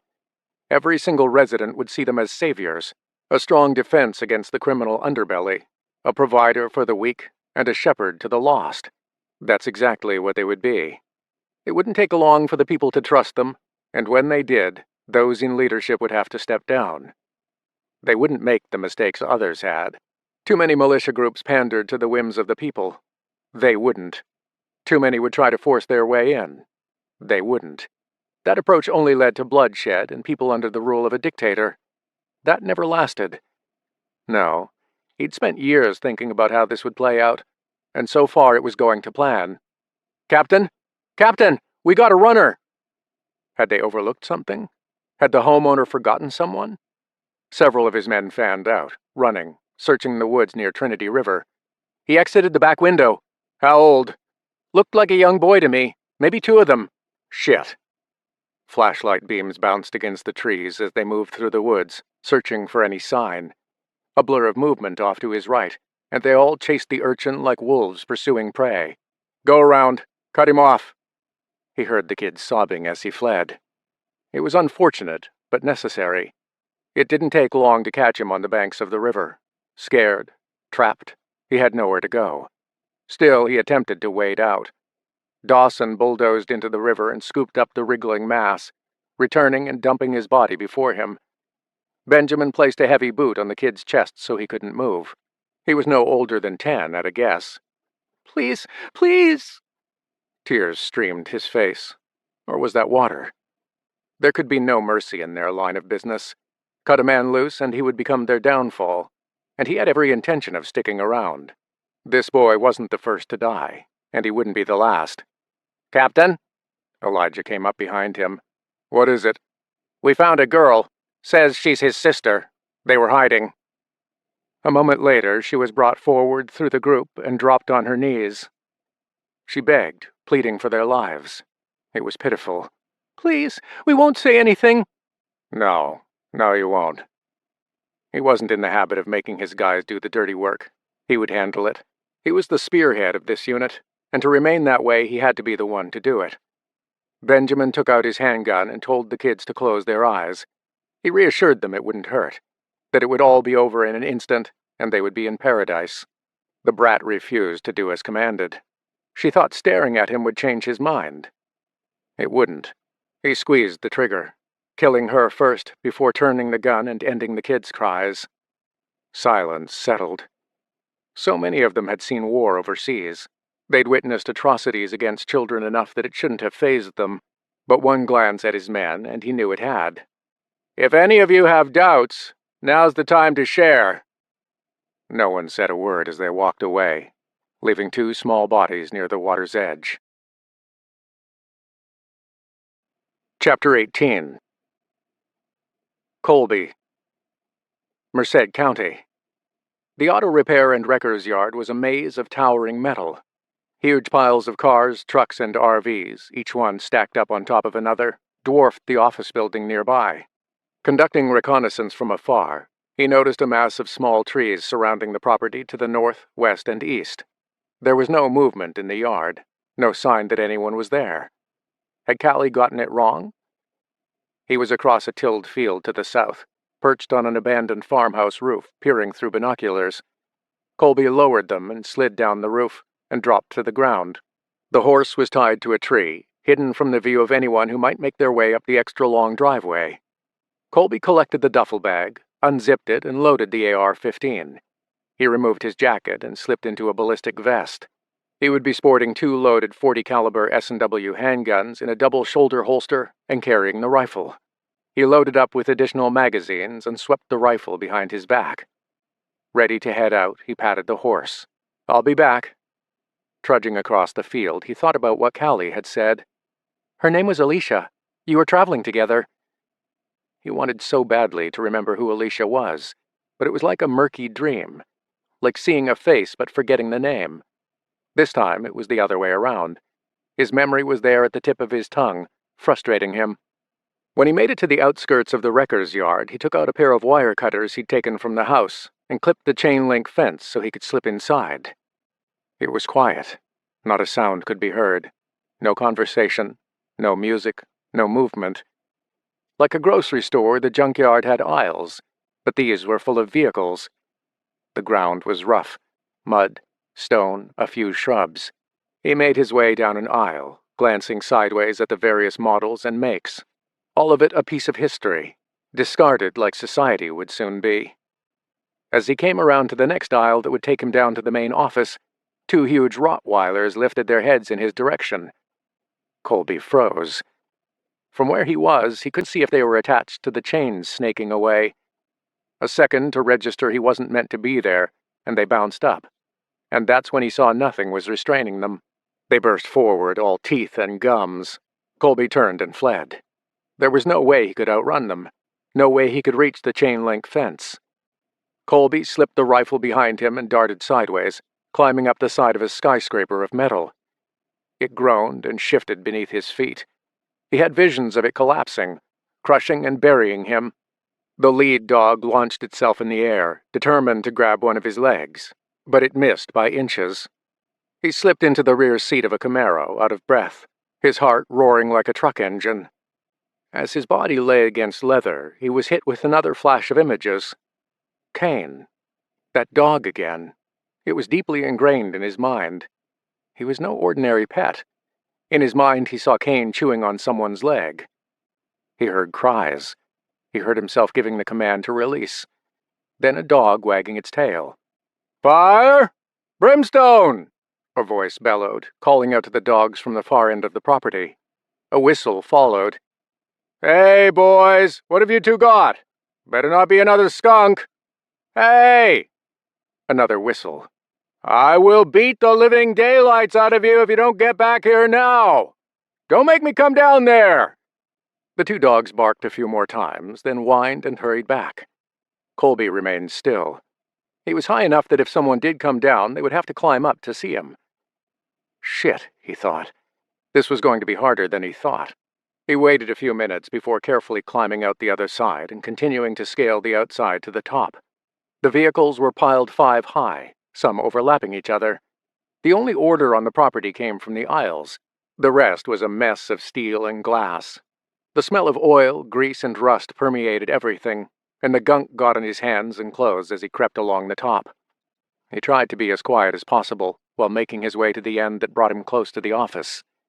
He might have been able to pull the wool over the owner's eyes, but not the dogs. They could smell him. The two began barking again.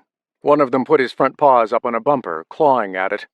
"What the hell's going on out there?" Matthew, the same guy Colby had seen at the house, came out of the office. He was clothed in dirty blue overalls and holding a wrench in his hand. Colby was pointing his rifle down at him as he staggered out, bellowing at the dogs. He looked at the one and followed its gaze. His head lifted until they locked eyes. "Get the dogs on a leash now!" Colby shouted. "And don't even think of darting back inside. I've got a round with your name on it." Matthew dropped the wrench, his eyes widening. All right, don't shoot." He lifted his hands, slowly shifting sideways, heading over to the chains. "Fire! Brimstone, get over here!" He let out a whistle, and just like that, they trotted over. He connected their chains, and Colby didn't move until he saw the dogs were definitely on them. "Get on your knees, hands locked behind your head." Matthew did as he was instructed. "Who else is here?" Colby wasn't moving until he knew. "Just me." "Your wife?" "She's out." Colby slung his rifle over his shoulder, and while keeping a close eye on him, he began to descend. It didn't take long. When his boots hit the ground, the dogs burst forward, only to be yanked back again. He smirked. "Little bastards." "Mister, you are making a huge mistake." "Am I? Where is she?" "I just told you, she's out." "No, the woman with the dog. Alicia." He stared back and swallowed. "Where is she?" he shouted. When he wouldn't answer, Colby grabbed him by the scruff of his neck and hauled him to his feet, shoving him into the office. The dogs barked like crazy. He closed the door behind him to mute the noise and pushed him into a grubby seat. The room was a mess. Metal filing cabinets against the wall. A calendar of a blonde exposing her breasts on the wall. A whiteboard with dry marker squiggles all over it. Several tables were covered with paperwork, phones, old computers, and coffee cups. "I want answers. I want them now. No more bullshit." "Where is Alicia?" "She's gone." "That better not be what I think." He frowned. "I never touched her. She escaped last night." "And the dog?" "Went with her." Colby chuckled. "So what happened? When she left?" "When I arrived." "I told you." "Yeah, and you told me that girl back at the house was your granddaughter. She wasn't. So how about you cut the shit and start telling me the truth?"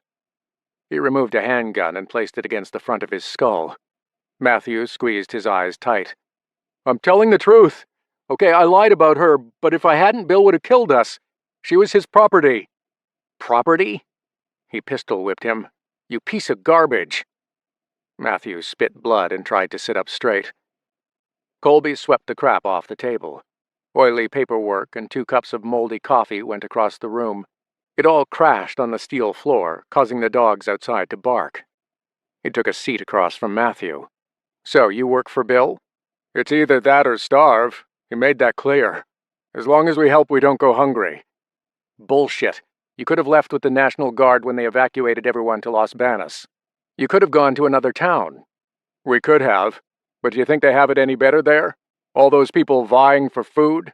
Rationing, living hand to mouth? Forget that.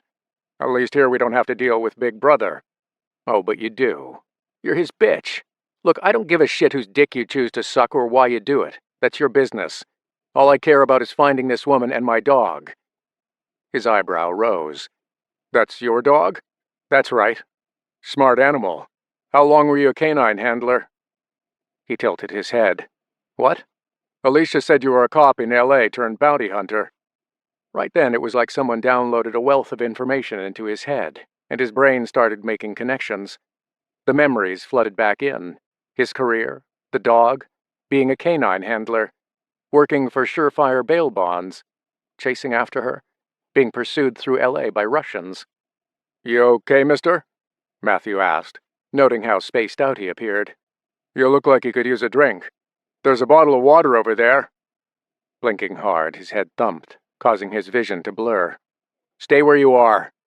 Colby blinked again, and the world around snapped into view. "Just tell me where—" Before he could get the words out, a round speared the window and glass went everywhere. Matthew lunged forward, both of them flying back over the table onto the floor. On top, he held on to Colby's wrist. "He's in here!" Colby cracked him on the jaw, knocking him off. He returned fire through the door as it opened. For but a split second, he saw her. Dolores. Then the door slammed shut. "I thought you said we were alone," Colby said. 3 more rounds erupted and glass went all over them. "Tell her to stop shooting." "Can't do that." Colby jammed the gun against his head. "Will this convince you?" "Dolores!" Matthew stared at him, sneering. "Stop shooting!" "Is he still alive?" she asked. "Alive and well," Colby bellowed. He sidled up underneath the window and peered out. She wasn't alone. There were 2 men with her. A beaten-up old truck nearby with the door open, the engine idling. Colby turned and yanked the wire from a lamp and used it to tie Matthew's hands behind his back. "Oh, come on, man, not again." "Is there another way out?" "A window, that's it. But you're screwed. It's better to work for the devil than dance alone." "I don't work alone," he said, referring to Kane. Colby took an oily rag off the counter and jammed it in his fat mouth. He dragged him over to the main door and turned the knob ever so slowly. He brought him up. "You want to dance with the devil? Get ready to meet him. This is for what you did to those women." Colby removed his jacket, put it around Matthew's shoulders, and zipped it. He kicked the door wide and shoved him out. Those beyond must have thought Colby was trying to make a break for it. They opened fire, riddling Matthew with multiple rounds before realizing their mistake. His body hit the ground and flapped around before he stopped moving. The door slammed closed. Outside, Dolores screamed, then cursed. Colby didn't waste a second. He used the shock to his advantage and brought his rifle up to the window and opened fire immediately, taking out the one guy who was still looking at Matthew. The other one ran for cover. Not Dolores. That old-timer was out of her mind. She gritted her teeth and looked his way as if she had nothing to lose. "You mother!" She unloaded every round in a revolver, peppering the office walls until Colby heard the gun click. He dashed into the rear of the office, scrambling to get out the back window. His body hit the ground, and Colby rolled down a grassy embankment. Staying low, he worked his way around until he was at the corner. He saw them, staring, waiting. They must have thought he was still in there as Dolores stood there bellowing, "I'll kill you and feed you to my dogs!" She charged over to where the dogs were and unleashed them. "Get him, boys!" Without hesitation, she walked up to the office door and opened it, and the dogs burst inside. She slammed the door and waited, a look of glee. It didn't last. Colby darted at a crouch toward their truck. The driver's door was still open, and the vehicle was idling. He got in, jammed the gear stick into drive, and crushed the pedal. The vehicle tore forward. Dolores looked his way for but a second before he plowed into her, knocking her several feet back. Colby wrenched the steering wheel around into an aisle of steel to see the last guy making a run for it.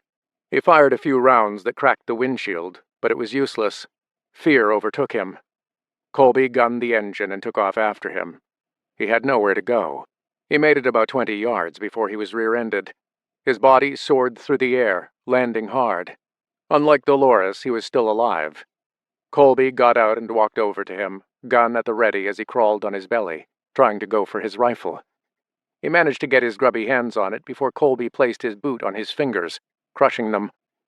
He winced in pain as he looked up. Where did Alicia go? She headed for the town. Gustine, we think she made it to the gun store. The gun store? It's called the Outpost. We've been trying to get in there for a while but haven't managed so far. Please, man, I don't even like working for this guy. Then why are you? Because... He could tell he was reaching, lying, trying to come up with any reason to excuse his behavior and survive. But it couldn't be excused. It wouldn't be. Wrong answer. Colby shot him square between the eyes. He looked into the sky and took a deep breath before turning back to the truck and getting in. There wasn't much gas left, a quarter of a tank. He'd seen a 5-gallon canister in the office, but that's where the dogs were. He reversed back and glanced at Dolores lying motionless. Every person would pick a different route in the apocalypse. He'd met all kinds so far. The wicked, the good, and now the ugly. It was insane.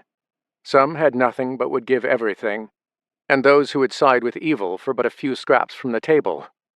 Colby parked the truck close to the door. He got out and opened the office door. He let out a whistle. Fire! Brimstone! He heard nails tapping the floor as they came barreling out. He was already in the vehicle. He waited until they were over by Dolores, sniffing her body, before climbing out and collecting the can. Within seconds, he was back in the truck. He did a U-turn and headed for the exit. He glanced in the rear mirror for but a second to see the dogs feasting on their owner. It was a savage new world, and even the animals knew it. Colby returned to where he'd left the horse, untied it, and slapped it on the ass. Go! Go on! You're free to go!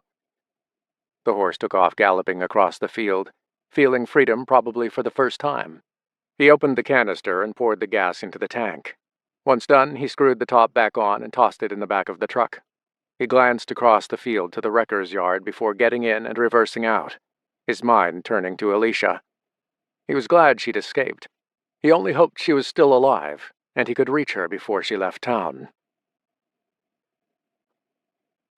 Chapter 19. Jesse. Humboldt County. Jesse dabbed Miriam's face with a warm cloth. She still hadn't woken up. His mother had given them all strict orders not to go anywhere near the Stricklands until she returned. Zeke leaned against the doorway as Jesse twisted the wet rag and gazed at Miriam's wounds. Seeing her beaten up so badly enraged him. Even though he'd told his brothers that the killing needed to end, he could see that it was a fantasy to think that way. They're worse than animals. Look at her. I say we go down there and deal with the matter, Jesse said. You heard what Mother said, Zeke replied. Yeah, and I also heard she was the one responsible for Ryland's death. Come on, can't you see the way she's manipulated this family? Zeke shrugged. She thinks we can handle this with diplomacy. Jesse laughed. Diplomacy. She does she? He shook his head. The only thing they understand is the gun, Zeke. I know that now more than ever. Father didn't think so. What did he know? He was from the old school. You know, I thought Luke was an asshole, but at least he got it. He understood. Words only get you so far. Sometimes you have to show people the way.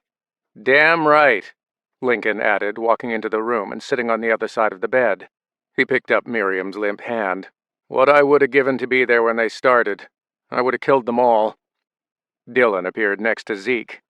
Listen to you. She hasn't even woken up and told us who did it. And you want to charge down there and handle this matter? We don't even know who is responsible. Of course we do. Don't be so gullible. When will you wake up? Jesse said, rising from his seat. I say we hit them where it hurts. Their livelihood. Their crops. Everything. We won't even get a mile near it, Zeke added. Yes, we will. I've been eyeing it since I got out. I was looking for Luke. Payback. Since this shitstorm has kicked off, they haven't been protecting it. Zeke chuckled. If you want to steal crops, buddy, it's the wrong season. I don't want to do that. I want to make it so they can't grow any. Destroy their farms. Destroy their store. Dylan put his head in his hands. Here we go again. Here we go again with what? Jesse, the reason Miriam's in that bed is because of what you did, and now you want to go and make things worse? You want to blame me? Dylan stepped forward. Oh, I'm sorry, let me correct that. What you and Albie did. Jesse scoffed. I go inside for 3 years and come out and all of you have lost your balls. Had I not intervened, they would have killed Albie. We would then be burying another family member." "Might as well have. He's now inside the pen," Dylan said. "What?" "He was arrested. They took him in last night. Didn't she tell you?" He balked. "No." Dylan looked over at the others. "Mother handed him over." Jesse took a few steps forward. "She did what?" His jaw dropped. "No." "It's true, Jess," Lincoln added. "She did it to protect us. To protect you." "To protect me? What the hell do you think he's going to say when they drag him into an interview room? That he worked alone?"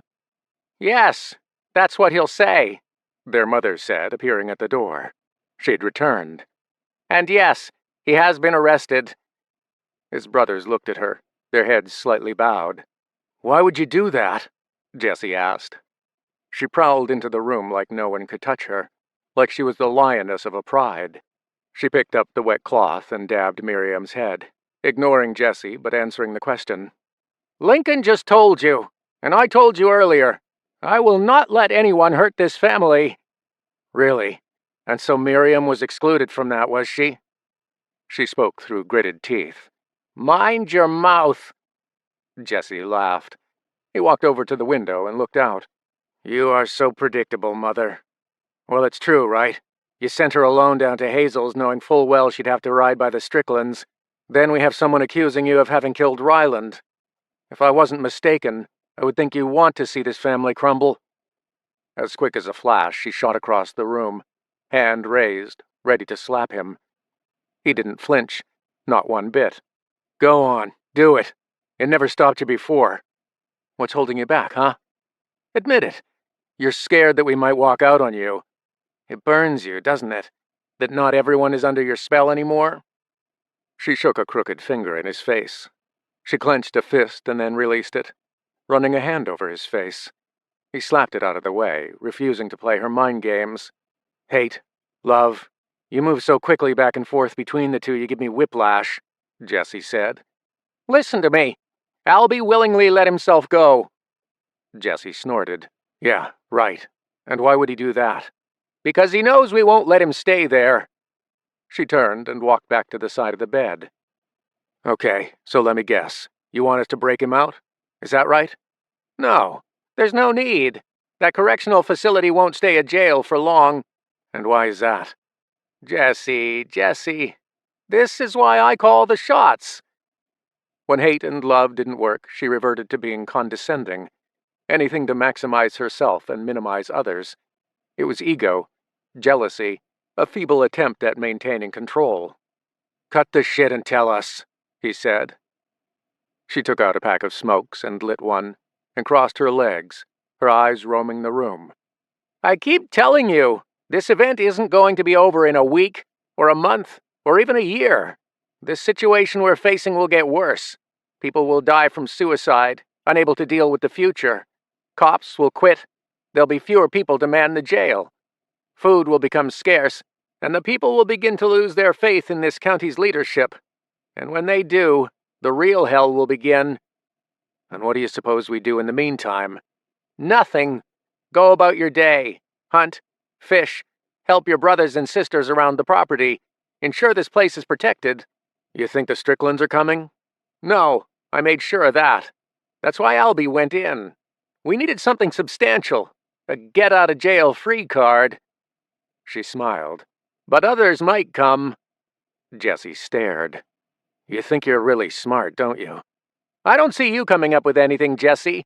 "I was thinking of hitting them where it hurts. The farms." "Absurd," she shot back, laughing. That was always the way she did it. If she couldn't get her way, she belittled them, made them feel less than, stupid even. "That will break the agreement I made with them. I can't have you do that." Jessie crossed the room and pointed at Miriam. "Look at her! Look at her! Look what they did!" "You think that's okay? That it will make her strong? Is that it? Is that how you've justified it in your twisted little mind?" "No one touching my kids is okay. Just because I agreed with the Stricklands to leave them be so we can live in peace, that doesn't mean I don't plan to make their life a living hell." She got up. "But destroying their farm is not the way. Destroying their supplies is." "Their supplies?" She tutted, making him feel stupid. She waved a hand and told them all to follow her into the kitchen. They watched her take out a large map of Eureka and spread it out on the table.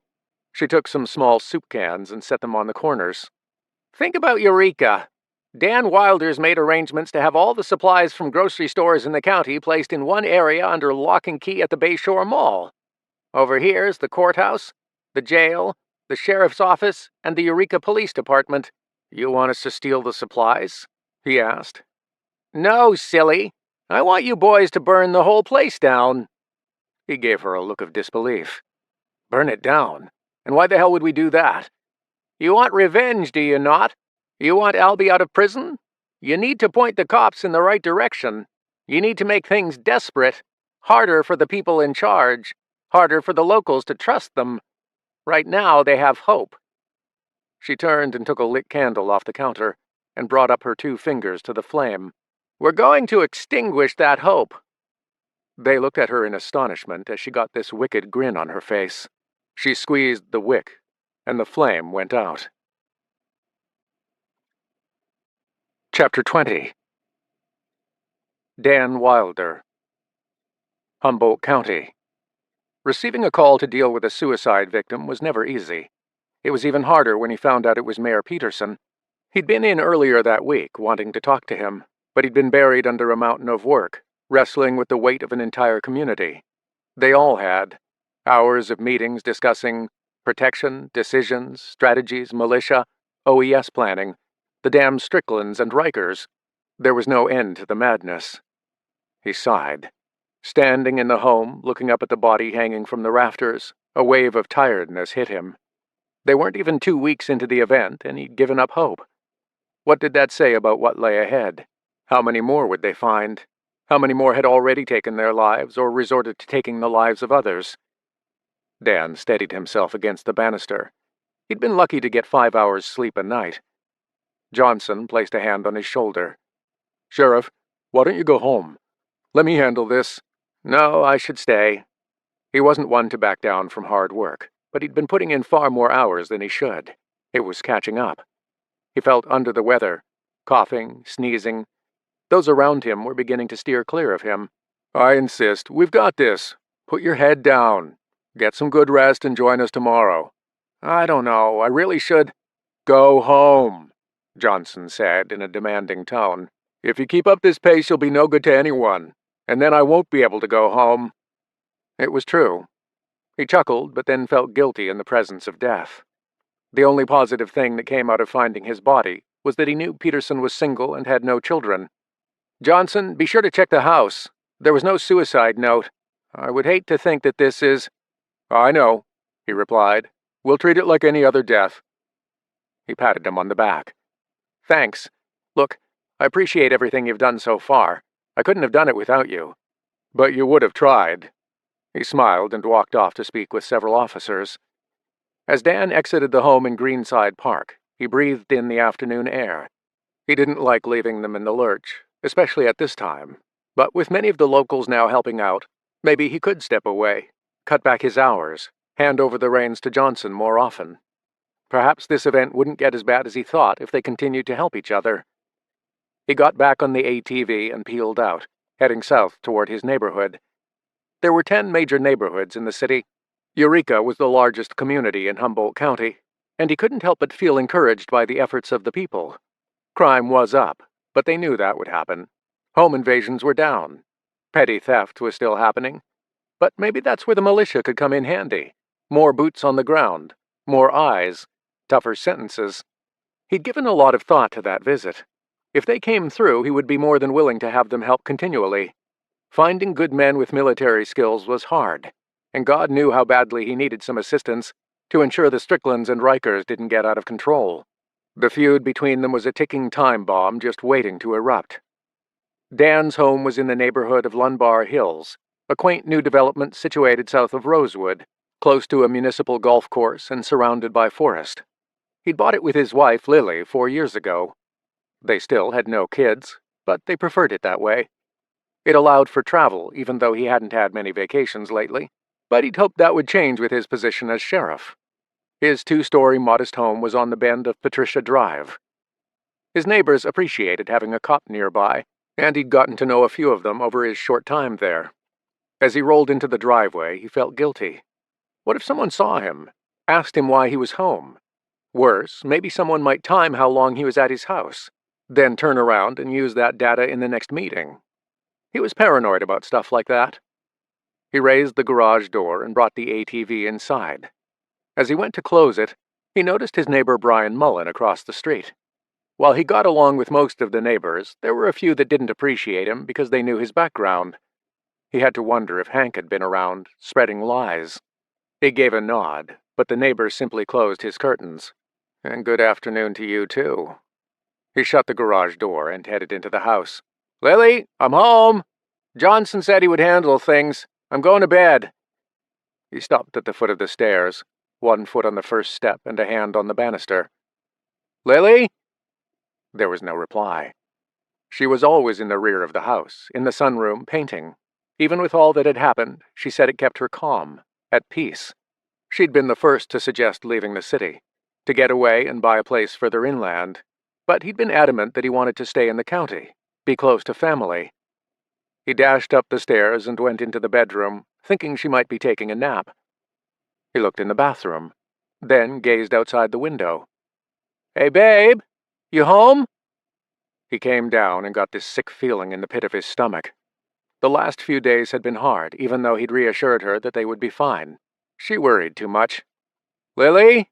Sweetheart?" He stepped into the sunroom and cast a sideways glance. "Lily! No!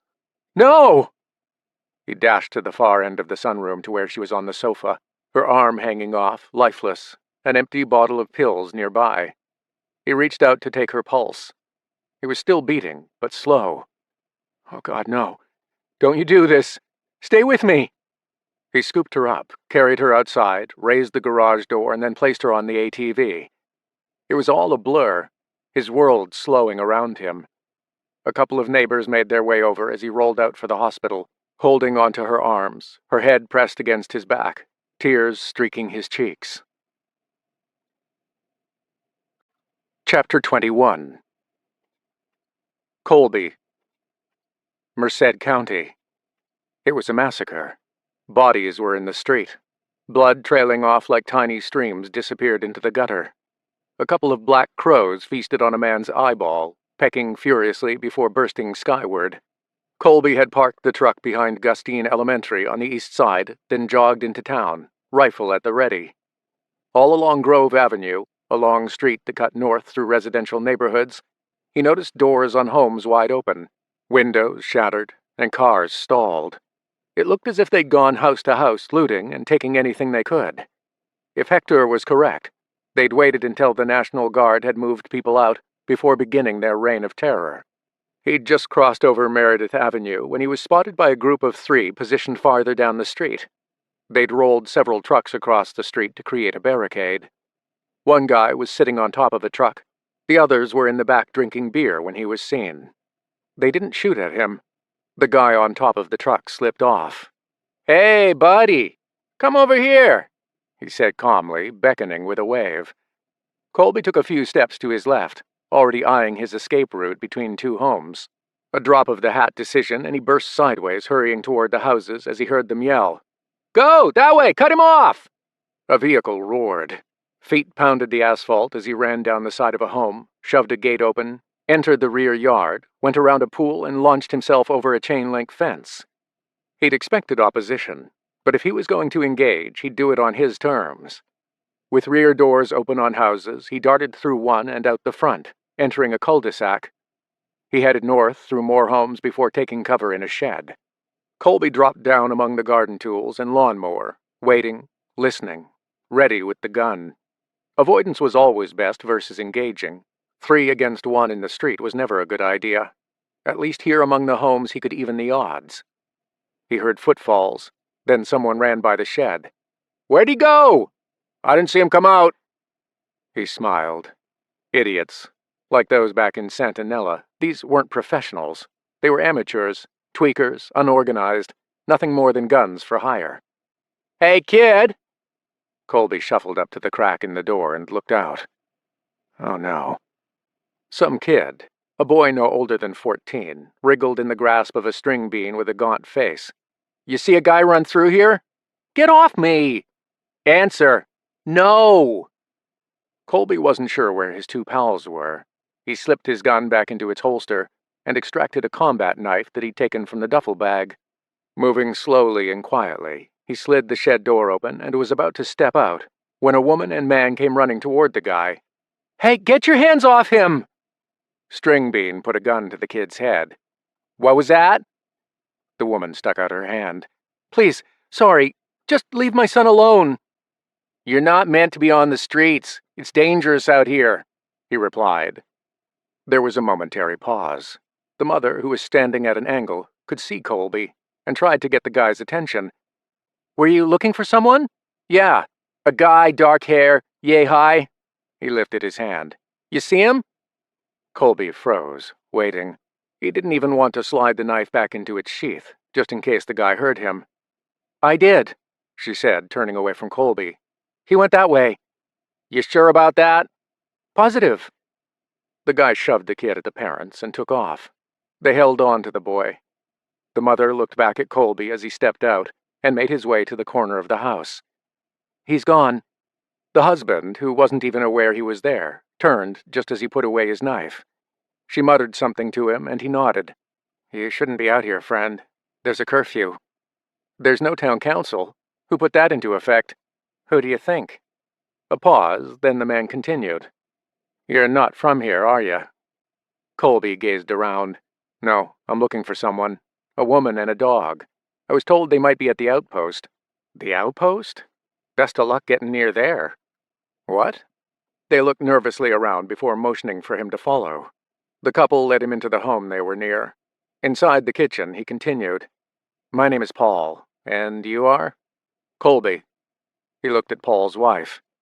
"Thank you for what you did back there." She gave a strained smile. "I'm Louise." "Thank you, Louise." He looked at Paul. "You were saying?" "The outpost is the only place they haven't taken. You'd be lucky to get 2 yards in front of that store without getting your skull blown off. The owner's an ex-army guy who'll die before he lets anyone step foot inside. Unless your friend knows them, she won't be there." "Why are you still here?"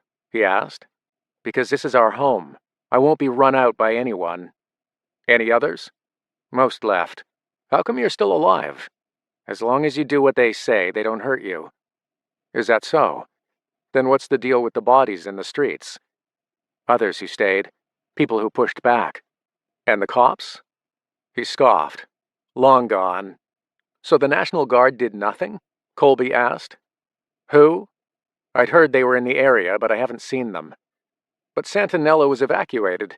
People have gone to Los Banos." Paul looked at his wife. "That's what the emergency broadcast was saying. I've yet to see any soldiers here. A friend of mine has gone to Los Banos. He plans to tell the cops about what's happening here. Maybe they can help." Paul breathed in deeply. "Yeah, okay." He sounded as if he wasn't holding out hope for them. Colby took a seat at the table. "How are you coping? Food and whatnot?" "We do all right.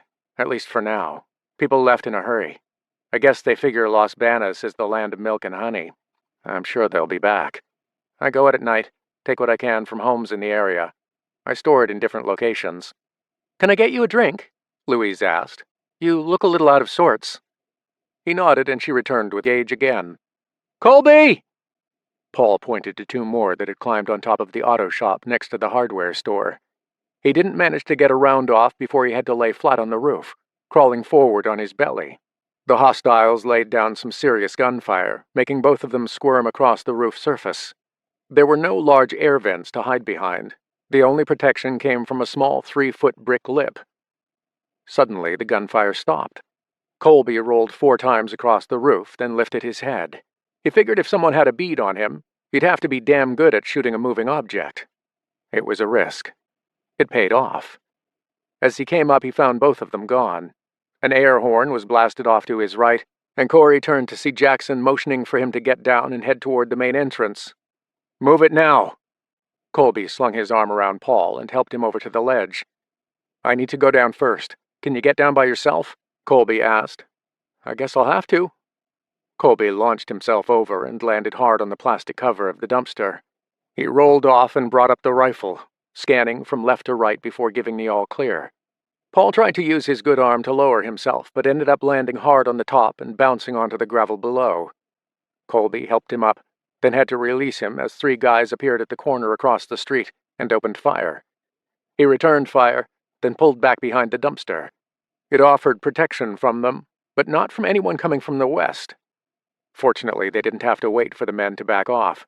The 3 of them came under heavy gunfire from 2 guys outfitted in ballistic vests, helmets, and military fatigues. One of them motioned to him with a hook of the thumb. "Go! Move it!" Colby and Paul double-timed it out from behind the dumpster. Colby opened fire on another guy that poked his head up on one of the roofs, sending him back down. As they came running out onto 5th Street, a 3rd guy, young, no older than 25, was holding position near a lamppost. He waved them over, and they sprinted to an open door. Like a wave pulling back from the shore, the men retreated inside. Out of breath, Colby scanned new faces.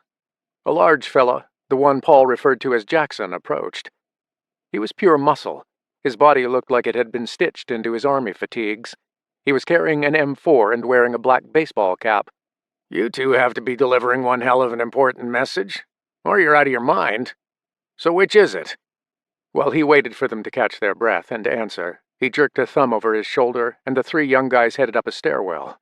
He heard boots on the stairs. They were heading out onto the roof, back into the heat of battle. "Neither. I was told a woman and a dog came here." "Then you were told wrong. It's just my family and me." He extended his hand. "Jackson Hartridge. And you are?" "Colby Riker." This time when he said his name, he knew it was true. "Welcome to the fight." Chapter 24. Alicia. Merced County. It had been a hellish couple of days. They were now at a temporary emergency center in the middle of the fairgrounds of Las Banas. Supplies were provided in clear bags. Nothing more than a few animal crackers, roasted peanuts, and an MRE, a beef taco. Everyone got a bottle of water. Alicia shared what little food she had with Kane.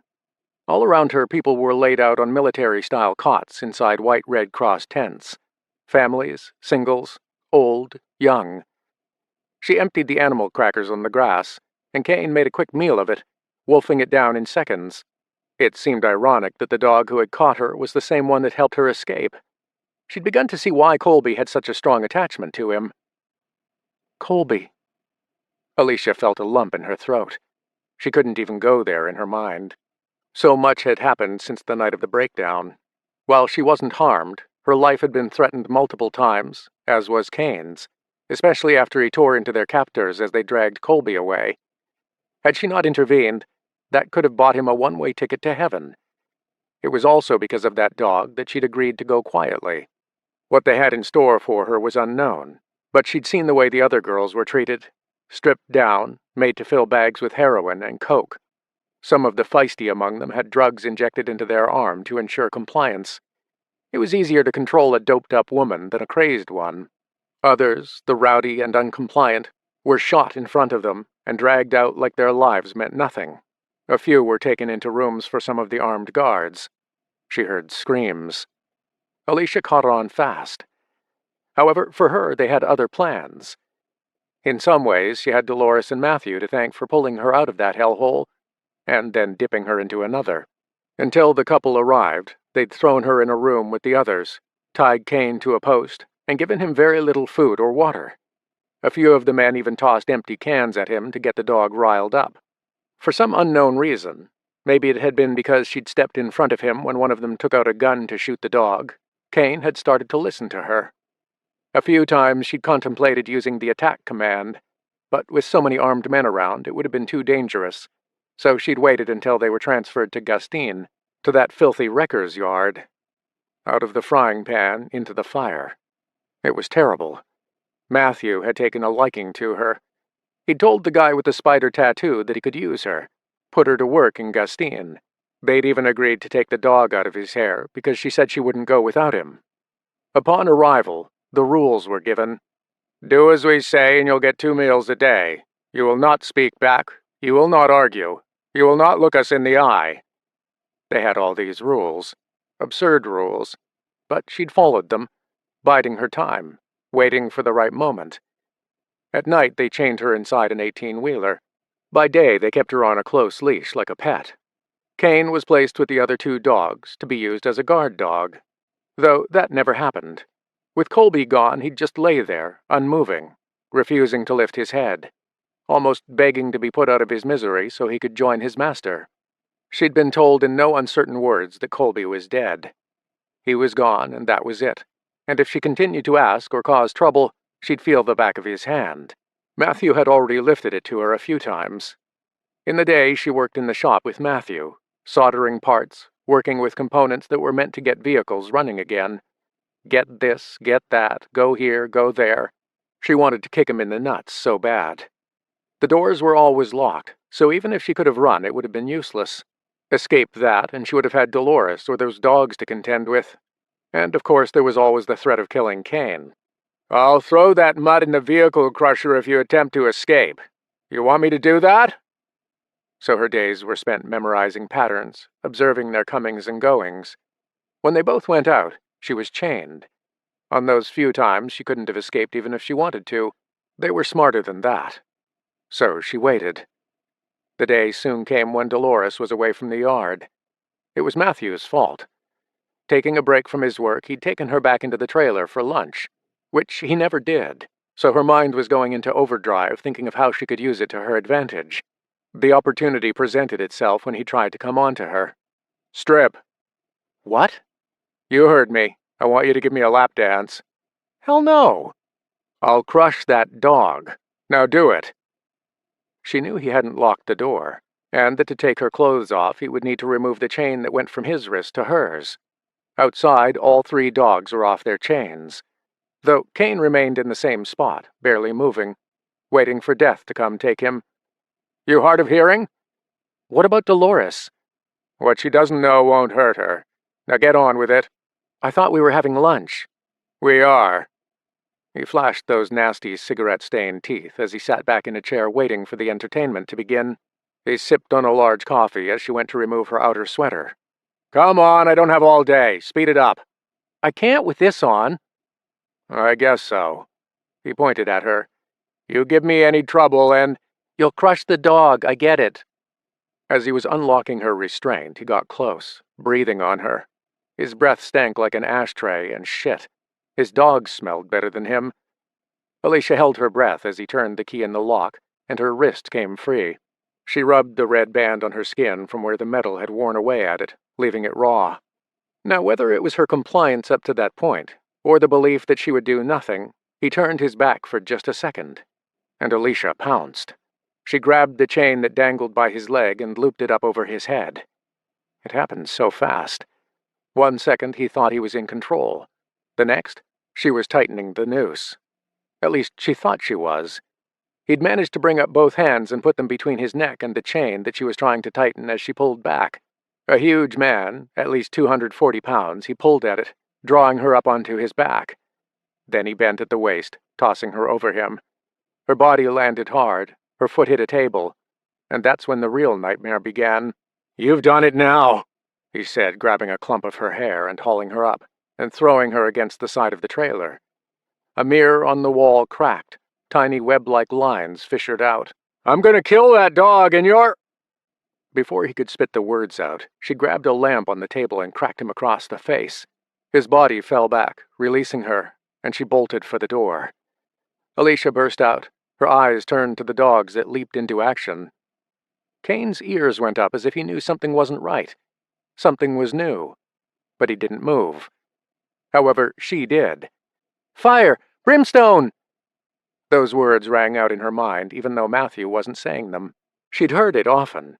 The fear she felt when Kane came after her in L.A. was nothing in comparison to that moment. She'd gotten maybe 20 feet before one of them took her down, biting into her arm while the other grabbed her leg. Their monstrous teeth sank into her skin. She screamed. She knew this was it, the moment she would die, chewed up by some dogs while Kane looked on. Except that's not what happened. She never even gave a command. It was like he acted on instinct. 1 second the dogs were attacking her, the next fighting off a wild beast that bit their legs. Yelps, howls. The terrifying sound blended, a horrendous noise as Kane unleashed his fury. Alicia scrambled to her feet, glanced at the trailer, and saw Matthew in the window, trudging toward the door. Though her leg was in pain, she burst toward that door with every ounce of strength she had left, and slammed it closed, and used the dangling open padlock on the outside to lock him in. Matthew cursed, kicking the door. "Kane, let's go!" That dog was smarter than she'd given him credit for. He knew when it was time to leave as he released those two dogs and took off after her, as did those beasts, refusing to give up.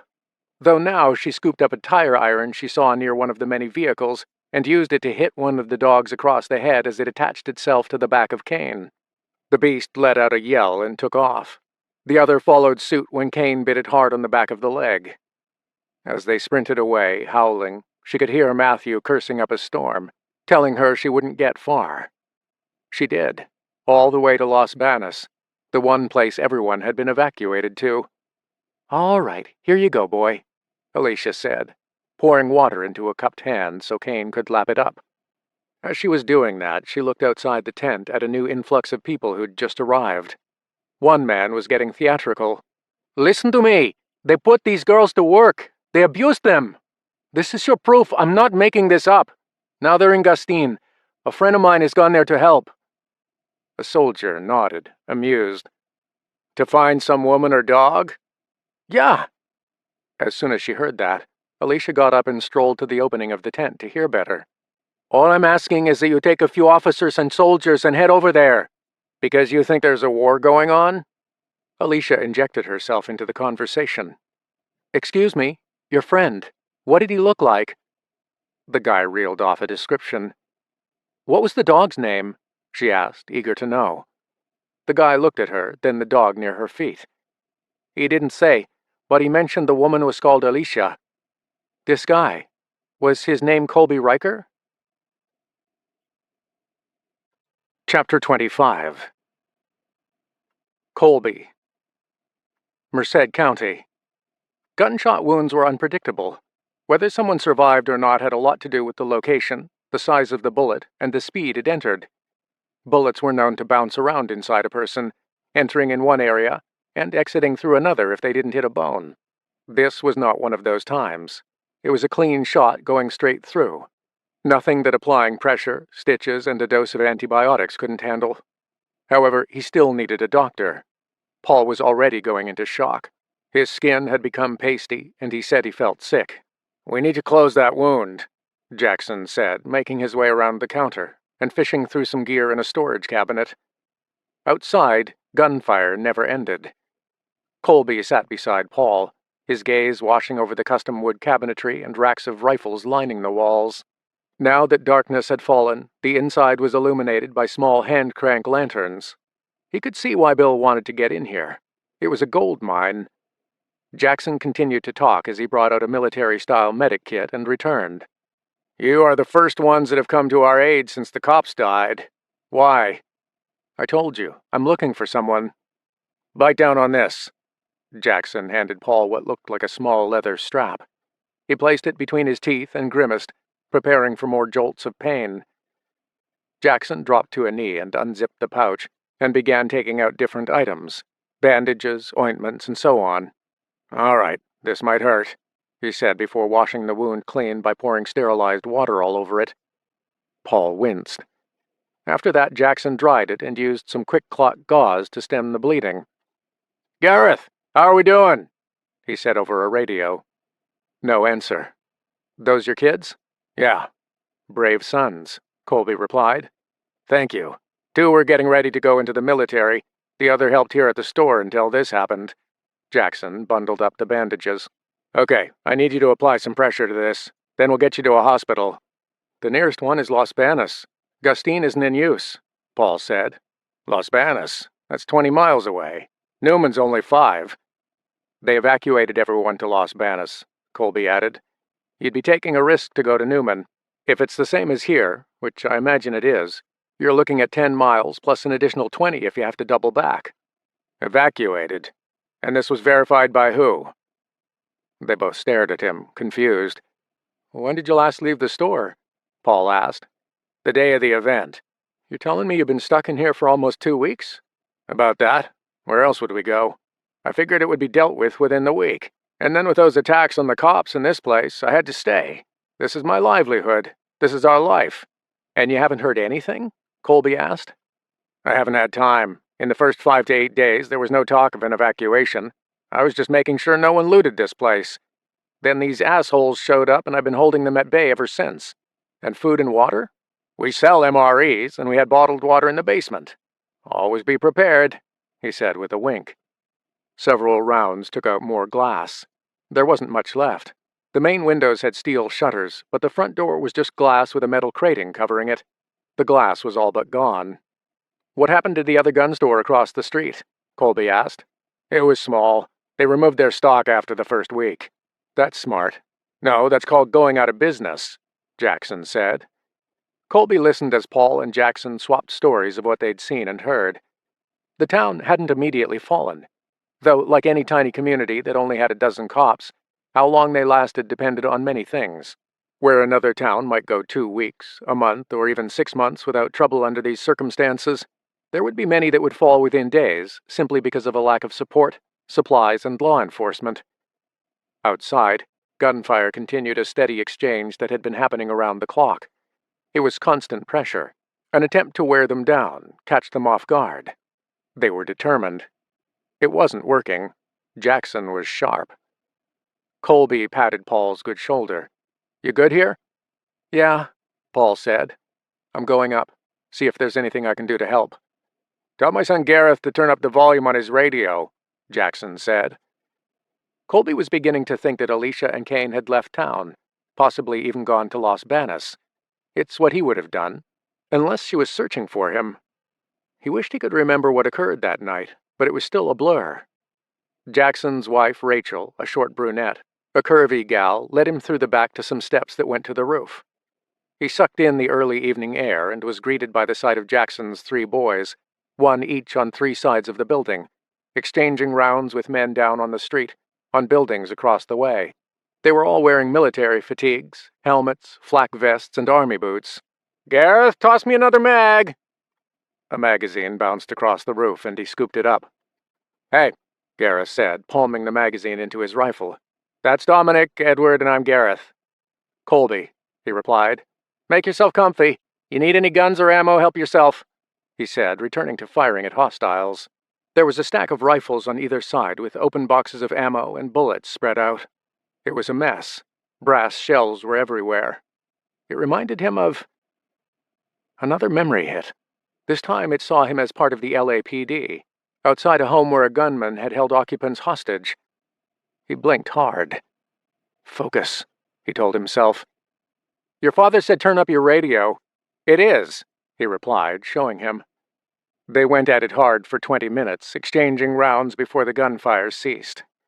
He thought they were reloading, but they weren't. A strong voice came over a megaphone, loud, clear, familiar. Colby Riker! You over there? From behind the lip of the roof, Gareth looked at him, his brow creasing. Colby peered over to a place called Valley Antiques. He couldn't see too well because of the night, but standing behind the huge vertical sign he spotted his silhouette, and he recognized that voice. Bill Spider Manning. You are like a cat with 9 lives, Bill shouted. He turned a dial on the megaphone, and it let out a high-pitched squeal. He was adjusting the volume. A few seconds passed. Then he got on a radio. He was careful to stay out of sight as Gareth tried to get a bead on Bill through his scope. Right then, 3 different vehicles, old, rusted-out, banged-up trucks from the 70s rolled up near the intersection, headlights shining on the gun store. One from the north, another from the west, another from the south. The east was clear. Over the speaker, he heard Bill again. You cost me a lot of money. I have to say that little stunt your friend pulled back in Santa Nella was quite impressive. I think you know what's about to happen. But before you react and do something stupid, let me tell you something. In every vehicle is gallons of gasoline, and in one is my father. That's right, Jeb, the man that helped you. Saved your sorry ass. So if you're thinking of shooting the canisters, don't bother. You might just kill him. I'm sure you don't want him to burn to death. He chuckled. Now I bet you're thinking, which one is he in, right? All the trucks revved their engines, a guttural sound sending gnarly gray smoke behind them. I don't want to kill my father or torch this fine establishment, but I will if you don't get the owner to lay down his weapons. How do I know Jeb's alive? He bellowed, staying out of sight. I guess you'll have to trust me. And why would I do that? Don't fuck with me, Colby. I will send these vehicles in and you'll all go up in flames. Colby was hoping he'd indicate which one so they could shoot the others and decrease the threat. But Bill was smarter than that. So, what will it be? You got a beat on the drivers? Colby asked Gareth. At least if they could take out the drivers, there'd be no one to drive a vehicle. However, no doubt, if given the command, they would shift into drive, jam something against the accelerator, and jump out as the truck barreled toward the store. He gritted his teeth and lowered his head. Gareth stared at him. Do you know this guy? We've had a run-in with each other. Yeah, nearly killed me. Colby looked across the road to Bill. I have an injured friend. You let one of us take him out and the place is yours. What the fuck? Gareth said. Are you out of your mind? My father won't go for that. Neither will we. He ducked back down again, speaking in a low voice. I'm buying some time. To do what? I don't know. I've never been in a situation like this. But I'm not letting that old man die or us go up in flames. You don't even know he's out there. He could be playing with you. Edward spat. It was true. Colby wasn't an idiot. He knew the odds that Jeb was still alive were slim to none, and if it came down to their lives or his, he'd have to die. But if there was even the slightest chance that he was alive, and he could keep him alive, he owed him that. He would have been dead if it wasn't for him. Bill cried out, Come on, Colby, what'll it be? My injured friend, what about him? A pause. We'll give him and one other free passage, but that's it. How can I trust you? I wouldn't, but you are out of options. That's what you think, he muttered under his breath. Colby shouted back, Give me 10 minutes. You get 5, Bill replied. Asshole, Colby muttered as he went back inside. Paul was patched up, still in pain, but it was better than before. He would still need medicine and a doctor to take a look at it to avoid infection. I heard, Jackson said. Colby nodded, his gaze darting between them. He'll let him go. One of us can take him out. Jackson tossed the med kit on the counter and snorted. You think that's true? Yes. And why's that? Because he wants what's in here. Anything that screws with that will jeopardize his plan. Jackson shook his head. Plan? That guy isn't getting in, so tell me something I don't know. Take a look. Jackson followed Colby to the door where the floor was littered with glass. Through the opening, he could see one of the trucks. There's another 2 like that, all filled with gasoline, all about to be driven at this store. He will do it, Jackson. Trust me on that. What the fuck? He burst toward the counter, scooping up his rifle. If that asshole thinks he's... Jackson, Colby said, chasing after him. I'll go speak with him, see if I can't make another arrangement. But for now, we need to get Paul out and get him medical treatment. So who's going with him? No one. They'll kill him and whoever goes with him the moment they step outside. No, the only thing a guy like this understands is violence. He took off upstairs, and Colby raced after him, glancing at Paul as he passed him. You don't understand. You go shooting those vehicles and you might kill someone. That's the plan. No, an innocent. He grabbed his bicep on the stairwell. A man helped me, saved my life. Bill said he's in one of those trucks. And you believe him? Yes. No.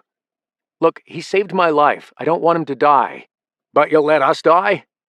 He pressed his finger into his chest. The only reason both of you are alive right now is because of us. So I guess you need to decide who's more important. He continued up the stairwell, leaving Colby standing there. He wasn't done. This wasn't over. Colby raced to the roof and came up behind Jackson as he was preparing to take a shot at one of the trucks. Don't do this, Jackson. It's already done. Ready, boys? He had his 3 sons get in position, each one focused on one of the trucks. You can't do this until Paul is out. Through gritted teeth, Jackson replied without taking his eyes away from the scope. Then get him out. Bill could probably hear them talking, the others getting ready to open fire. He got back on the megaphone. "That better not be the decision I think it is, Colby. Jeb's life depends on you." "I'm pretty sure 5 minutes isn't up," Colby replied. He heard Bill laugh, then continue. "You're right, but why aren't you all leaving?" "They are here to make sure you don't go back on your word. If my friend is followed, shot at, or anything happens, you don't get the store." "You giving orders now, Colby?" Bill asked. Colby turned to Jackson. "Is there another way out of this store besides the main door?" "There is. In the basement there's a door between here and the store next door. It was built that way back when this place was a bar. The two stores were one building, and they used it to roll in the alcohol."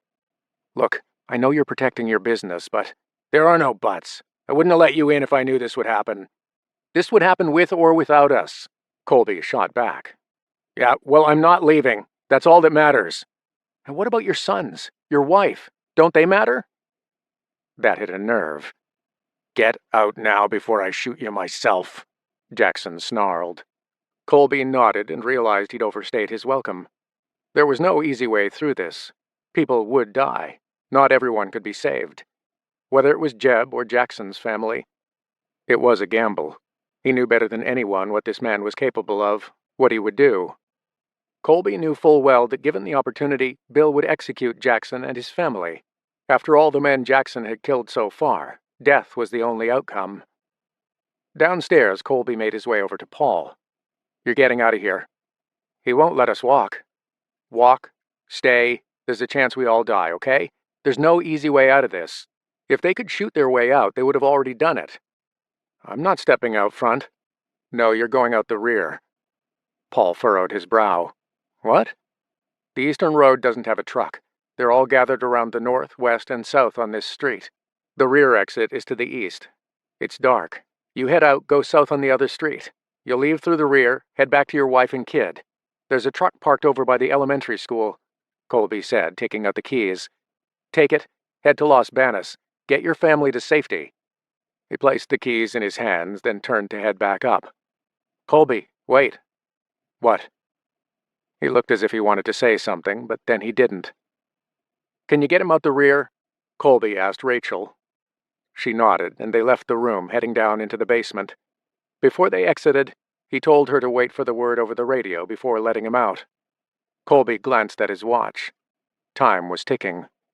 He collected his M4, made sure it was loaded, and headed to the roof. "Damn it, man, are you still here?" Gareth asked. Staying low, he hurried over. "Jackson, I've got an idea." Chapter 26. It was a shot in the dark, but then remaining here and doing nothing would be fatal. "If your idea's like your last one, I don't want to hear it," Jackson said. "Paul's heading out the back.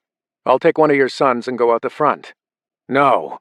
"They don't know who's injured. Paul will head east. We'll cover your son's face, wrap one of those bloody bandages you left downstairs, and then roll out and skirt around. It's dark. You want to get rid of these guys. You aren't going to do it from in here, or you would have already done it. So you keep him preoccupied, and then we hit them from every side, including the trucks." Jackson mused as he stared. "And what about your buddy?" Colby looked over the edge at the trucks. Was he down there? If he was, there was nothing that could be done now. One man's life versus 6 people. It was a no-brainer. "Look, by my count, Bill's crew is down to a handful, if even that. We hit them hard and fast. You take out the drivers." There was a moment of contemplation. "Time's up, Colby!" Bill yelled. Colby waited for a response from Jackson. "So?" "Sure, why not? I'm getting tired of being holed up in here. But you're staying. I'm going with my son." "What? But—" "No buts," Jackson said. "I trust him more than you." "You got it, Pops," Gareth said. Colby turned. "Hey, I need to use your radio." Gareth handed it to him. They headed back inside while Colby went over to the front of the store, staying low, waiting to see them come out the front.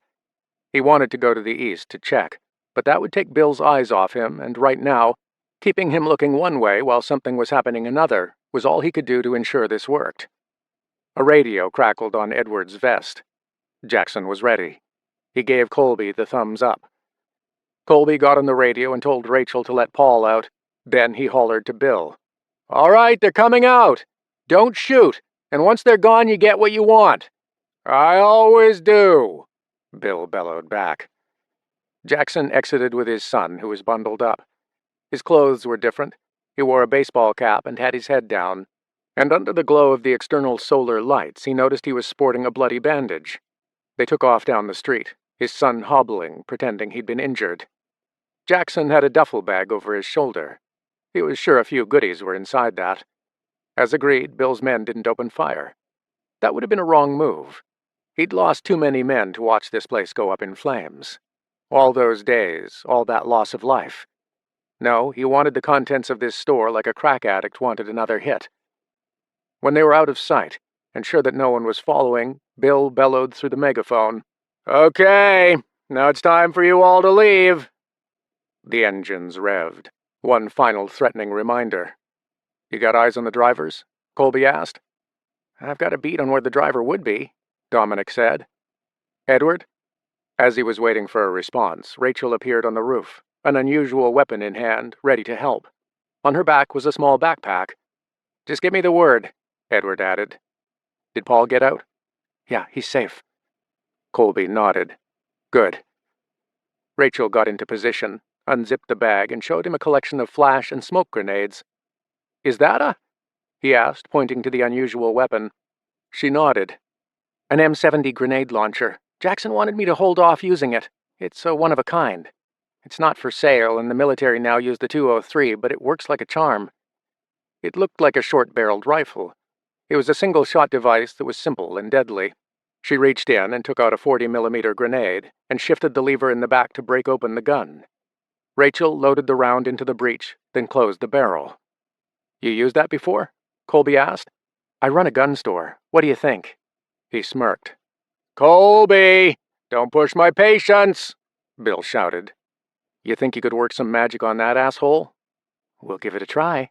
Rachel smiled. He tapped her on the shoulder and told the others to get ready to unleash hell. Before they even had a chance, gunfire erupted. It was Jackson and Gareth. They'd skirted around to the west and begun the assault. Rachel popped up before Bill could bark an order and fired the M70. The explosion from the grenade rocked the street, sending huge chunks of concrete down and a plume of dust rising. Edward and Dominic delivered rounds at two of the drivers at the same time.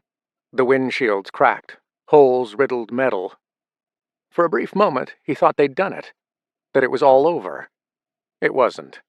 Bill wasn't dead.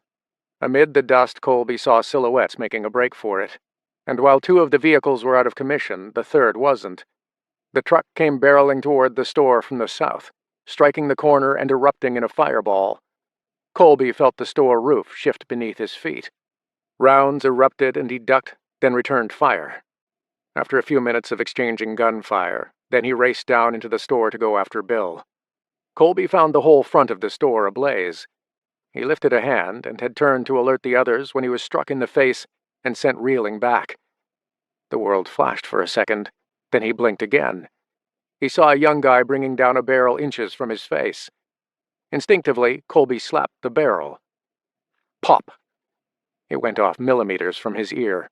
A ringing reverberated loud and steady as he kicked the guy in the knee, and his attacker buckled. In a flash, Colby was on him, striking him in the face several times, until he heard a gun cocked behind his head. Colby froze, arm in the air, ready to deliver another blow. "That's it! Get up!" He lifted his hands. He felt the handgun pulled from his waistband. Hauled to his feet, he was shoved against the far wall. The blaze continued, sending black smoke into the store. The young man on the ground got up, blood gushing down his face. Without a warning, he lifted his gun and aimed it at Colby. But it was forced down by Bill. "No, he's mine. You came for Gareth."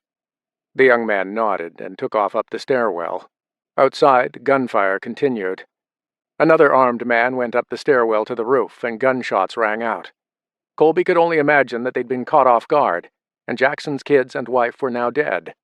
"Helps to know someone who knows someone," Bill said in his ear. "I told you, I always get what I want." The blaze intensified. Colby coughed. "Was he there?" Colby asked. "Who?" "Jeb." Bill snorted. "He's already dead. And so are you." He lifted his gun to shoot Colby, but at the same time there was a scraping sound, nails clawing the floor. Both of them turned toward the basement door just in time to see a dog launch in the air. It was just a blur of movement, fur, and sound. Two things occurred. A gun went off as the animal latched onto Bill's gun hand, taking him down to the floor. The dog wasn't alone. Paul appeared in the doorway. The military and police rushed in behind them, rifles raised, barking orders. "The roof!" Colby bellowed. Some soldiers darted up the stairwell. Colby quickly stepped forward and drove his foot into Bill's face, knocking him out cold. "Release," Colby said, his memory clearing at the sight of Kane. It was like stepping out of a fog into clear air. As soon as the dog let Bill go, the cops were on him, hauling Bill to his feet and dragging him out. The dog went crazy, bouncing around him, tail wagging, tongue licking him as he dropped down and embraced the ball of fur. "Move out!" a soldier yelled, hurrying them out of the store that was now ablaze. Smoke continued to pour in, black, thick. As Colby lifted his eyes, he met a woman's. Alicia, right? She gave him a confused expression, as if it should have been clear. As he stood, she wrapped her arms around him and hugged him tightly. "I thought you were... She backed up, realizing the awkwardness of the moment. Over her shoulder, Paul smiled. He handed Colby a set of keys as they were let out. They were for the truck. Never used them in the end. "Take care." He headed out the same way he came in, ushered out by soldiers. "We should..." Colby jerked a thumb to the fire that was now licking its way into the building's foyer. Stepping outside into the night, Colby inhaled fresh air and was greeted by the sight of members of the National Guard and multiple Los Banos police officers. It was the sight of hope, of people not giving up.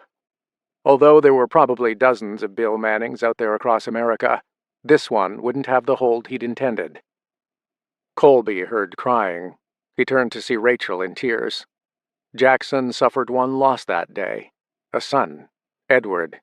He'd taken a bullet to the head before his mother shot Hector's son, Gilbert Sanchez. It was a costly lesson. As much as Jackson wanted to defend his property, it had come at a great cost, losing one of his own. As Colby, Alicia, and Kane walked away, he cast a final glance back. He observed the Hartridge family huddled together, comforting each other in their grief. They weren't the first to lose someone. They wouldn't be the last. Chapter 27. Jesse. Humboldt County. 3 days later.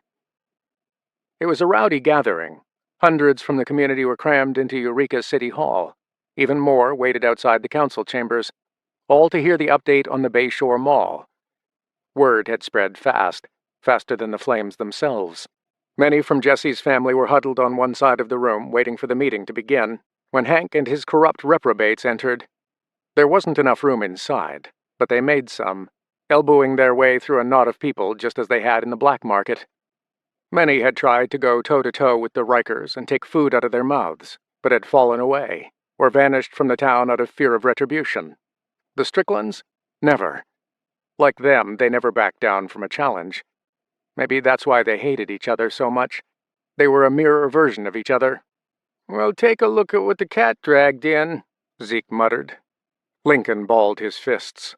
"They've got some nerve." Jesse eyed Seth from across the room, one of those he'd learned had been involved in Miriam's attack. While she had now awoken and was stable, her memory of what happened was still vague. It had been his mother that had confirmed Seth's involvement. He wanted nothing but to lunge at him and tear his throat out. Regardless of what agreement his mother had made, he had every intention of ending Seth's life if it was the last thing he did. His mother admonished them as if they were in some church meeting. "Eyes forward!" Dylan refused. He didn't take his eyes off them for even a second. The youngest of his brothers, his connection with Miriam was strong. If anyone was about to lash out, it would be him. Dylan ran a hand over his fierce beard, each finger covered with chunky silver rings that doubled as a knuckle duster in a pinch. Although none of them were packing handguns because cops searched everyone on the way in, that didn't mean they hadn't found unique ways to bring blades inside. They were familiar with police pat-downs, the area hands would go, the places they didn't. It was routine, predictable. At the front of the room, council members, Emergency operation planners and county and local police were preparing for Dan Wilder to address everyone. Jesse's eyes ticked across faces. The one person he expected to be there wasn't. The mayor. Jesse turned his head, hearing grumblings in the crowd. "I'd like to hear how they plan to get us out of this mess. I want to know who did it. I bet it was the Rikers. No, it's the Stricklands. It wasn't either. I've heard it was an accident." No one knew. Opinions and beliefs colored every conversation. Themselves? Well, they believed the Stricklands were behind it, and if their dagger-like stares held any truth, they must have thought the same about them. The locals looked as fired up as they were. People wanted answers. Dan made his way to the front of the room. He looked tidy in his uniform, capable even under these conditions. Jesse was interested to see how he planned to wiggle his way out of this one. "Good evening, everyone. I know that many of you have questions, and we will do our best to answer them this evening. However, I would like to call up Pastor Danielle Harris. I wonder if you would do us the honor of starting this meeting with prayer. I think we could all use it." "Prayer isn't going to feed my kids, moron!" someone bellowed from the back of the room. Heads turned. Someone was led out of the room by 2 officers. A red-headed woman approached the front and turned to face everyone.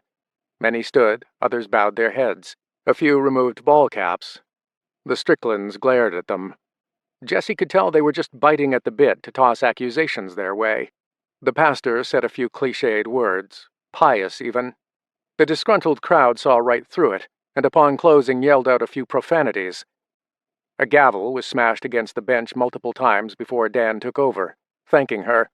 "Please, everyone, you will all get a chance to be heard and speak, but to do so I would ask that you refrain from shouting or you will be escorted out. I don't want that to happen. Please, be considerate of everyone here. We want an orderly meeting. Thank you again, Pastor." He took a deep breath. "We have a short agenda tonight, and then we'll get to hear from the public. Now, get to it!" someone yelled. Others agreed. A few chuckled. "As you're all aware, 3 days ago the Bayshore Mall was destroyed in a fire.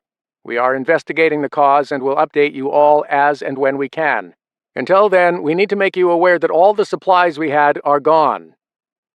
The room erupted. Questions, accusations, cursing. It was to be expected. A gavel was pounded by a young woman nearby. Jesse chuckled, looking at her fraught expression. The damn thing wasn't loud enough. Any second now, the end would fly off, hopefully striking Dan on the noggin. "We will have order! Silence! Settle down!" A few overly zealous people were strong-armed out of the room. Over the following 5 minutes, Dan waffled at the front, stumbling over his words, stringing together logical and at times nonsensical ideas for how the community could move forward. Blame was not on his lips, as he had no idea who was responsible, and as such he focused on what needed to be done. "This is a defining moment for our community, a make-or-break time. For years we have relied upon a system that has functioned and been there for us. I won't cherry-coat this. The safety net is gone.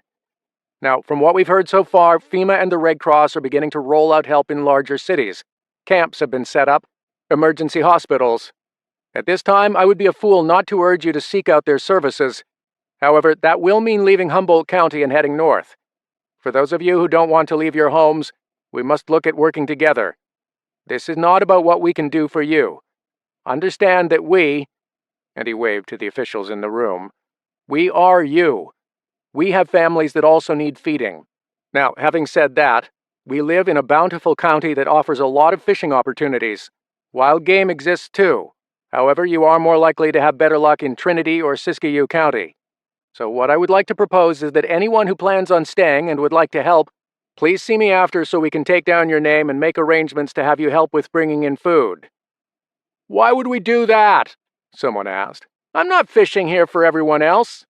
"Sir, you can do that. That's your right. And that mentality might feed you, but it's the same mentality that's liable to get you killed." "What?" He bristled, glancing at his family. "Hoarding will make you a target." "Well, that's why you have the job of protecting us," he replied. "So we are to serve you for free, but you don't wish to serve. Is that what you're saying?" The man went silent. Jesse had to give it to Dan. He might have come from the Strickland line, but he wasn't a stupid man. Dan continued. "Everyone, please understand something. A rising tide lifts all boats. Each of you is part of this community. If we rise together. If we fall together. If you want to be a lone wolf, hoard food, shine your knuckles on your chest, and think you're going to ride past everyone else, you're very much mistaken.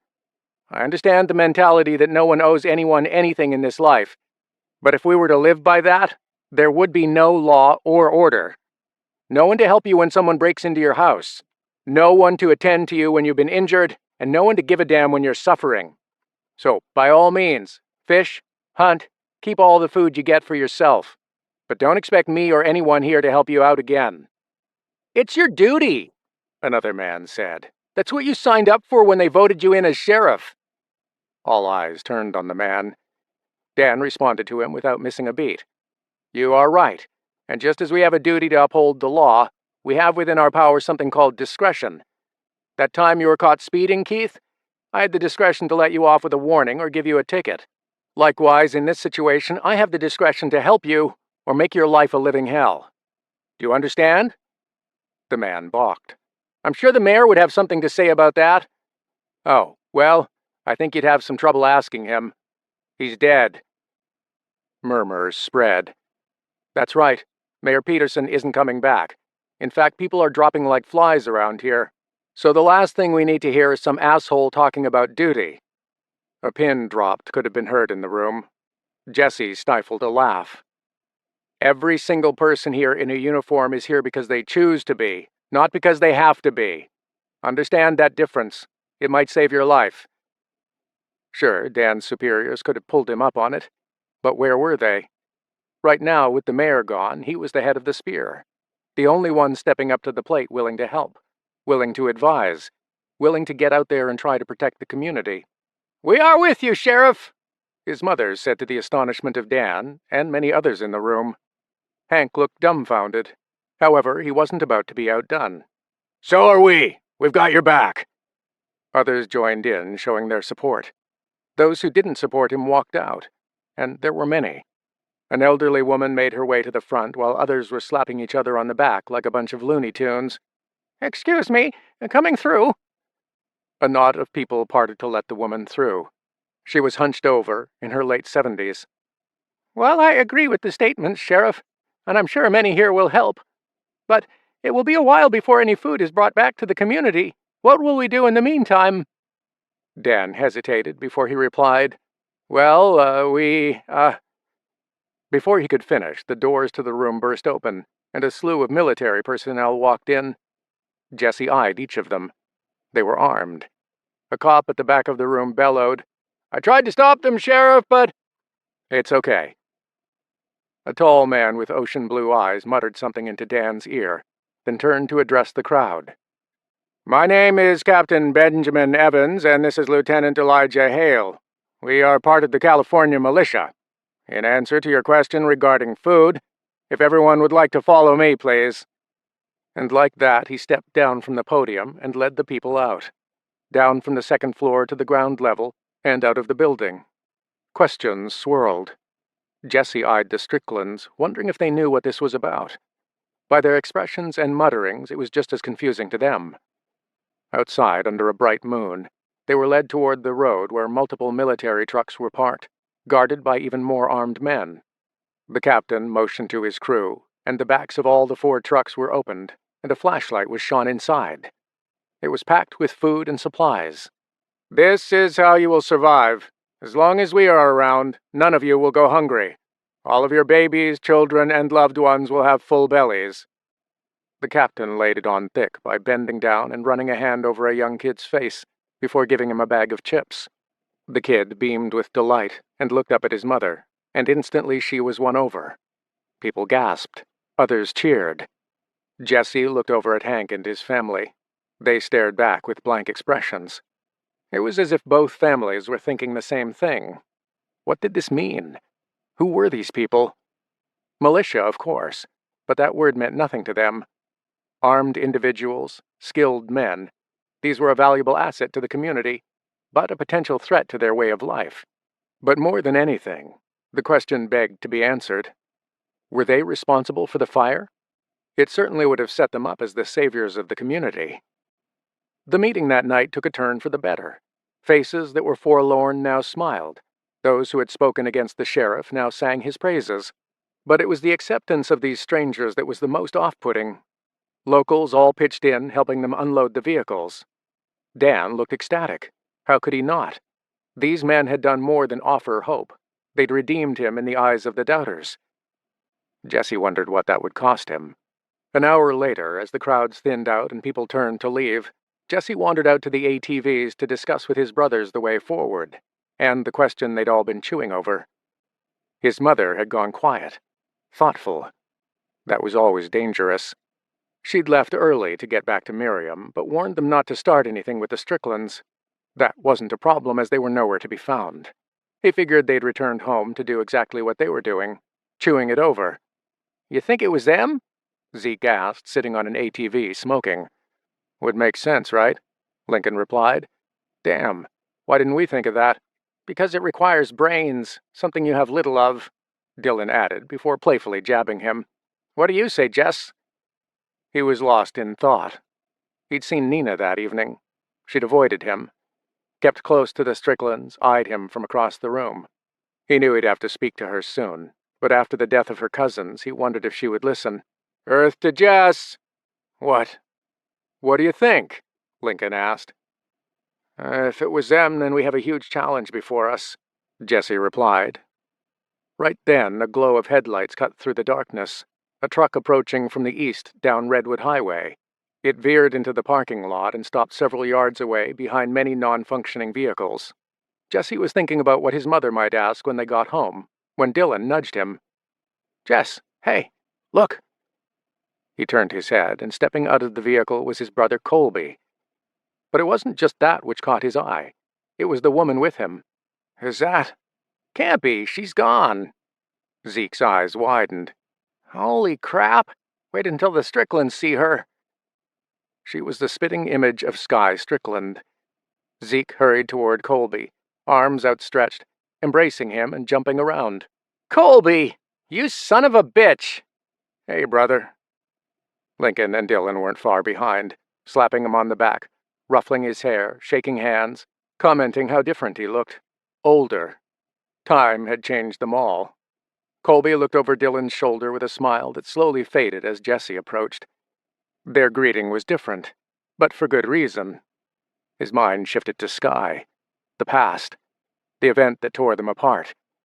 "Colby, hey." "Jess?" There was no handshake. He didn't expect one. 10 years. Been a long time," he said, bouncing from one foot to the next. The awkwardness of the moment only